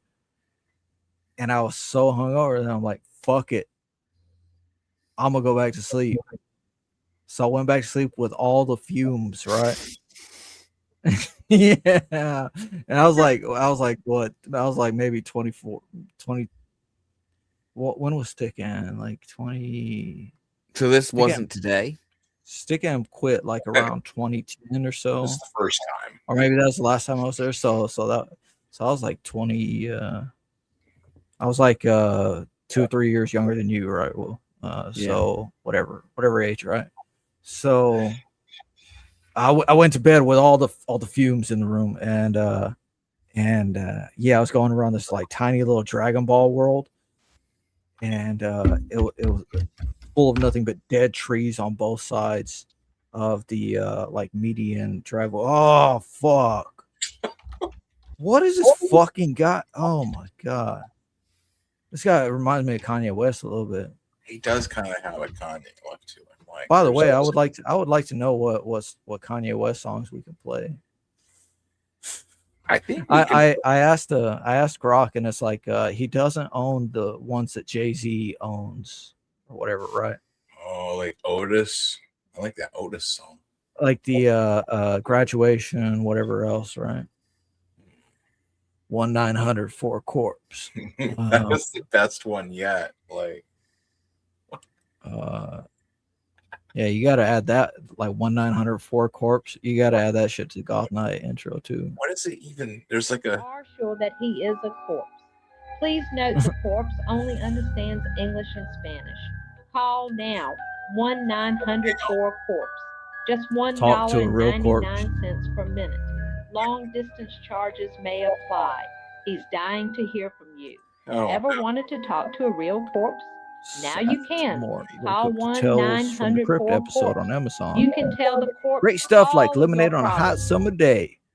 That be all I can relate. Forgot how well those episodes hold up today. Yeah, that is true. That is true. See, Anthony Michael has some decent points. Tales from the Crypt. Yeah, I mean, that's the thing that I say with. That's the thing about them church people. Them church people. It's like they got some decent points, but if only they could get off of like the one track Liam thing or whatever. Oh fuck me, no. Hey, look at his fucking nostrils. They're so fucking huge. That thing could have crawled right into the fucking nose. Jesus, man. Oh, he's just holding the freaking thing. Hell no. Oh, it's little fucking. Oh. Hell no. You see Oh, his the little fucking, you see the asshole is fucking moving. needle? You see the fucking needle? Son of a God. That's what. Imagine these things, but like 300 sizes bigger, and fucking talking and like laughing at you because they just ate your bottom half. That's what Cyberfrog. Cyberfrog. Oh god. And this guy, like, what does he have him fucking trained or something? Or is he just knows. sticking I mean, him in look his at his fucking eyes, mouth? dude. He has those dead eyes. He's like, if I Yeah, don't you're project right. any, He has a and hive I just let him in his- sting me. in his gut. Yeah, look at the stinger. It's It can't make it retracted. through the skin. The stinger is retracted, and then it starts shooting out, and it's like, oh man, fuck that shit. Fuck that whole ass shit. Yeah, that's. I was trying to tell this little story, but yeah, it was like, you know, as JOE Sontag was saying, like this is like, you know, it's kind of an inner fucking scape or something, right? A dreamscape. Yeah, let me pull up what Will's got. Are you ready, Will? Oh, I'm ready. Yeah, go ahead. Yeah, okay. No, I was thinking because we made 3 movies, right? So what do you think of this? Okay. Hold on a second. Let me probably put it to like 70% volume. Oh, there's no audio again. There's no audio again? God damn it. Yeah. Hold on a second. It happens. But anyway, that was me in the sequel as a vampire lord who I had an Australian accent and dressed up like a road warrior. By the way, I can respect that, Anthony Michael. Looking for common ground instead of picking teams. Yeah. Dude, my common ground is me. All right. Look, you're gonna love Revenant Steel. There you go. You got. Oh wait. It's Dr. Ben. Yeah. I said. Have you messaged Chris Farrell? I have not, but I figured like maybe if I start playing her music, then I'll be like, look, I was playing your music. Maybe if I play her gothic music, I'll summon her. Exactly. Like, well, this is her playing on 9 Inch Nails. Good. That was a good try, you know. Right where it belongs. Oh, what is she playing though? What instrument? Does that mean piano? Right where it belongs. It sounds kind of happy. Oh, she says dexterity practice. Okay. Why can't I see her face? Because she's goth. That's your face. Well, can't you see Dr. Ben's face? Because he's black. I've got the light like right in front of me, and it just my face just sucks in. Drinks the light. Darkness drinks the light. He's the most goth person here. Dr. Darkness. There's just so much darkness radiating from my soul. Sucks up all the light. 1,200 followers. We could get her a few more, like maybe like 6 more. Oh, Sugar. Will hasn't heard Sugar. Yeah, that's. Oh, wow, she's very pretty. Yeah, she's not like one of the bad ones. Oh, is that actually her though? Yeah. The comment says she's rotting. Kind of a Nazi cap or something. I thought about buying one of those on eBay. I mean, no, on Amazon. They have them. Yeah, they do. $30-something, man. And I'm like, I'm fucking broke. Well, the thing up here in the D-Day, they have like just look at a Melanie. Oh, we should have pulled this up for Michael next time. Dude. Yeah. Michael would be so fucking happy if he was on stream with this chick or something. Yeah, I used to have my own band, you know. That does need to be our next. See, I think that's okay. She's very pretty. In the wild. You know who she looks like? She looks like Sandwich Cutie Cat. Sandwich Cutie Cat. Just a bit. Yeah, oh shit, that's what I was looking for. Okay.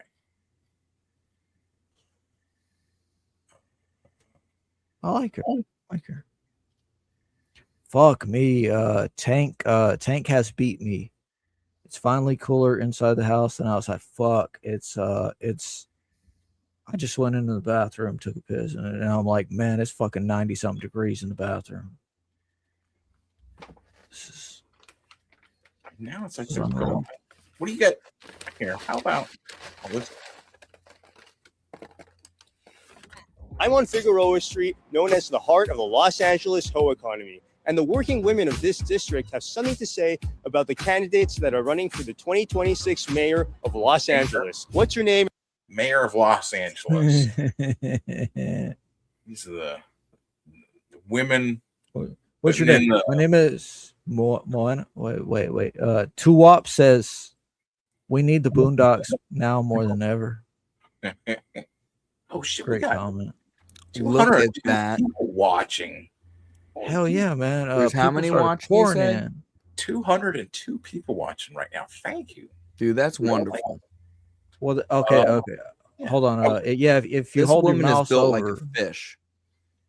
Well, if you hold your mouse over, it's got 0 from Will, 0 from me, 11 from Dr. Ben's Comics. Those are concurrent viewers from YouTube. And then from X is Dr. Ben's Comics 191, which is people who have actually clicked the stream. Good. Like Yeah, they that's what I'm clicked saying. and they Twitter- might have watched for a minute. Twitter is the main place where people watch, and this is I'm saying. Like that's. I might have to stream it on Twitter. And who are you voting for? My name is Mia. I'm voting for Spencer Pratt because I want to run my entrepreneurial business without drug-addicted zombies running me off the block. Give me 20 minutos, okay? 20 minutos, I'll be back. Pause for Spencer Pratt. What's your name and who are you voting for? I'm Lisa and I'm voting for Spencer Pratt. I'm voting for Spencer Pratt because I'm tired of putting out fires that aren't mine. Lisa. Refund the fire department. I should be the only thing smoking on the street. Vote for Spencer Pratt. Scooter. What's your name and who are you voting for? My name's Wow, and I'm voting for Spencer Pratt. Spencer said he's going to cut all the rules for small businesses. Do you know how many rules I deal with on the blade? Hoes vote for Spencer Pratt. So when it comes to Figaro, hoes vote for Spencer. This is like an Alex Stein fucking thing or something. That's like the best political slogan you could ask for. Hoes vote for Spencer Pratt. Do you think Spencer's gonna win? I hope so. Dude, I he's hope got so too. the But whole it's like, vote. can people overcome themselves? Because you need people who are so used to just hitting D to hit that R. You know what I mean? Oh man, I can tell you, oh man, they're used to hitting D. Ooh. Man, you're throwing nukes. Well, look at you, the comments. Good lord. Okay. Probably this Brooklyn Exo of oiled comics. up elf. So now that we're looking at this, are you guys worried about Thomas Massey? Do you think Ed Galrain has a chance? I hope so. Thomas Massey. What is he doing? It's like he's like the what are they, Wait, the- oh wait, the- Massey. I right see now. what you guys are doing. Massey, Assy. Ah. Oh, look, a traditionally pussy. Republicans can't come together to like do anything, right? Every time they got That's the a ball, cute they're just pussy. like, you know. So that's Right. like, Well, are they let's doing anything good? Oh my God, they're Well, doing he's great just- stuff. Look at the 4 of them. just stopped Israel. We're Did we sending- actually stop Israel? or we stopped Iran? Jesus, oh my God. No, we need to What did stop we Israel. Too. Stop. Saved Israel. What am I saying? Oh, you're right. Sorry. We saved It's the lick- Israel from that's the liquor Iran. talking as well. Iran has been 2 weeks from getting a nuke for the past 30 years, and then they were finally close enough to getting a nuke. Now they're that- not. Oh, sure. now they're just funneling drones in from China and destroying everything. Jesus. You know, now they, freaking. I'm gonna have to zoom in. I don't know if those are real. Now I'm we gonna have to say- make a bunch of concessions just to get them back to a stable place like they were before we decided effing up their shit. Yeah, I don't know. Strait of Hormuz. Oh, there's a bra right here. Okay, well that complicates the judgment. That they're obviously being pushed from the side and from the bottom. If this isn't photoshopped, this is most likely photoshopped. The more I look at it. Oh, Or what's with that definitely, thing? There's like a ridge. There's like a cardboard or some sort of foam. Want to go faulty? No, look at right under the fabric. There's like a shelf. Hold on, I gotta There's a shelf right there. Oh, that could be the up. seam. Go up. Herringbone. Up to the bow. Up? Up to the bow. Oh. Now you see out from the bow. Do you see how there's like a Is it like Go course of keep some sort? out from the bow. There you Oh, go. look, you There can go. actually You see a little bit that. of black right there. And That's then come back the other way. It's even more yeah, that's pronounced. There you that's go. lining. Yeah, that's whatever this is, right? Right. So she's got some sort of support system in place. It's an entire encasement, isn't it? Yeah. Yeah. It's like an aquarium. It's like an aquarium for her boobs. Oh, jeez. Yeah, you're not wrong, man. That's why I like it. Not wrong. Yep. Same thing again. Oh man, you know what? You know what this reminds me of is Helena Becker. Who? Oh, you don't know? You don't know? Let me pull her up. Eddie Becker. What? A Becker costs. Helena Becker. She's like 20, probably 27 now. Little Nico Robin. Her best years were 22 to 24. She is talented. And then she you see her face? Look how talented she is, dude. Here, I'm gonna pull this up and My God. see how talented she is with Photoshop. Definitely photoshopped 100%. She lost like probably like 15, 20 pounds because she was too thick, right? Yeah. Too thick in all the right places, and she's like Russian or something, which was like perfect, right? So her tits went down massively, her hips and thighs went down a lot. Her arms, I don't know, people were like it's Ozempic or something, right? And I'm like, man, they're probably right. Here's one of her older images, right? Yeah. You can see the difference, like boom. Right. And it's like that's where she made those followers. You know what I mean? That's where she boosted over 1 million. Yeah, let's see how many 2.3 million. Yeah, Jesus. And here's one of the beginning of the weight loss, right? Yeah. Oh, here's a Raven one. I love Raven. Oh God. The front wedgie, man. That's a personal favorite of mine. Oh, go up a little bit. Wait. The best right there in the middle, best upper middle. This one? One of your One Piece characters? Oh, there's a bunch of One Piece. Yeah, that's definitely a One Piece character. That's a Boa Hancock. Which one are you looking for? No, I was doing the foot thing again because she's like pouring her foot. But honestly, the more I look at it, she's got weird toes. I'm not into it. They're gonna Wait, I don't even see a foot. I didn't even see a foot. You didn't even see it, dude. I'm looking for titties or something. Well, you see what I mean. Like you those see the toes forehead are no and such, good. too. I'm And sorry, Like it's man. bad. It's a bad wig for one. I don't really like the character designs of One Piece. What? For the most part. Blasphemy. Ooh, here's one. Senor that, Pink is peak character design. Here's one of the look, this is Photoshop. It does kind of look it looks a little too perfect. Those Here. hips. See, so this is in the middle of her weight loss. Her fingers are still, there. Right? Her tits are noticeably smaller. Zoop, zoop, zoop, zoop, zoop, zoop, zoop around the hip, around the waist, on the hips.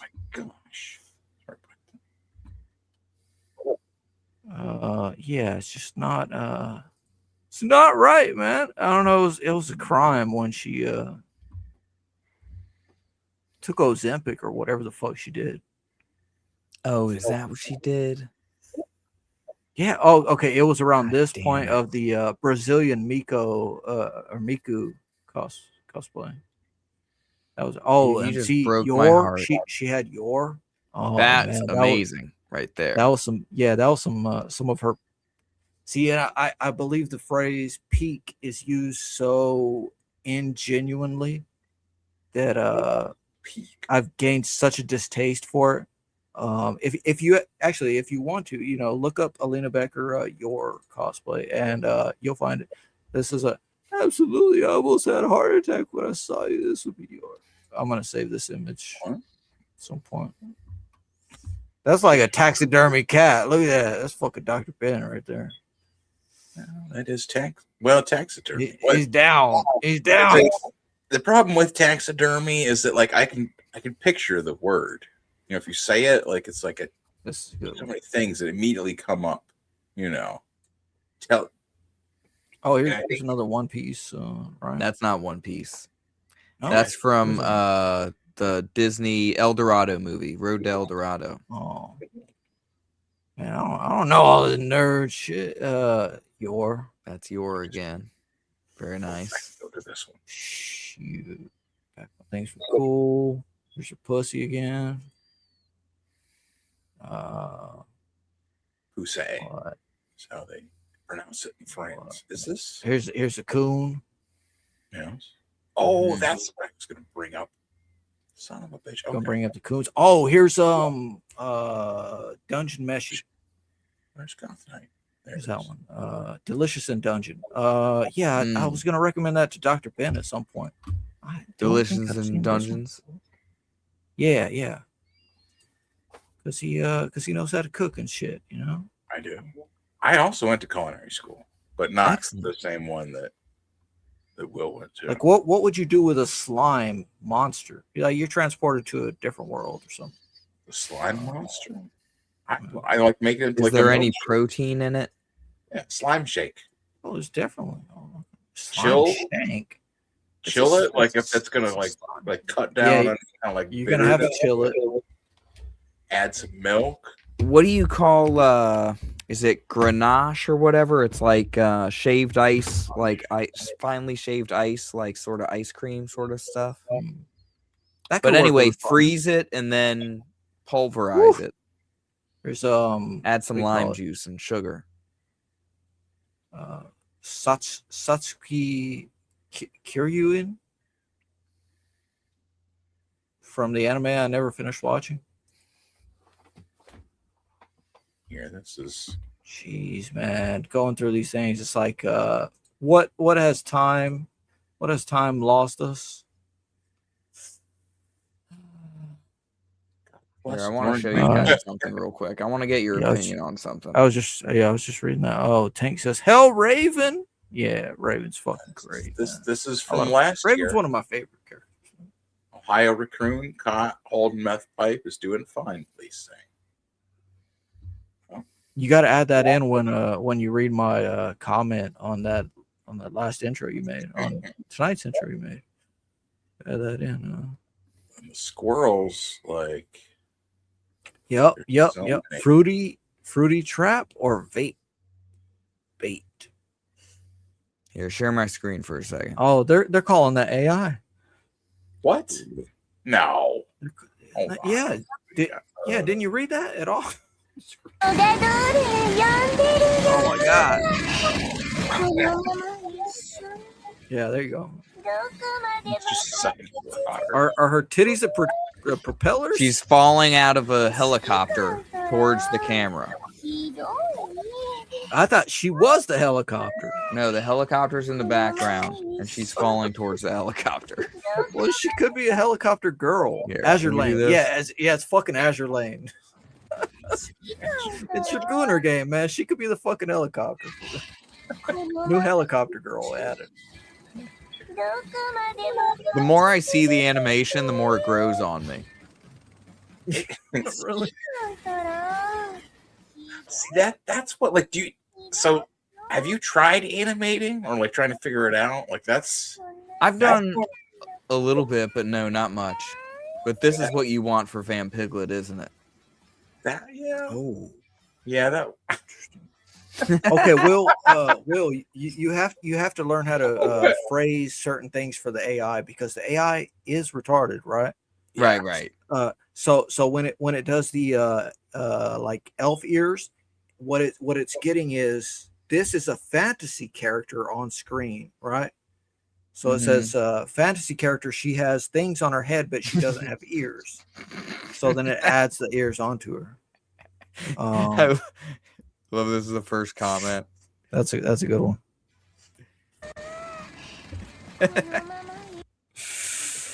It's just unreal physics, man. It's hilarious. No, there's just a whole ass way you have to talk to AI, and it's some goth to get it to do what you want. Wow, I like that she's falling right downwards. I don't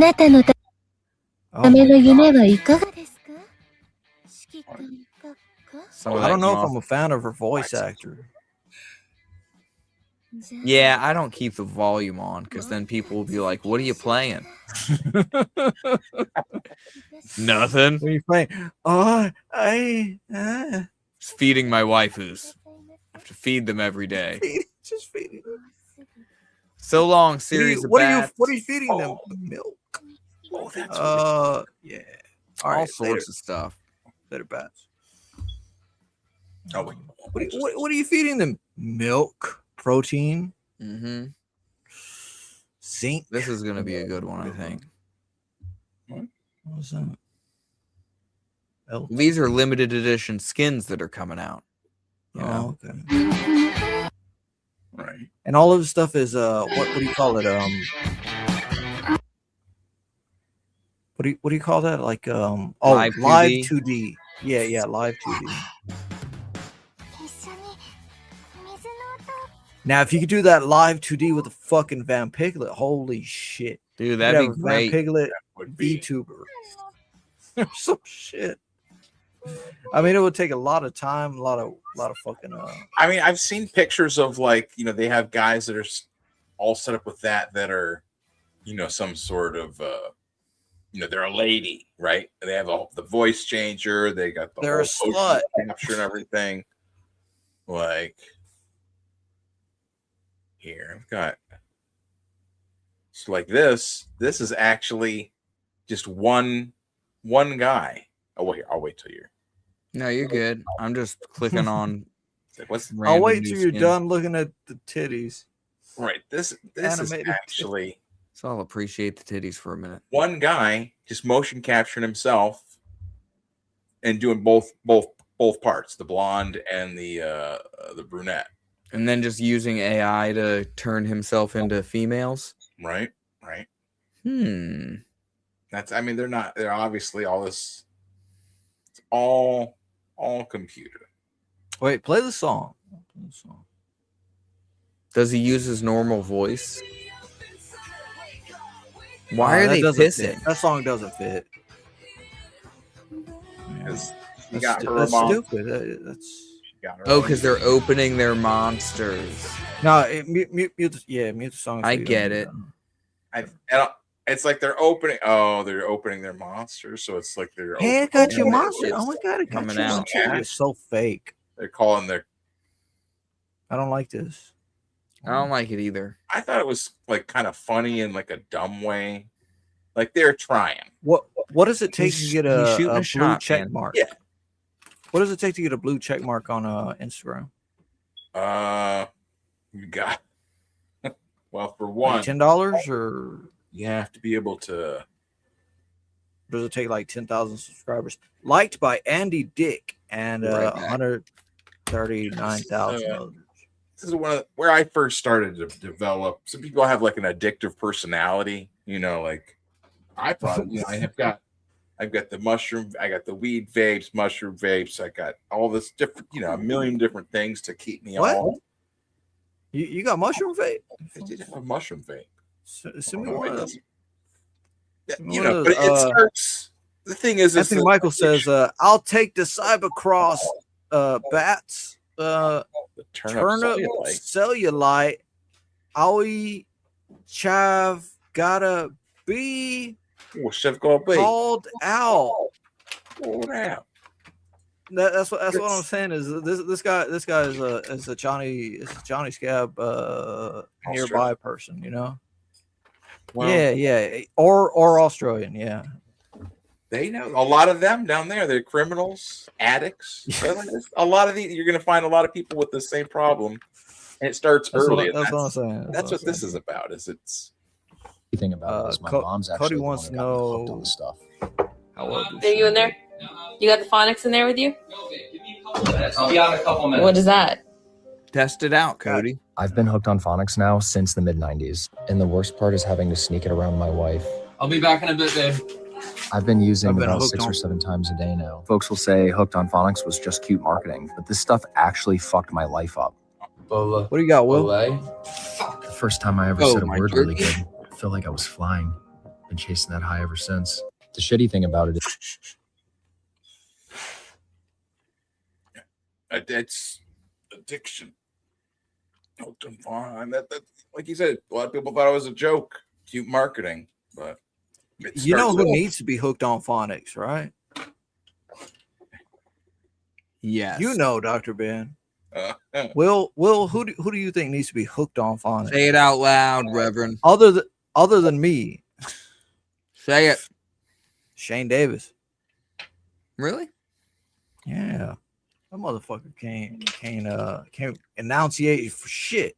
He's just has worse he than me. just has problems. Like he's just struggles with pronunciation sometimes. I mean, that's Yeah, he read Dr. Ben's name as Dr. Bean. well, you know, again, I'm like, this motherfucker can't read a $5 super chat. Like what? Dr. Bean. Oh, speaking of that, actually, there was a thing I thought about pulling up.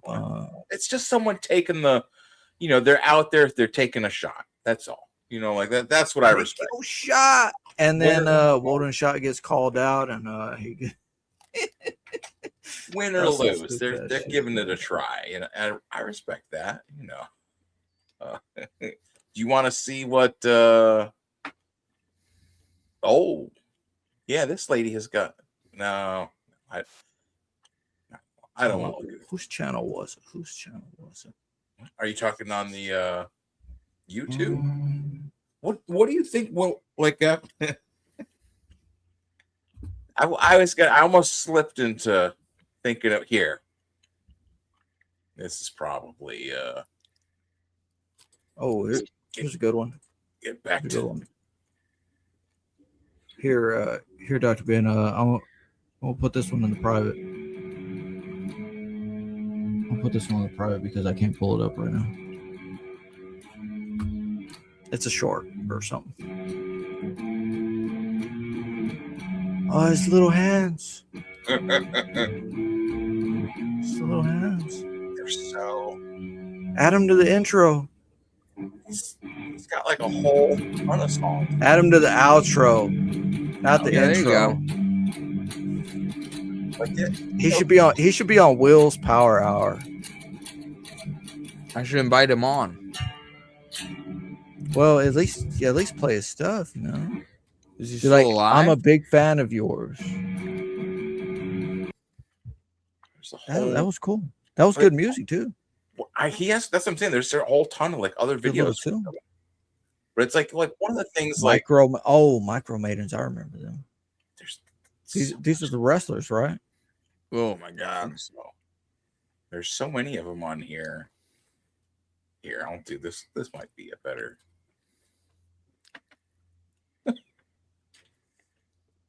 Have you ever been to a midget wrestling event? I have not, but there's one.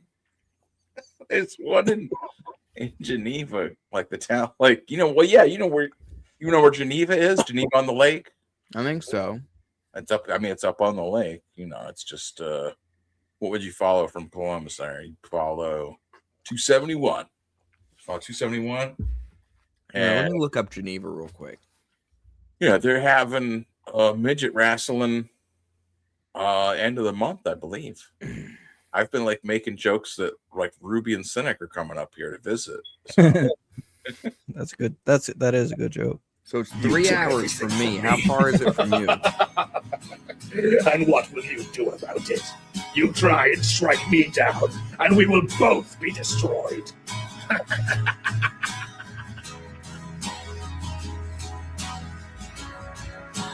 I know.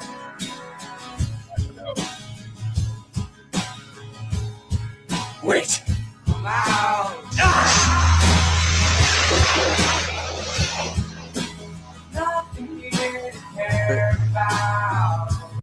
sounded like it was leading into Dido. People like that. That's what like for me, like Instagram and That's a YouTube fun and all this cartoon, man. is seeing people like just making stuff. You know what I mean? Like that's just the coolest thing. Like just seeing people just make stuff. There's just every time you go on here, there'll be like 1,000 new videos of just weird shit. You know. Where's this Instagram? You know, well, any of the ones you go to. I mean, in theory, you could go to. That's a good username too. What you drawing? What you underscore drawing? That's in the language that this guy speaks. Liam is just a game shop master. He be big time ceiling master. I don't know. Is that his divorce lawyer? Heck, no wonder this guy's having marriage problems. If that guy's his divorce lawyer, Oh God. I need to find that woman that swallowed the 6-foot fucking balloon and bring that shit back up. Well, there's I got a whole bunch of shit I need to fucking do before next week, whatever. I mean, you need to just write some like Van Piglet jokes or something. You know, write some. Well, what I have right now is a bunch of clip timestamps. Okay. From like 5 or 6 goth nights. Wait, she swallowed the whole fucking thing. Did she just eat it? Oh, jeez. Oh, this one's. Dude, that's weird. So I don't know. I don't know about the clown thing. I mean, Dr. Ben knows like the Starting to like clowns, the clown people. the more. clown. Oh yeah, that's the fucking demons talking, man. Dr. Ben knows that the clowns are just representations of Nephilim. Will, what do you think about clowns? You know, Similar. Like, well, go ahead.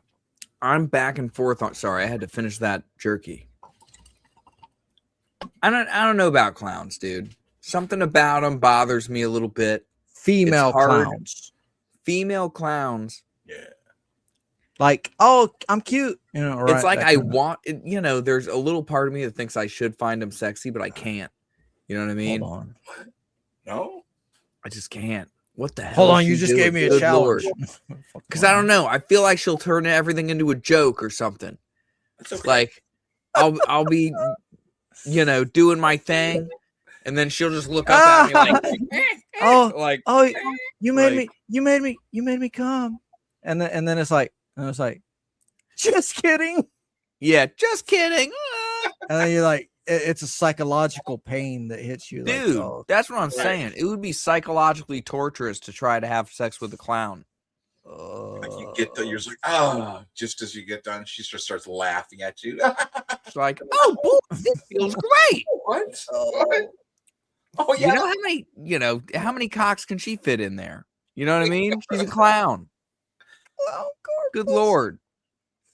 Yeah. Oh, what they call it is clussy.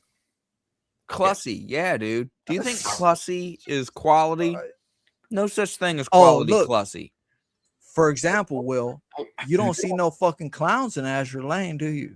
Dude, I feel like if you got some clussy, it would be like using an old catcher's mitt to beat off. That's what it would feel like, because she's had all kinds of shit up there. Sparklers, hot dogs. Oh, thank you for reminding me. I was going to I'm going to put the link in the room to that poop guy. What was his name? Dr. Ben? The poop guy. Oh, the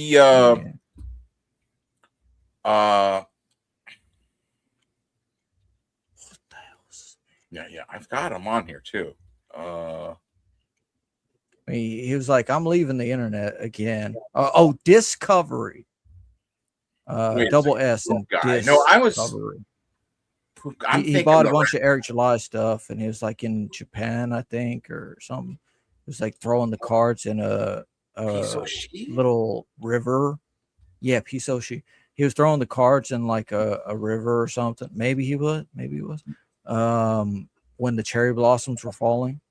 Oh, that was a beautiful scene. But he was, you know, speaking in his like Spanish accent and talking about the fucking like Ripperverse cards, and I'm like, I don't know. It was kind of an ironic aesthetic overall. But I'm looking up my girl right now. Actually, I should have just done TikTok, not Simp City. But you That's my didn't watch Patrick Quinlan's closeout last night for his River of Blood. Was it any good? There's a movie called River of Blood, and I'm gonna watch that. No, I was working. Is this what I wrote? I wrote down the total he had. This is it. Why you counting other people's money?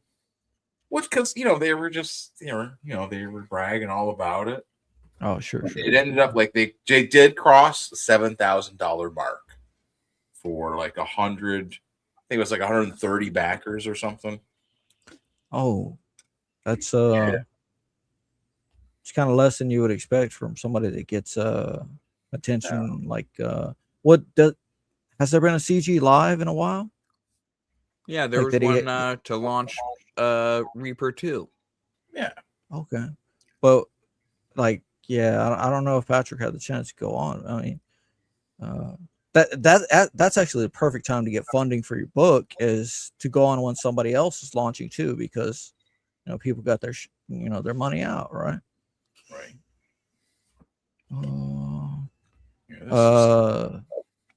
This is funny. Here is what? Tank says, I don't eat Clussy. It tastes funny. It's a bubblehead. I JD. Well, it almost tripped me up. It was confusing to read. I don't want to like bury my lead here. Like my contention, Patrick is merely running a charity, right? $7,000. How much do you think? The initial thing I was going to say, right, was what do you? Because it's all Peter Gilmore drawing and coloring, right? Right. Peter Gilmore. I believe He's he has proper someone else doing the CG King of Horror. So, how much do you think that? You guys were saying Yes, earlier, I like 300 or something for like South per American, page? or for South American or somebody As else kind to of a do, standard rate. Somebody said 300. drawing and color. Yeah, that seems a bit. That's But I could still see it as feasible, especially if the person had credit to their name. But the guy Patrick had first initially picked up didn't, and I guess, and that was just penciler, and that's all well and fine. And no, how much do you think Peter Gilmore would take to draw and color? Who knows, per page? man? I messaged him asking him what his cover rate is. We'll see if he gets back to me. That'll He's be probably booked up. He's probably too busy for any of that. So 128 backers, $7,149. Do you have the can you find the one image I made fun of, which was the leg of the like Native American woman? Oh, I think it's on there. I think like everything else looks fucking good, really good. Dude, everyone has their strengths and weaknesses, you know what I mean? Peter Gilmore, Yeah. there's like every now and again he some part of his picture doesn't look quite right, but it is I don't know if there's any books. It's like every part of my pictures, Yeah, like I think that's kind of like why a lot of them don't like me, is because it's like they see my stuff and they're like, "The fuck is this guy doing?" Yeah, like, they want some higher tier, right? Well, like Lolo said in the intro, it's how did he describe it? He said underground or underground, yeah. And then he kind of caveated that with is this something one else. you're saying or no? No, This it one was looks like, good. It was like, yeah, this one looks fine. Actually, I'll pull up a video after that. That's the last one. That's the last You one. know more. There was a image of a woman like you Go know, on good, now. supposed to be a good looking woman. She's like Native American, right? And There's that one. And there's she, one. well, she's like maybe sitting on a rock, but her one leg is arched like Land O'Lakes lady, and then another leg is arched oddly, and that's the leg at the front, I guess. And it just I don't know. And then I also, because I was going through the old streams, just like grazing through them, trying to find some clips, right? I want to do, you know, a CG best or CG best, Goth Night best of, right? And just upload it to Rumble or whatever. And because I could not fucking get the stream to work on Rumble. I think you fucked up, Dr. Ben. Well, I mean, we'll you gotta find out. you got to make me as admin. Maybe I need to log in, and then you can take me right off admin, whatever. But either way, I need to. See, I'm like, the artwork is gorgeous here, but I'm wondering, like, well, play the trailer because it is a monster. It's like a horror comic. People have said Wendigo. Yeah, Wendigo. Where's the audio? Is what it's called. I didn't even see the audio. Yeah, Wendigo.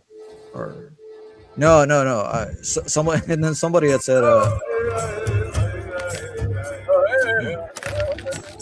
somebody had said that Patrick said like oh, it's not Wendigo as we say it, right?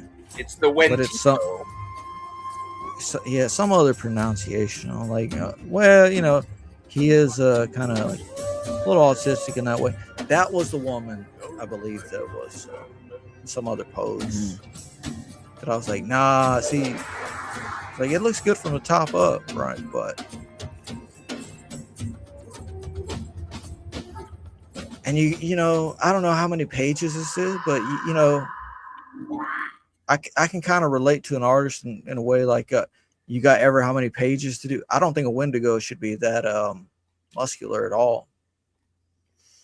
Well, you should be super fucking gaunt every fucking where. Yeah. No, I like the Wendigo. So it feeds on human flesh, right? Well, yeah. You got to think that's like extremely rare. But is it like someone? And it's a supernatural being. Its body grows or something like when it eats. That's a but cool then it's picture. always like kind of something. Yeah, I did. I saw one movie with a Wendigo in it, and it was also shout out to what's her name, Corinne Halbert, with her Never Finger a Wendigo or something. You ever seen Pumpkinhead? You know that movie? I think I saw the first one. Yeah, I think I saw. It was kind of like comedy, right? Was or it? some I comedy? forget. Some comedy actors in there, right? I remember it was a horror movie though, and I remember the claws and stuff, and I feel like it looks a lot like this. Okay, but I might be crazy. Well, yeah, that's no. I might be inventing memories. Well, I don't. From what I think I recall, I don't think you're far off. Yeah, it's just buffer. Okay. Probably have to hit F5 if you want to go back. But yeah, Wendigo is supposed to. Was that Supernatural that I'm thinking of, or something like maybe the first fucking episode or something? Maybe they go against the Wendigo. I didn't see much of the series, but yeah, it's like what you said, or the movie I saw, which was really weird, and probably pretty indie at the same time. And I want to ask you something about the indie shit. How many copies of the comic should you order? You have 128 backers. I counted $7,000. I counted it up. 400. 22 backers and 122 backers 400. Ordered 225 separate books, right? Because like some of the campaigns are like 3 books. God damn, you count, you man, you got a fucking like you got a grudge against this guy. I was curious. Got a grudge against this young boy. I wonder like what kind of what is the back end What is the back end? No, of Peter no, Quinn? no wonder he didn't want to send you a book from his own address, from his own apartment number, and whatever. Like P.O. box. Every book he makes, he's going further. He's just like spending more and more money. Talking about I'm Quinlan? sure. Yes. Yeah. Yes, like that. That was funny. That was funny. Does not cover like what he has spent on. Probably I don't not think so at all. I don't think If so he at all is because spent, that's Gilmore. That's pretty Gilmore. Yeah. Did you catch earlier Joe Sontag saying like, yeah, I was going to send a raid to. I'm like, yeah, I got to teach Dr. Ben how to set up a raid or whatever. Yeah, FFS raid in the chat. Texas Mofo said, and then I said, yeah, I got to teach Dr. Ben, and showed up. That was awesome. And Joe Sontag said, yeah, I was trying to send a raid to Patrick Quinley. Yes. I wanted to say, like, how do you spell that? Patrick Quinley. Oh, look. That'd But be no, funny. I looked it up. I gave the idea of like 300 books, right? If you have 225 books that people have ordered, 300 books will cover what you need for your orders, and hopefully, and that should do like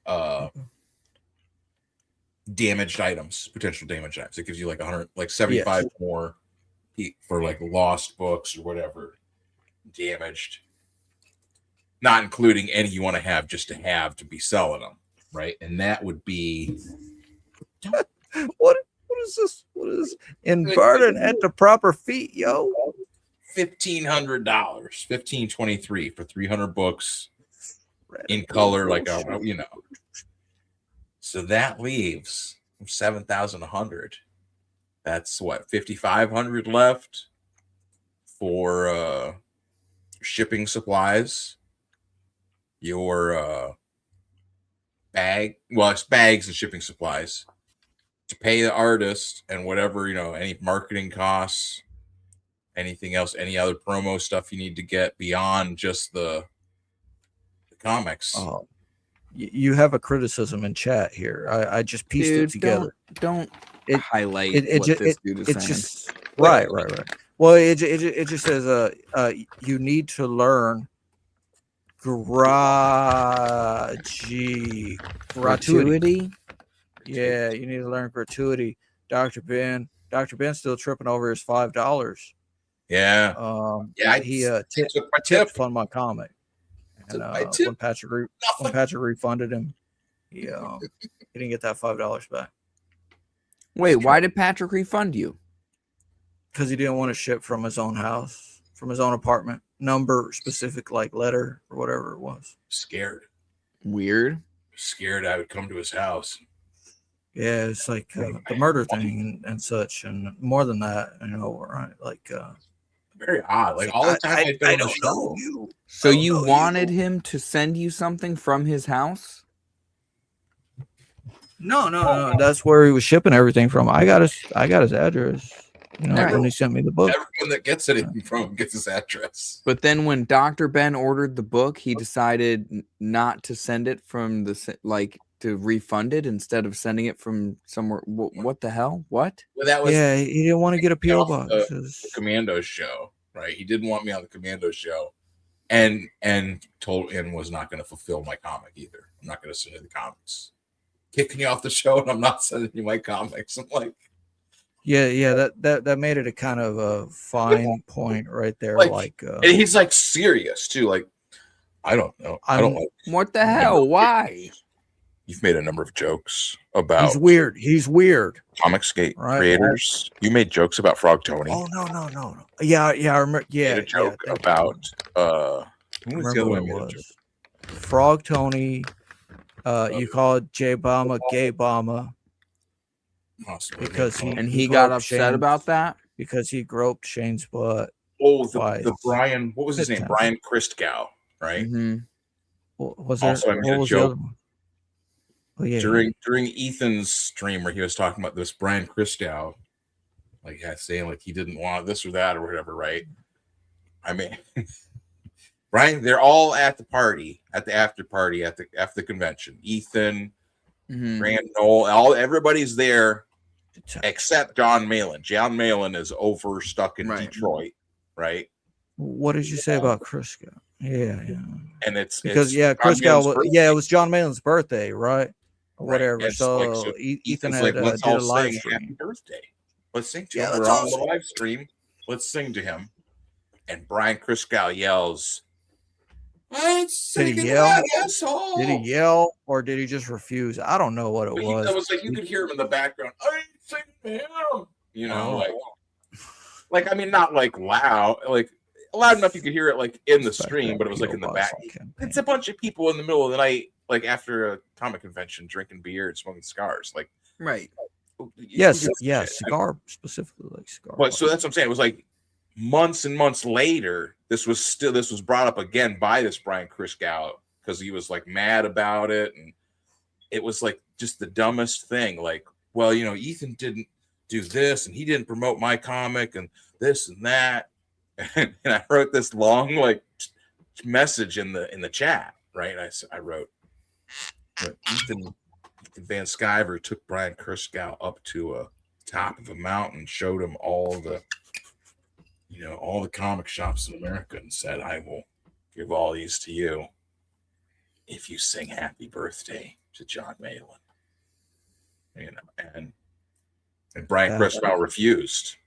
You know, and Patrick was upset because the joke portrays Ethan in the role of the devil in the parable. It's like, you're portraying Ethan as the devil. I thought he was Mufasa. I'm just like, that's a better way. What? Like, what are you talking? Yeah. That fuck are you that's talking what it about? was. Like, because it was three things. So that was the Crisco thing. It was that you compared Ethan to Christ or the devil. The devil. I couldn't recall what it was. He but, never understood that joke, and like I never explained it to him. Like, and the other one being you made fun of J Bomba. He's a big time CG supporter. But he's a panelist. He's on streams. Like, everybody on streams deserves criticism in any way, and he groped Shane's anus, and that's the main thing. And he specifically said, "I groped Shane's anus, his anus cheeks." He said, like, he made a point of saying, like, I got in there. Yeah, like, at a comic convention. I'm like, God, why? Back at the point, I was like, because it was Tampa, because it was Tampa. It was the Dungeoneer vibe. J Bomba was getting ahead of the Dungeoneer thing by like a day and a half or whatever, right?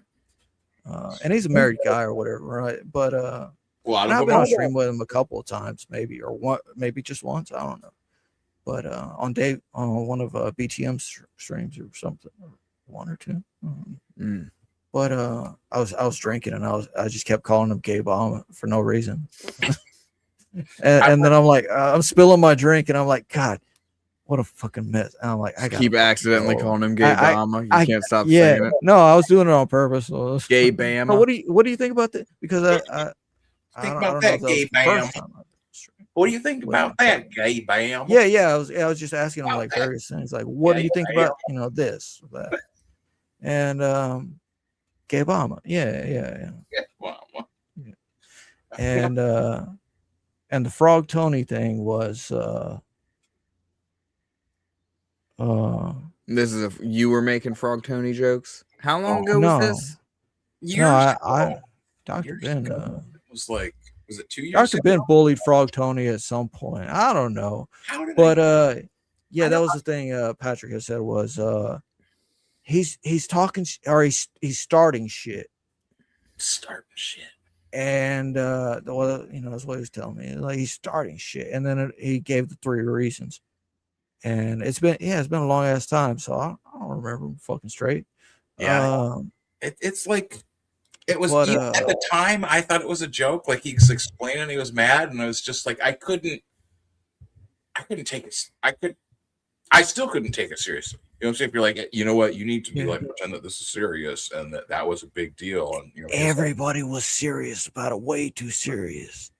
No, like, stop. Like, you people are idiots. What are you talking about? Like, this is they made like a RIP Dr. Ben stream out of it. Yeah, as if he were saying, because he usually comes on stream like high energy. Welcome to the Comicsgate Commando, right? But he's like, welcome to the Comicsgate Commandos. It's kind of a solemn occasion because like as if we had to put Dr. Ben down. That's true. Well, whatever, basically. And you can't keep Dr. Ben down. I was like, man, he told me this stuff because he's like, I'll answer any questions anybody has. Nobody else had any questions. It was weird. All the people who never commented in the room, all of a sudden, like, all gave gifts like military salute. Yeah, you just kicked Dr. Ben out. Okay, Hail salute. We agree with the new order. Yeah, and so long, Dr. Ben. And it was at the fucking same time I'm finding it comical. I'm asking the guy, so what happened? And I'm like, oh, those three things you're saying, I'm gonna do those same things anyways. Like, nobody's sacred. You get to make fun of fucking everybody you want to, man. That's right. And he just got more and more tense towards me. The last stream I was on with the Commandos was with Peter Gilmore on, and I really like his fucking art, and his art has gotten better over the years. And but yeah, I don't like the when somebody's drawing. I don't like the Wendigo muscularity, but yeah, I make small criticisms or whatever, right? But especially if it, if you like you said, like you mentioned, kind of brought something back to mind where it grows as it feeds on a I think I remember him saying or that on a human heart stream. or something. Like, well, if it consumes the person or whatever, and it's like a grotesque abomination. Because and it becomes worse over time. Yeah. Right. More monstrous. But it is like, like I said, it's a pretty straightforward horror book. I'm wondering, like, because I don't really have too many questions from the trailer. You know what I mean? Like, there's curiosity is not what's going to get me to buy this book. It's the fact that it has great artwork, you know what I mean? And a straightforward story about dude fighting monster. You know what I mean? So to Dr. Ben's point, Dr. Ben is sitting here looking at it like, is he going to make any money off of this? Or is Patrick Quinlan just burning money because he's got to pay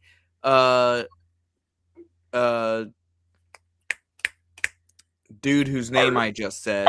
Peter Gilmore. Peter Gilmore. He can't draw keep getting away with this. Bang that ball, right? What's up, Michael? Still going. 2 a.m. Let's go. Dude, that's how it goes. It the energy picks up and ebbs and flows, whatever. That's true. But yeah, man, that's where because I think I did back River of Blood. Just because I'll see, maybe it'll surprise me, and it is beautiful. You know what I mean? Was that full price, like 35 or what? I can't fucking remember. I don't think Yeah, I was just glancing at some of the tiers. Dr. Ben was scrolling. Well, Dr. Ben, I always get the basic tier, 75. Yeah, same. Pretty much. Yeah. Pretty much. That's what I fucked up with JOE Sontag's book. Reaper Destroyer. That's what I fucked up with his book is and I need to do a fucking overhead cam. I need to make a little money and I need to order a fucking proper Dude, webcams are like $20. What the fuck is this shit? I know that's the same one I'm using, but yeah, I need to order another. I need to order some groceries first, but groceries, man, I can't even speak properly. Reaper Destroyer. Destroyer. That's the Del Keown deal. Middle page, I guess. Yeah, very, very. People have said image style, you know. Definitely. Well, flip it to your left or right or whichever. Yeah, I didn't even know I didn't even know I landed on that page. Go. That's a good one. So yeah, there's. Oh yeah. The suit he's wearing is this other guy. Wait, this other guy, which is like the supplemental has this guy's whole backstory, and that's the guy who's talking to him all the fucking time, all kinds of shit, giving him all these, you know, I don't know, man. So, I mean, work like this deserves more than just what I could ask of JOE Sonntag while he was on, because it's limited time and everything. I do think that like we kind of gave him like a different, you know, a lot of times like people do interviews and do shows, and it's real scripted and real. Well, they do promos. They just do straightforward promos. Yeah, it's not really like. Sell us on this. It's like, no, we don't need to be sold, man. This is good shit. No, Yeah, it well, is. like it felt like we gave him like kind of like a better or different sort of like way to like talk about it or whatever, you know, like that's, you know, this is the one I was looking for. I kept looking and forgetting, and I couldn't find it. Right there. I don't know what's up with the the numbers 1, 2, 3. Will just like unfocus your eyes for a minute and tell me that girl on the left doesn't look like she's wearing like a nose hook or something. Yeah, I hear you. You see it, right? Yeah. It's weird. That period's right there with the nostril. Yeah. Let's see. All right. I'm Nessie, and my green flag is that I have a shallow vagina, so you'll always be big enough. Okay. Yay. The voice is tripping me out, man. And my red flag is that I like running trains, model trains. Nice. Okay. Yeah, this is the EMD SD40T-2. It's a mountain train. Okay. And there's Send a this to little Shane guy Davis. inside. Look. This is how we sum up I Shane wish the little Davis guy was inside me. after My name's Athena. train. Pretty thick. What's your name? What? There 50 you go. inches. I brought a tape measure. You said 50? Yeah. All right, let's. This is God the damn. only reason that we should bring out tape measures is to measure. Dude, 50? can you imagine what that thing does when you're hitting it from behind? When it's not held together by the vinyl, you know what I mean? You can have it held with the vinyl. They make I want the vinyl. Forms to your ab. It just slaps against you. There's a lot of different ways to go. Like it's All that meat, all that. Michael says, "God damn, he can't come back on stream with a heart on like that." 49. She lied to 49. me, man. She lied to me. She lied to me, man. She's holding it like right here. You need to do a squat. You know how girls Did do they the play a squats fart because sound? Yeah.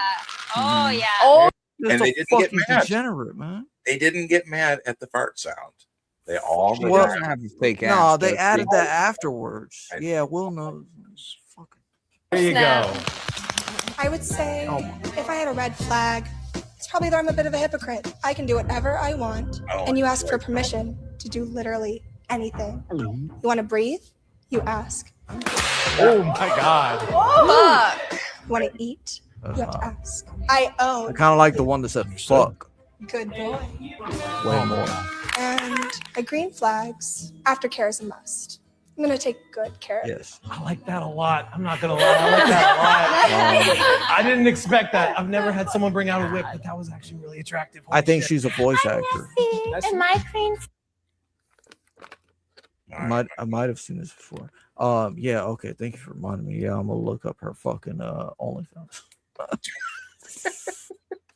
See, that's the next bit is to start getting them to show up. So they're like, You know, like imagine if we had like every night, like half a dozen of these girls coming on to all be like, "Come to my OnlyFans." Half a dozen, maybe Or- one or two. Maybe one or two. What if it was like, well, like look at that guy that does that show. What's this? The whatever show. The whatever show. Yeah, he's got like half a dozen of them there. Whatever. But he's being confrontational. Are we going to be confrontational? It could be confrontational.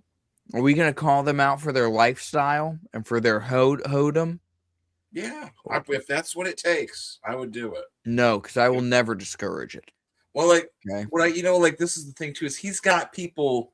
He's sitting there. He's got people in earbuds. He's probably got two different ones. Yeah, right? He's probably got one from you're this right. dude, another one from another dude. Got somebody in the back on all the different phones. They're talking this and that and everything else. Mm-hmm. It could be that guy. Well, I They're think like they're like those severe, what do they call them? Not virgin. Oh, incels, right? Like those looking like she severe has, like- incel types that are like, tell her this. That's what's gonna tear her down, right? Like whispering in his fucking earbud, and like, and that's the look at her producer profile. shifting that commentary into him, and Why am I listening he's to telling this him thing? whatever. And no, what you and I will, what we could do is, I mean, Dr. Ben will just end up being the simp. He'll just appreciate, you know, what he's seeing. Thank you so much for being on stream with us. Anytime else, you're welcome. No, what you and I could do is, and Michael would end up just being a simp too, like shallow vagina. I think Michael would just be like gripping his heart, like Mhm. be still my beating heart. No, but what you and I could do, Will, is like, I think you could really up your game by, and then you start telling your film experience and such, right? I mean, it's Mhm. just like basic stuff, but it's like you make these nice little shorts that are, you know, that you call skits, but if you really just upped it from 15 seconds to 150 seconds, then you have something to work with. You have a character, you have all kinds of, and I would be echoing a similar sentiment. I mean, that's What my if own you- criticism of her thing. What did Michael say? Is Michael here? I turn on every one of you for Athena. Which one is No, it? I think The it'd one be with the cool whip? if Is Goth Athena Night. the one with the whip? No, Athena was the one with the train? No, that's Neffy. there's a little guy inside. See, that's what I say. What if you're the little guy inside the, you know, like not a little plastic man. You know, you're just a little tiny person inside this train and this giant woman. What's up, Summer Swan? Oh, for heck's sake. No, I think it'd be cool if, you know, okay, so let's say we do these promo streams where the dude's coming on like, okay, Sontag was here for an hour and a half. Freaking Klippa was Well, only this is here a- for an hour before he dipped, right? Like if we could Something. have clips like it, you know, like have them react to things that we have lined up for them. The You know ducks. what I mean? You know, yeah, like you said, things in our pocket. Yeah. Have things in your pocket to throw at them so that it's not just, you know, talking about the comic book the whole time. Right. Mm-hmm. Well, I know what you're saying. Like, and that's definitely kind of like a Your Mom's House approach. Are you familiar with Your Mom's House with Tom Segura and Christina Krasinski? I'm not. Well, sure. They got a bunch of like clips of just like weird dudes. Like, I've heard the name. Yeah. Your Mom's House. I've heard the name, but what are you saying? But yeah, whenever they have guests, they start showing them these clips, you know what I mean, and get their takes on just, you know, clips that they've reacted to in the past. Like we could show them the breadsticks clip, you know. Yeah, what I like mean? shit we do anyways. Yeah, the stuff we do, like, okay, so since Sontag left and we've been pulling up random videos, you know, all we have to do is take the videos that we have the best reaction to, put them in our pocket, and then like bring out that reel for the guests. You know what I mean? Just to throw them at them and see how they react or whatever. Right. Yeah. And that could be fun. This guy is lobsters as a jacket, like a vest. What did he do to him? He crushed him? Can't crush him. You gotta. He's pressing the lobster. Yeah, turn it into a fancy vest. How do you do that to How do you do that to chitin? I'm not sure I'd call that a fancy vest. Did he have to dissolve it somehow? Do something to break down the Definitely. Shell, yeah, the chitin. Maybe something before this. For a while, I would think like. No, it's truly awful vest. Yeah, it is. You don't want that. It's got the little feelers coming up the back. Yeah, we're not showing that to Crucifera. No, you don't think she? Well, that's. We got to find spiders. Is Crucifera coming? Well, no. That depends on how hard you work. Dude, I'll work hard for Crucifera. What does she want from me? Listen to her music. A bunch of those artists. That's with the asking musicians and stuff. Come on, I might as well start asking those people because a bunch of them all follow me on Twitter or Instagram or whatever. Be like, hey, you got your songs, get them on here and. Is it possible to just get rid of this Anthony person in the chat? Because he just nobody's talking about Liam and he's got all caps going off about him. Oh, he's probably wasted. Yeah, he's probably absolutely. I give allowance for that kind of shit. I mean, all right, whatever. Yeah, I look at things sometimes like. If it was somebody flipping out or something, right? Yeah. Yeah, it's just. I understand the frustrations with Liam. I understand, Yeah, look at the way he's spelled. Ickle. Yeah, what the hell is going on over there? MV. And the rest of it doesn't matter as long I said Ickle, but it's one CKL Lee, comma V can't. That would make sense. He can only come out for limited period.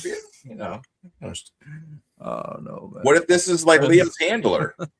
They're just going crazy having to watch him and you never know where someone is. This is what you get with FFS, but also I try to meet people where they are. They're there in the chat. They're not. As a minister, I have to meet people where they are. That myself as a reverend, a doctor of the cloth is that how I would phrase it? As a digitally ordained doctor of the cloth. Reverend of self-destruction. There was something. There was a line about self-destruction in that Sontag song in the beginning too. Yeah, I heard that. Yeah, it's nice. That was a nice little addition. Perfect. Nice little Easter egg. Let me bring up. Oh, you know what? I'll just show. Oh, yeah, I've only had 3. Was it you? Was it you too, Will, or what? Or Michael and Dr. Ben? They were like, he ain't slept for 2 days or whatever.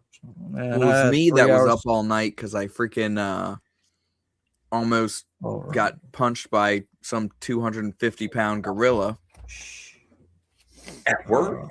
Yeah. I had 3 hours sleep and before that, maybe 4 or 5 hours day before. I'm fried, man. But explaining our psychology. Well, we are at. It's always a good night. No. Okay. Always a good time on Goth Night. Down to chat whatever shit you guys want to. Guy ends up saying, "I love Ben." Yeah. Oh, I love Ben too. He's a good dude.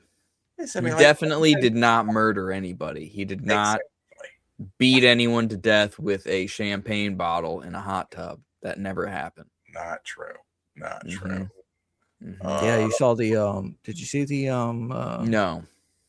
The back. Okay, well, you saw none of it. but the interrogation room, little commentary. Yeah, he was definitely like pissing his pants, basically. Yeah, it was. As the Jamaicans would say, like he pissing in panties. Everything was not diarrhea. Yeah.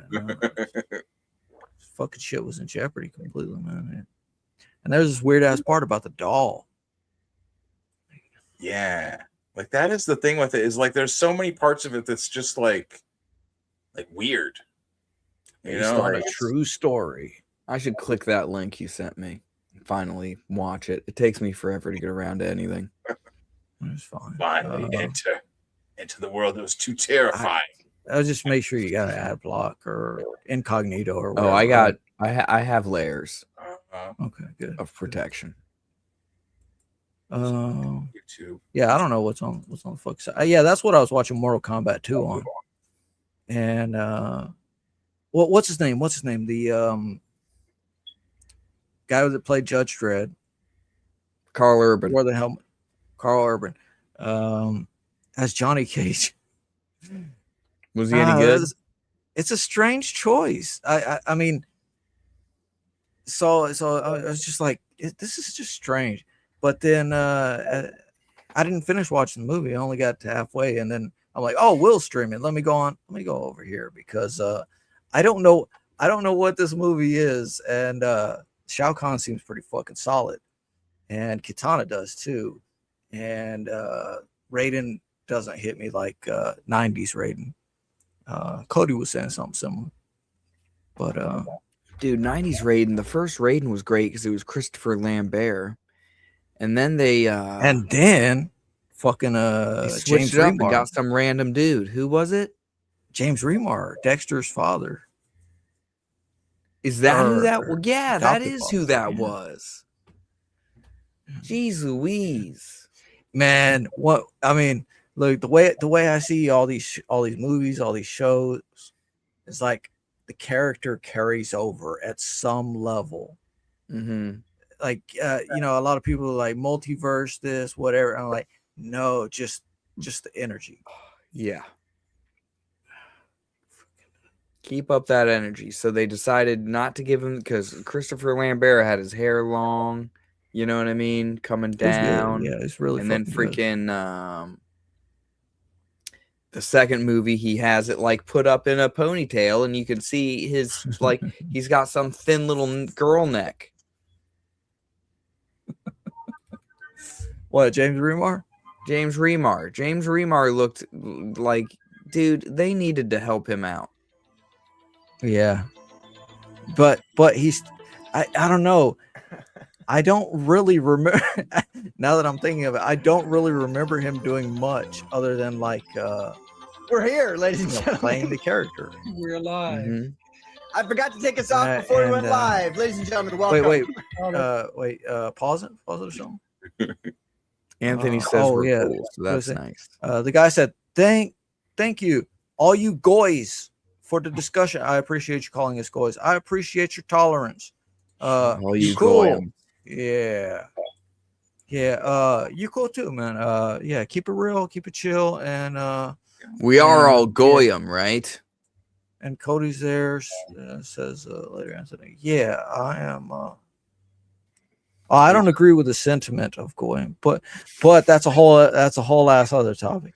Yeah, I abstain when it's time for the making lists of like, no, thank you. I'll choose no. But anyway, why do we have Quinlan and Ravoche pulled up? What? I thought this could be. Wow. Oh wait. Okay, here's what I wanted to bring up. I'll say this with Will here. Will's been drinking, so he's not gonna remember really. But Dr. Ben, you got to know, if you ever have Vasilis on with me, I mean it'll happen at some point, right? Right. But I would assume. fucking Patrick messed it up when we had Vasilis on Commandos. Yeah. And were you on Commandos, Reverend? He was also every how many months? He threw back the badge. Said no. Take you. Yeah. take this flat and shove it. No. So, But like when Vasilis was on there, because like it was me and you, like we were both on there as Vasilis on Commando on that Commandos night. So initially Patrick added everybody to the stage. Vasilis was there a little bit early, and he's on Greek time or whatever, right?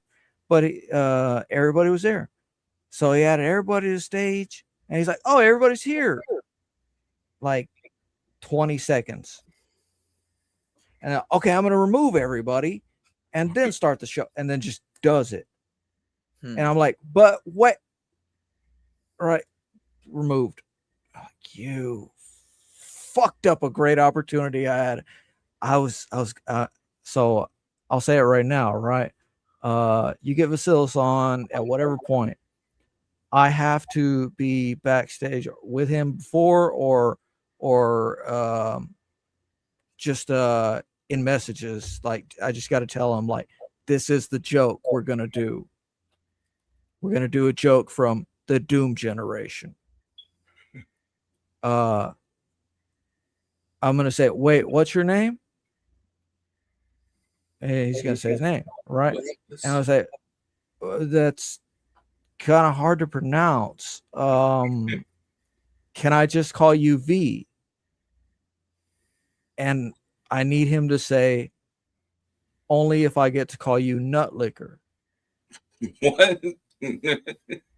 And I say, whatever. All right, V. And then he just calls me Nut Liquor or whatever, right?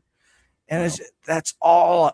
I'm like, that would have been fucking hilarious for fucking Comicsgate Commandos with its whole maximum 10 viewers or whatever, right? Damn, missed opportunity. Man, had a thing I was gonna tell, but that was a really good fucking episode actually.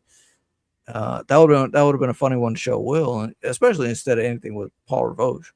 But why is this Vasilis had done the Spider Woman pose from Milo Manara, right? Yes. Where it's like Vasilis was just like wearing a thong. That's it. Like down, face down, ass up, and whatever. Got his wife or whatever to take the photo. And he's like, see, because there was that I don't know, that controversy or whatever.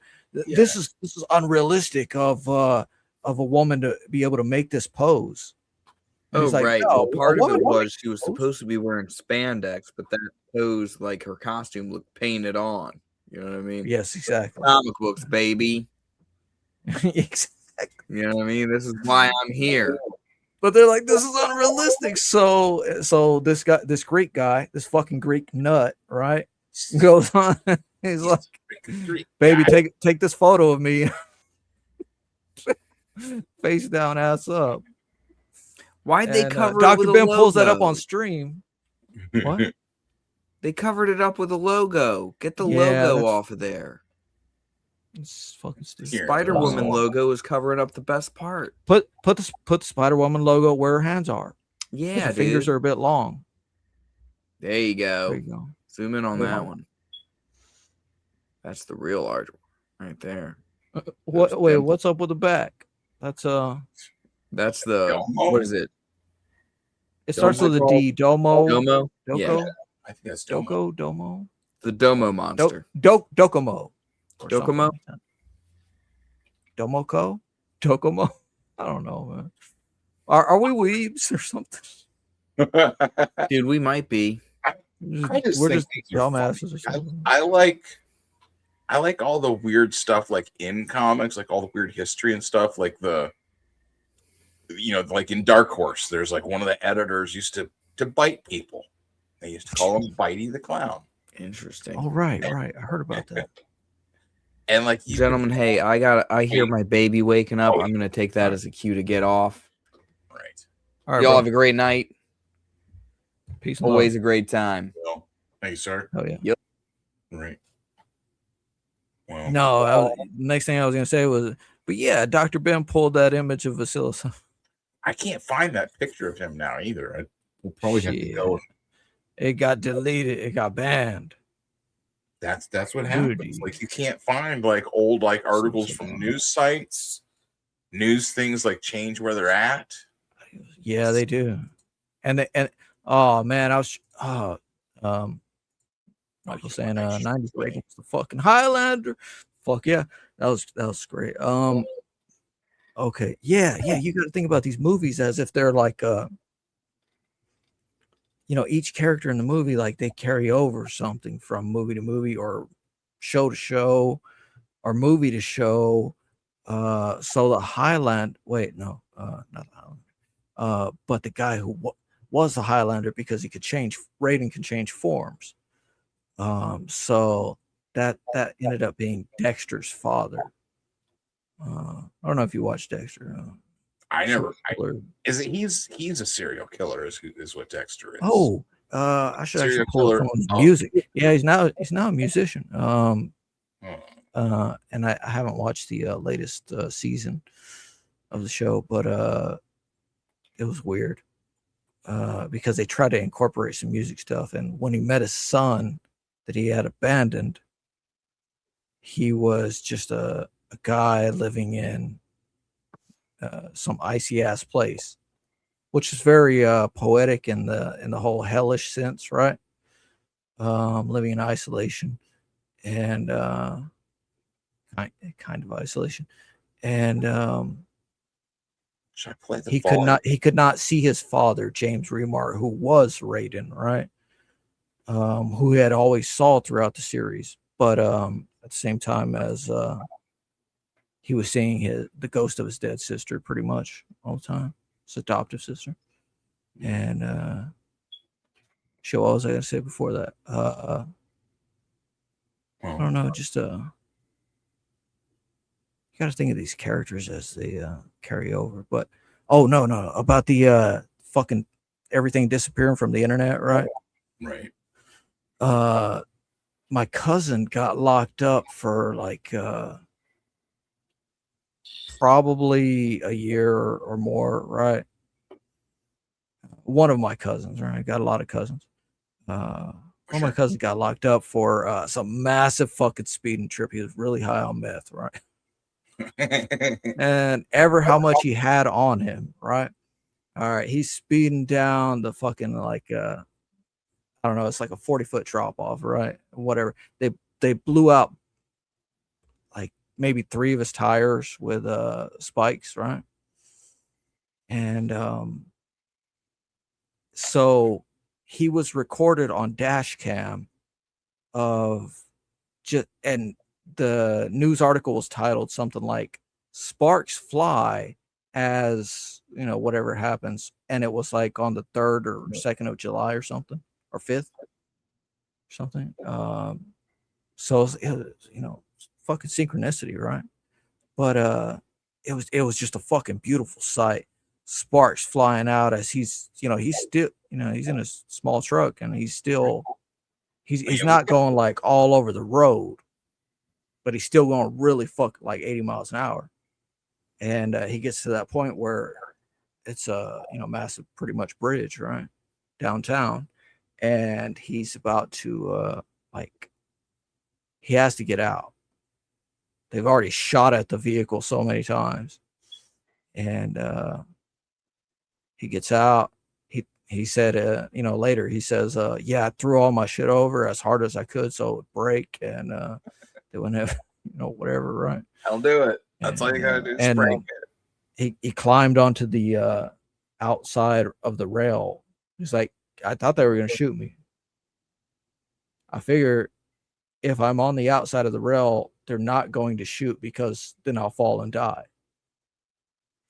I'm like, oh, I see what you're saying. Right. Trusting them to not try to. Because they're on, it was all the dash cam, body cam shit. And he just got locked up. But it was a whole ass video of like, it might have been like 18 minutes or something. Them chasing him for that long. And I was trying to find it again. And I could not find that shit anywhere. And I'm like, man, maybe you can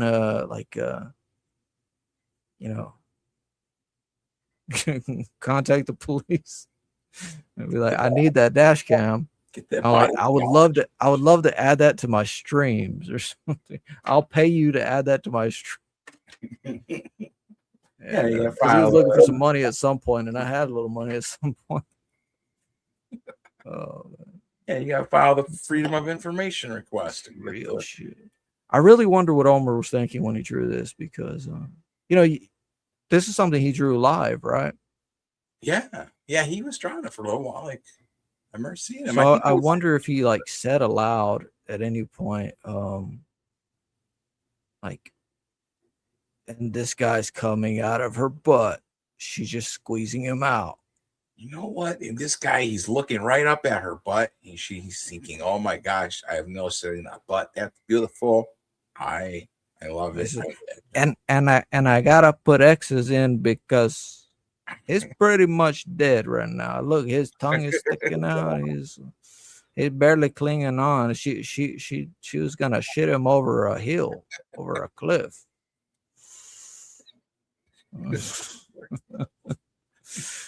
No, I don't know, man. I wonder about Omer Glitch, man. Well, and then he was like, after that, then he was mad.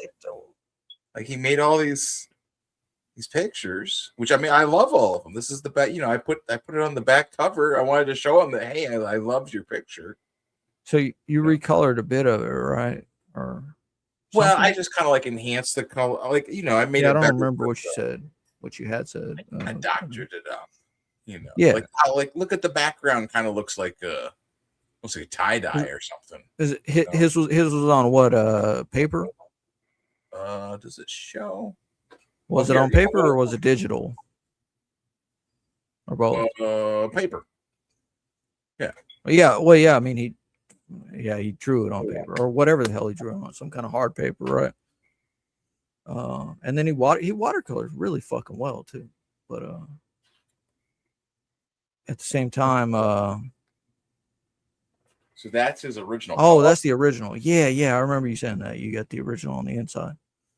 I mean, they look good, but like it just felt like they needed to be. No, for it to be. Oh, so that's the original size too. Yeah. No. Well, the original size is probably about as big as the comic or something. Yeah. Oh. Yeah. So it does need. Yeah, especially to go with your background too. To really make it pop. Yeah, it needs a little shift. It's got to make it pop a little. Oh, it actually changed colors when you held it at an angle. I know the way they it's the lighting covers. Like everyone sees them and like that's what they get them and they're looking at them. They're like, what? So I mean to me that's what you want. You know what I'm saying? You want people to like see your comic and then be looking at it. Like that's you're on a horse there. It's a freaking horse right there. What am I reading now? Now you keep doing that. What's your poison, Anthony? Michael says Michael. He came flying out with some velocity, says Cody. I mean, it's like, I don't know. The guy got squeezed out. Oh, Simpsons shit. This is that dude. Yeah, hold on. Show that in a second. Putting CG Church and all affiliates through the roof because they be mega entertaining and good people. The Lord be with them, yo. Michael says the CG Church boys are entertaining, funny motherfuckers. Yeah, I agree. Funny motherfuckers. Sometimes, most of the time. Wait, not all of them. Not all of them. I don't know all of them. I just know the homie Cynic and Ruby. Yeah, no, this is dude. Damn, that cover actually looks really solid. Shit. Hold on, is it a wraparound cover? Back cover too, man. That's crazy. Oh, it is. Oh shit. Damn. I think Sontag might have liked to see this too, like. Well, I didn't like some funny shit. Like I said, I was thinking he was going to come in later. He's got He's got a limited time. Oh yeah, true. Yeah, I wasn't like, hey, also another guy might show up. He might not. You know what I'm saying? Like, I'm not. Yeah. You know. And I think Joe might have felt a little kind of awkward. Like, what the heck? Like, I get on the show and now you're bringing in some other jackass. What are you doing? Right. Like, No, Joe's fine. yeah, and he like It was just I mean, he's a very chill guy, anyways. You know? And the other guy, and like Harry, that's his name's Harry. That's a good name. He's like, it was really Dale Keown that did your cover, and he's like, yeah. He's like, whoa, like everyone recognizes that Dale Keown is fucking the best. You know what I'm saying? Like that is what unites everyone. Is Dale Keown, and people are like, oh my, well, Dale Keown. I mean, look at that Dale Keown art there. You know what I'm saying? Like that is what, you know. You want to talk about something that brings people together. Oh, there you go. Talking about King Dale. Oh, okay. So okay. See, I got two names on the cover. Chiodos, yeah, which is like liars or something. I don't know what it. But so it was actually Dale who did the pencil. Does all that, like, shading and stuff. Yeah, I thought it was the opposite. I thought Dale did the watercolors. No, this other guy did the watercolors for the cover. Well, that's Chiodo. He's like from the old school like Image too. Like he was writing there in all the beginning. So I mean, that's what I'm saying. Real recognizes real. You can't see. Joe's so very humble or something. He's very I mean, especially for a fucking metal singer, you know, he's like it's like, yeah, that's in my past, you know, that kind of thing, right? But at the same time, as like he's trying to minimize himself or something, you know. Fantastic. He wants to be humble, you know. It's better, exactly. It's better to be humble and like have people be like, "Wow, look at how good this dude is," than be like, "You know, I'm the best. I'm the best there is, dude. I'm the fuck." You want my covers? Tell you what, maybe you can get on the list in like a couple of years. Like, you know, like, because then like when people see that you're not the shit, you know, then it's pride cometh before a fall. You know, it's fun. It's like a Treehouse of Horror story. Homer cutting his arm off or something. They're like, that's I mean, his comics are like dark. Oh baby, where could he be? Any sign of him? Oh, our baby or Bart. Bart's missing, maybe.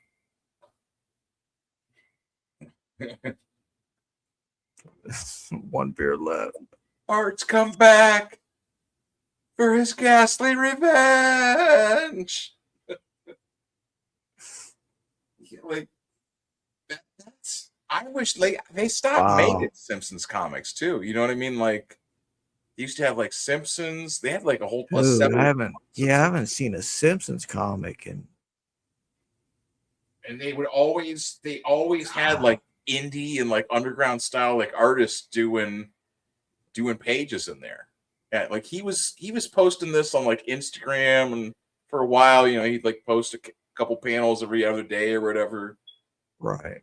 And as some of the best artists you've shown me do, and by best artist I mean fucking best cartoonist, best funniest shit, craziest shit, wildest shit. Scabopple. First, Simpsons children go missing. Now Seymour is gone too. What more could go wrong at this school? Like the Simpsons are something that's almost like they're like a universal like language. You know what I mean? Like people see them that are cultural touchstone. Yeah. Yeah, it's like Joe was saying, like, or We're all kind of same, you know, within the same 4 to 6 years or so, right? Vacuum Something like that. So, wow. Clowns. Shoot the goot. What? Or is it shoot the goof? Oh yeah, it does say shoot the goof. Nice. What? And that font is fucking crazy though. A horror anthology, nice. Contributors are all all these names are all the blowing up. Oh god, yeah, that's oh man. That's like this stuff. And think of like like anytime I'd that's show a really good art style for it too. Like crazy comics on any of those shows, they'd always freak out. Oh, don't show that. Oh my gosh. Don't show. Yeah, it's like, what is this place? How can you be like against like censorship, against the comic companies kicking out people, but then I mean, I understand like they don't want like Comicsgate isn't dedicated to like smut, or it's not dedicated to like ultra violent comics. Like, I mean, you can have some ultra violence definitely, but like it's not, what I'm saying? It's not like hardcore horror, And I don't even think this is necessarily like hardcore, but I mean this would fit in. What about Comicsgate? Comicsgate goes to fucking sex fetish clubs.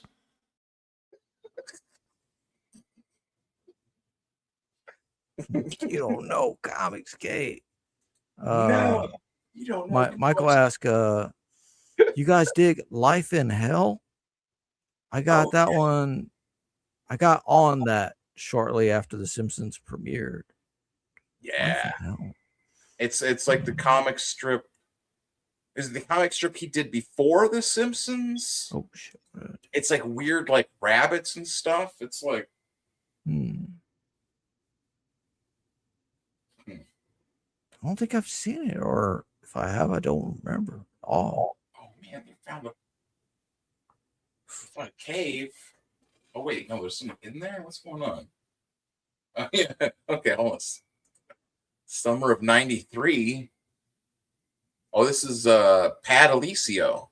I interviewed this guy for one of the magazines they got out there. Wow, look at this. Hello? Someone there? Gasps. Hello? We hear you. Who's in there? The Wendigo. The Wendigo. Come on down. We can play Super Nintendo. Yeah, that's definitely a Wendigo. What? No way. You don't have Super Nintendo. What year is this shit? This came out recently. It already feels timeless, You don't have Super Nintendo? Yes, I do. Check it out. I got all. It was a combination of the T-shirt, right? The little. I even got the new issue of Nintendo Power magazine. See? Michael definitely got the new issue of Nintendo Power. Whoa, cool. Battletoads. I gotta check this out. Oh shit. I don't know, Marvin. Don't be such a wimp. I'm going in. Who is that guy? Who is that guy right there on the left? Yeah. I don't know. Is it maybe supposed to be like Calvin, but with like black hair or something? Could be. Okay. And the guy on the right is like a punk version of Charlie Brown or something, probably. Yeah. Charlie Brown, right? Yeah. Tell me what. Like his shirt's all faded and shit. So like almost like a Bobby Hill version or something, like Bobby Hill, Beavis and Butthead. Oh, Michael says Calvin's cousin. Yeah, Marvin. Wait, no, that's Cody that said that. Yeah. Cody, where you at tonight? You don't want to come on? That's all right. Oh my God, Cody's got, Marvin, are Cody's you got a okay? wife and a dog. Yeah. What? That guy's face kind of looked like Brad Neely's character. Yeah. Oh yeah. Yeah, it's on the next ones. It's on the next few too. But I mean, that's basic. Yeah, basic cartooning chubby boy. You know, chubby funny boy. Right. Hot boys. Yeah.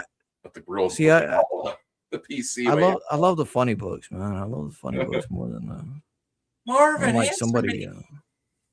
Please, Marvin. Marvin is busy playing Super Nintendo. Come down and join us. I'm getting my dad. Well, that's it. That's it. What? The next page is like something completely else. He still has all his Super Nintendo. The next page was Vasilis, man. Oh shit! Yeah, that was Vasilis. It's like walking all goth and shit. Yeah, see.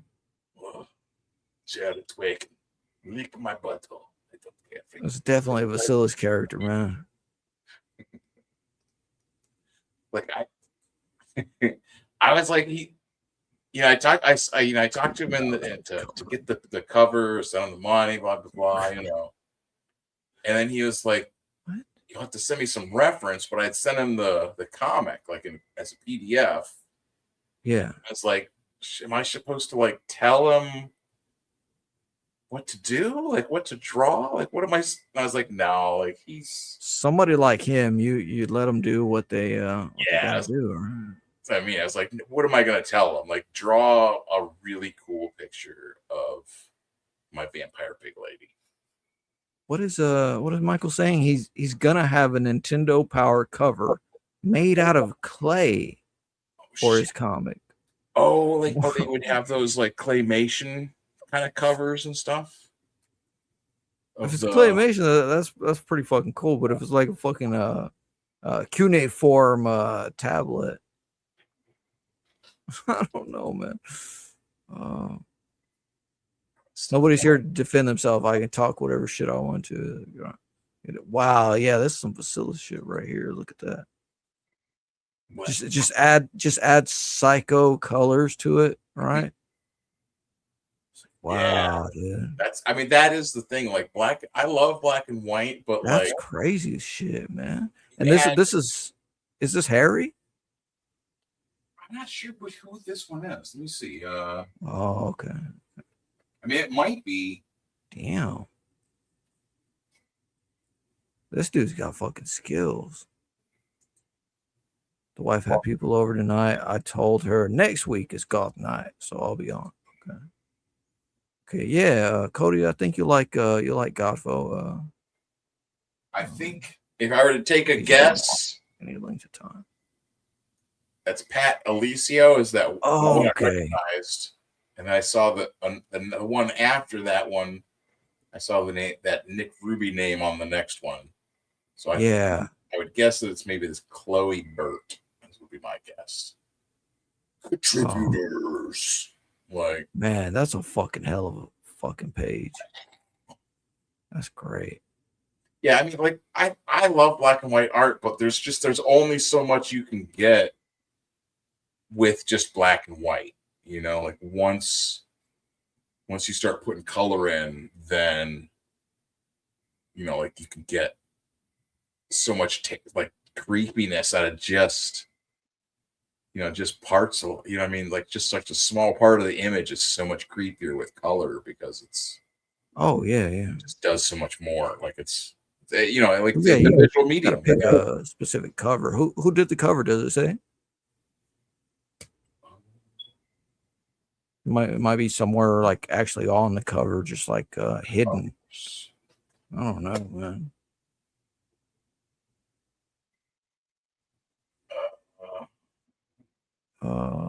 Barely read. I can't even read it. Yeah, that's difficult. Carmichael Jones.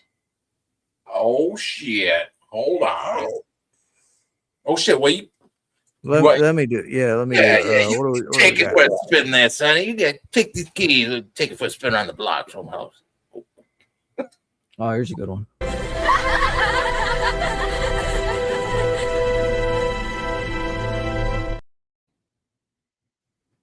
Oh shit! I gotta. And I've seen that one before. That one's got to be better. and what's up, that's Tank? why they won. What's up, gentlemen? Tank is a VTuber. That's right. I'm a filthy degenerate VTuber. Perfect. Oh, so Well, you missed our other filthy degenerate, Will. What was the? What did we want a VTuber of? What was it we were saying? Bless you guys. Let's There's see like what a you whole have. list. I bet. I've seen you while you playing Cyberpunk, but Oh, I yeah. haven't seen Oh yeah, I bet. I haven't seen you full screen. I don't think. Oh yeah. No, that's me trapped in the net. So each of these is a different thing. Yeah. Each of these is a different live thing, right? Mm-hmm. Because you got a fucking killer computer, right? I do. Very fucking nice. Yeah, trapped in the net. Yeah, I bookmarked that that one on the left, or one of those. I'm sure you have several. I have a couple. Man, yeah, that's what I want one of my characters to look like at least. You have you're. Okay, so you have like music too? Is that it or no? I do. You want to pull that up? You want to? Yeah. We can roll some tunes. So Hold on. People are tired of seeing Van Piglet. They, every week they got Van Piglet here. It's old hat now. Vampire pigs. Everyone does. I mean, once I get out the Bacillus cover, I mean that's gonna. I got to figure out how to do that because I got to launch. Yeah, I don't want.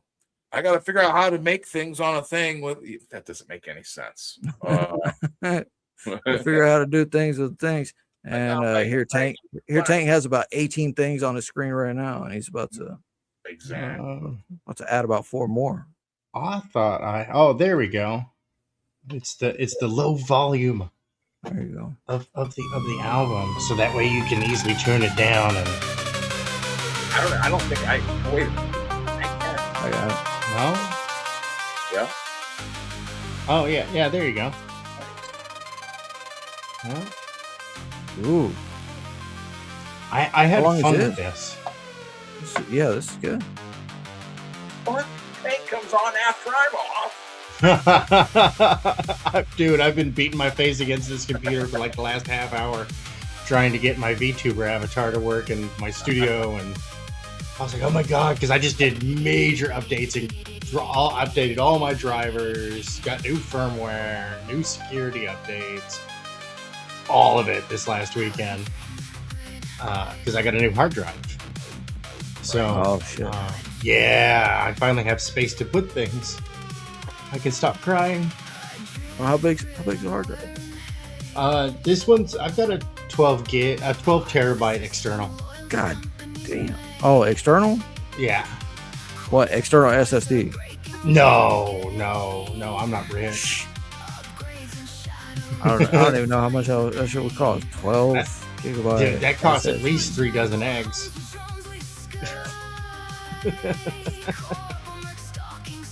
But yeah, no, this is a little bit of a storytelling soundtrack to the story I got coming out. Apex Predator Prometheus. I've got a 8 terabyte or 7 terabyte external drive is what I got. Yeah.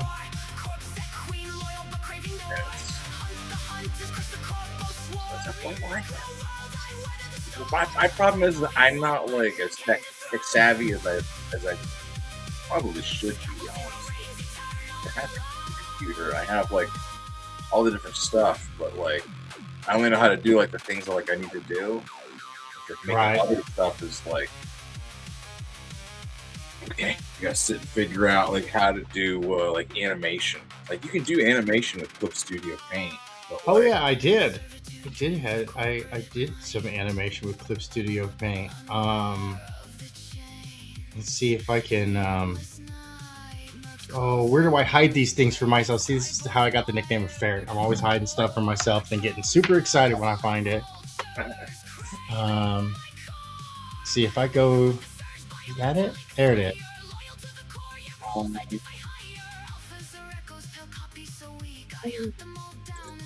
Oh, I'm all logged out. That's why.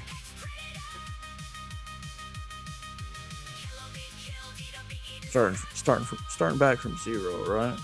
Mm-hmm. Where's the buttons widgets? There's the button widgets. No, is that not where it is? Dang it. Where are the, is it in stream alerts? Yeah, so send a test. That should pop up on the screen. No. This supposed to be more, or? Oh yeah, no, it's really small on my screen. I'll make it bigger. Yeah, no, his weirdo VTuber screen. Yeah, somewhere. Is this the one? Tip me at ko-fi.com/tankferret.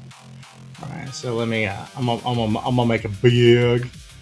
I'm gonna make it big, and we're gonna center it, and then. So when you move around, the little digital fellow there, he's moving around too. Now, could you put like an image of like the stream in one of those little windows behind you? I could. I mean, I've got Meld set up. I can capture a source and put it in there because each of those is just like a video or image file. Is this Blender? Is that what you got here? Is this Blender?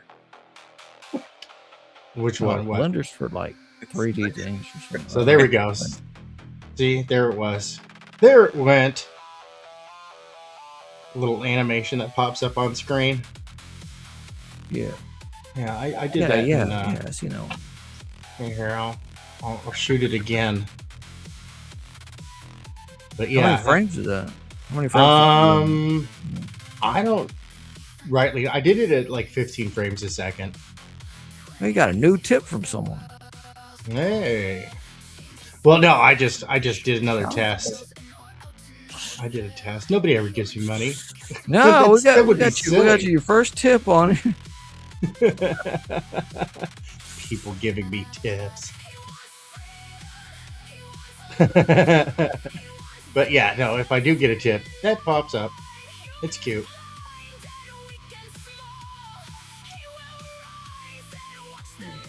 Yeah, I just kind of animated that as a test, as a proof of concept, see if I can get it to work.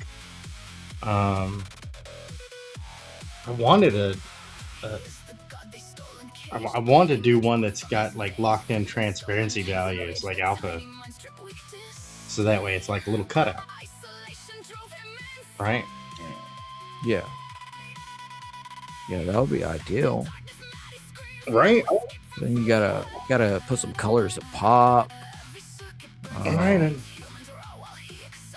Unfortunately, I'm stuck drawing a comic book and getting other things done. Yeah, how's that going? Good, man. Good.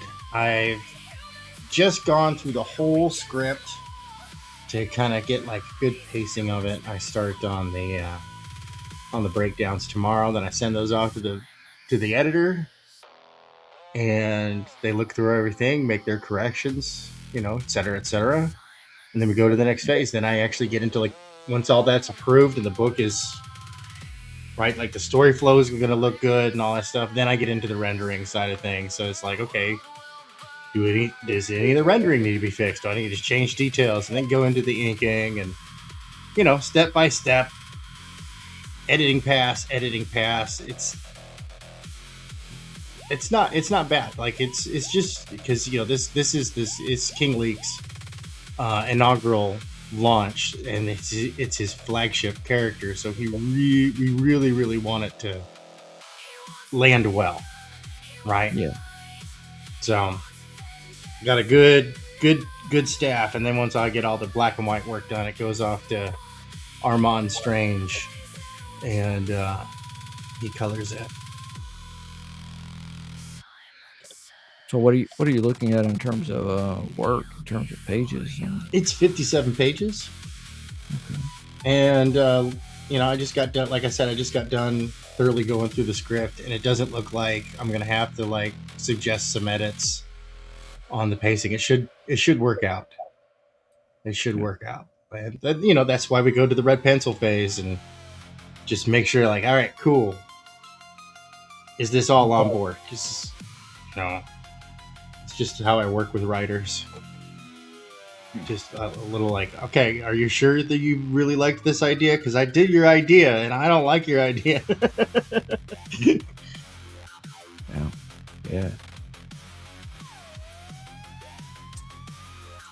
I cannot think of what the name of that guy with the.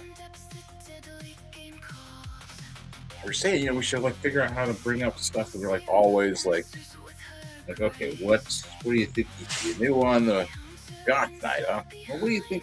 Where do you carry your pencils? And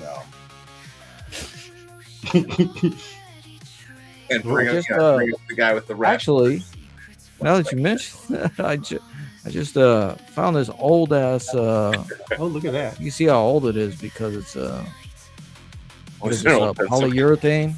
Mm-hmm. Fucking coming apart. Oh yeah, it's like it clings to stuff. I love it. Yeah, and it's just fucking cloth. Otherwise, it's just like feels all nasty. And got some pencils. What else I got? Probably reupholster. I think you could send that to that guy and be like, hey, and you reupholster this with reupholster. It'd be like I think it would be like $12 or something to buy a new one on Amazon or something. No, I'm just thinking I'll just like try to scrape all this shit off or something. It's just getting all over you. Anytime you touch those things, like that stuff, like it's coming off and it's clinging. Ugh. I had some shoes that were same material on the outside, and they were so cool. They had all these straps and everything. Goth shoes, right? Pretty much. And fucking thing. I don't know. I just had them for ever how many years, right? Started fucking peeling and shit. I'm like, changed the entire aesthetic once I got all that shit off of them. I'm like, wait, now they're green. They're not black. It's not like black latex looking. Fuck. Well, I mean, generic ass cloth. Oh shit, we gotta close it down because it's because we have 6. One of them. Yeah. One of them won't do Substack clips or whatever. Right. Substack. Uh-oh. If it's just that one, I guess it doesn't really matter. Or is it this one? Is it? It's my freaking closer thing. I guess it doesn't really matter if it makes the clips. Or half the time I don't end up using them anyways. I'll do like 1 or 2, and then. Yeah, I gotta just edit some. I gotta just crop. You got one guy with you from CG Church. Be out outside for that. I'll think no. I yeah, you know, like it's like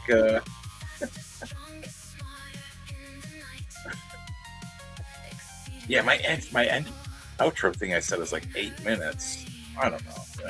I can just like a quick one. Yeah. There you go. Do a quick outro. Yeah, I'll just make a quick outro real quick.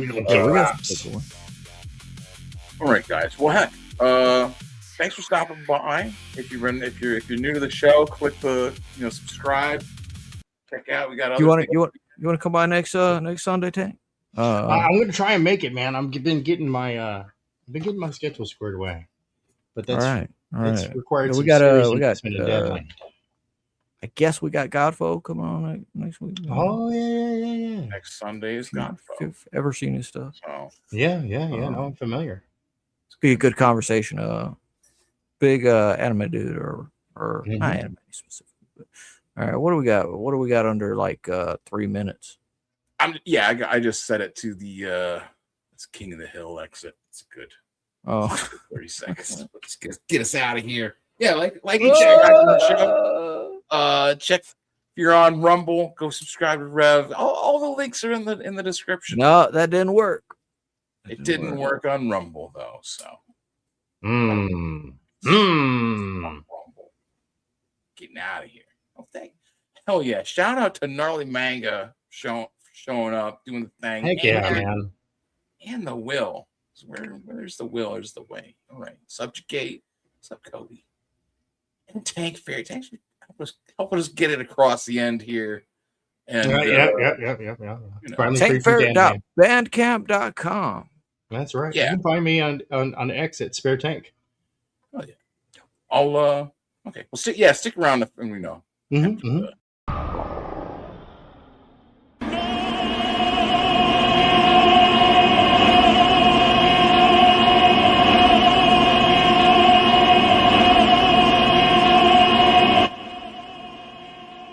Yep.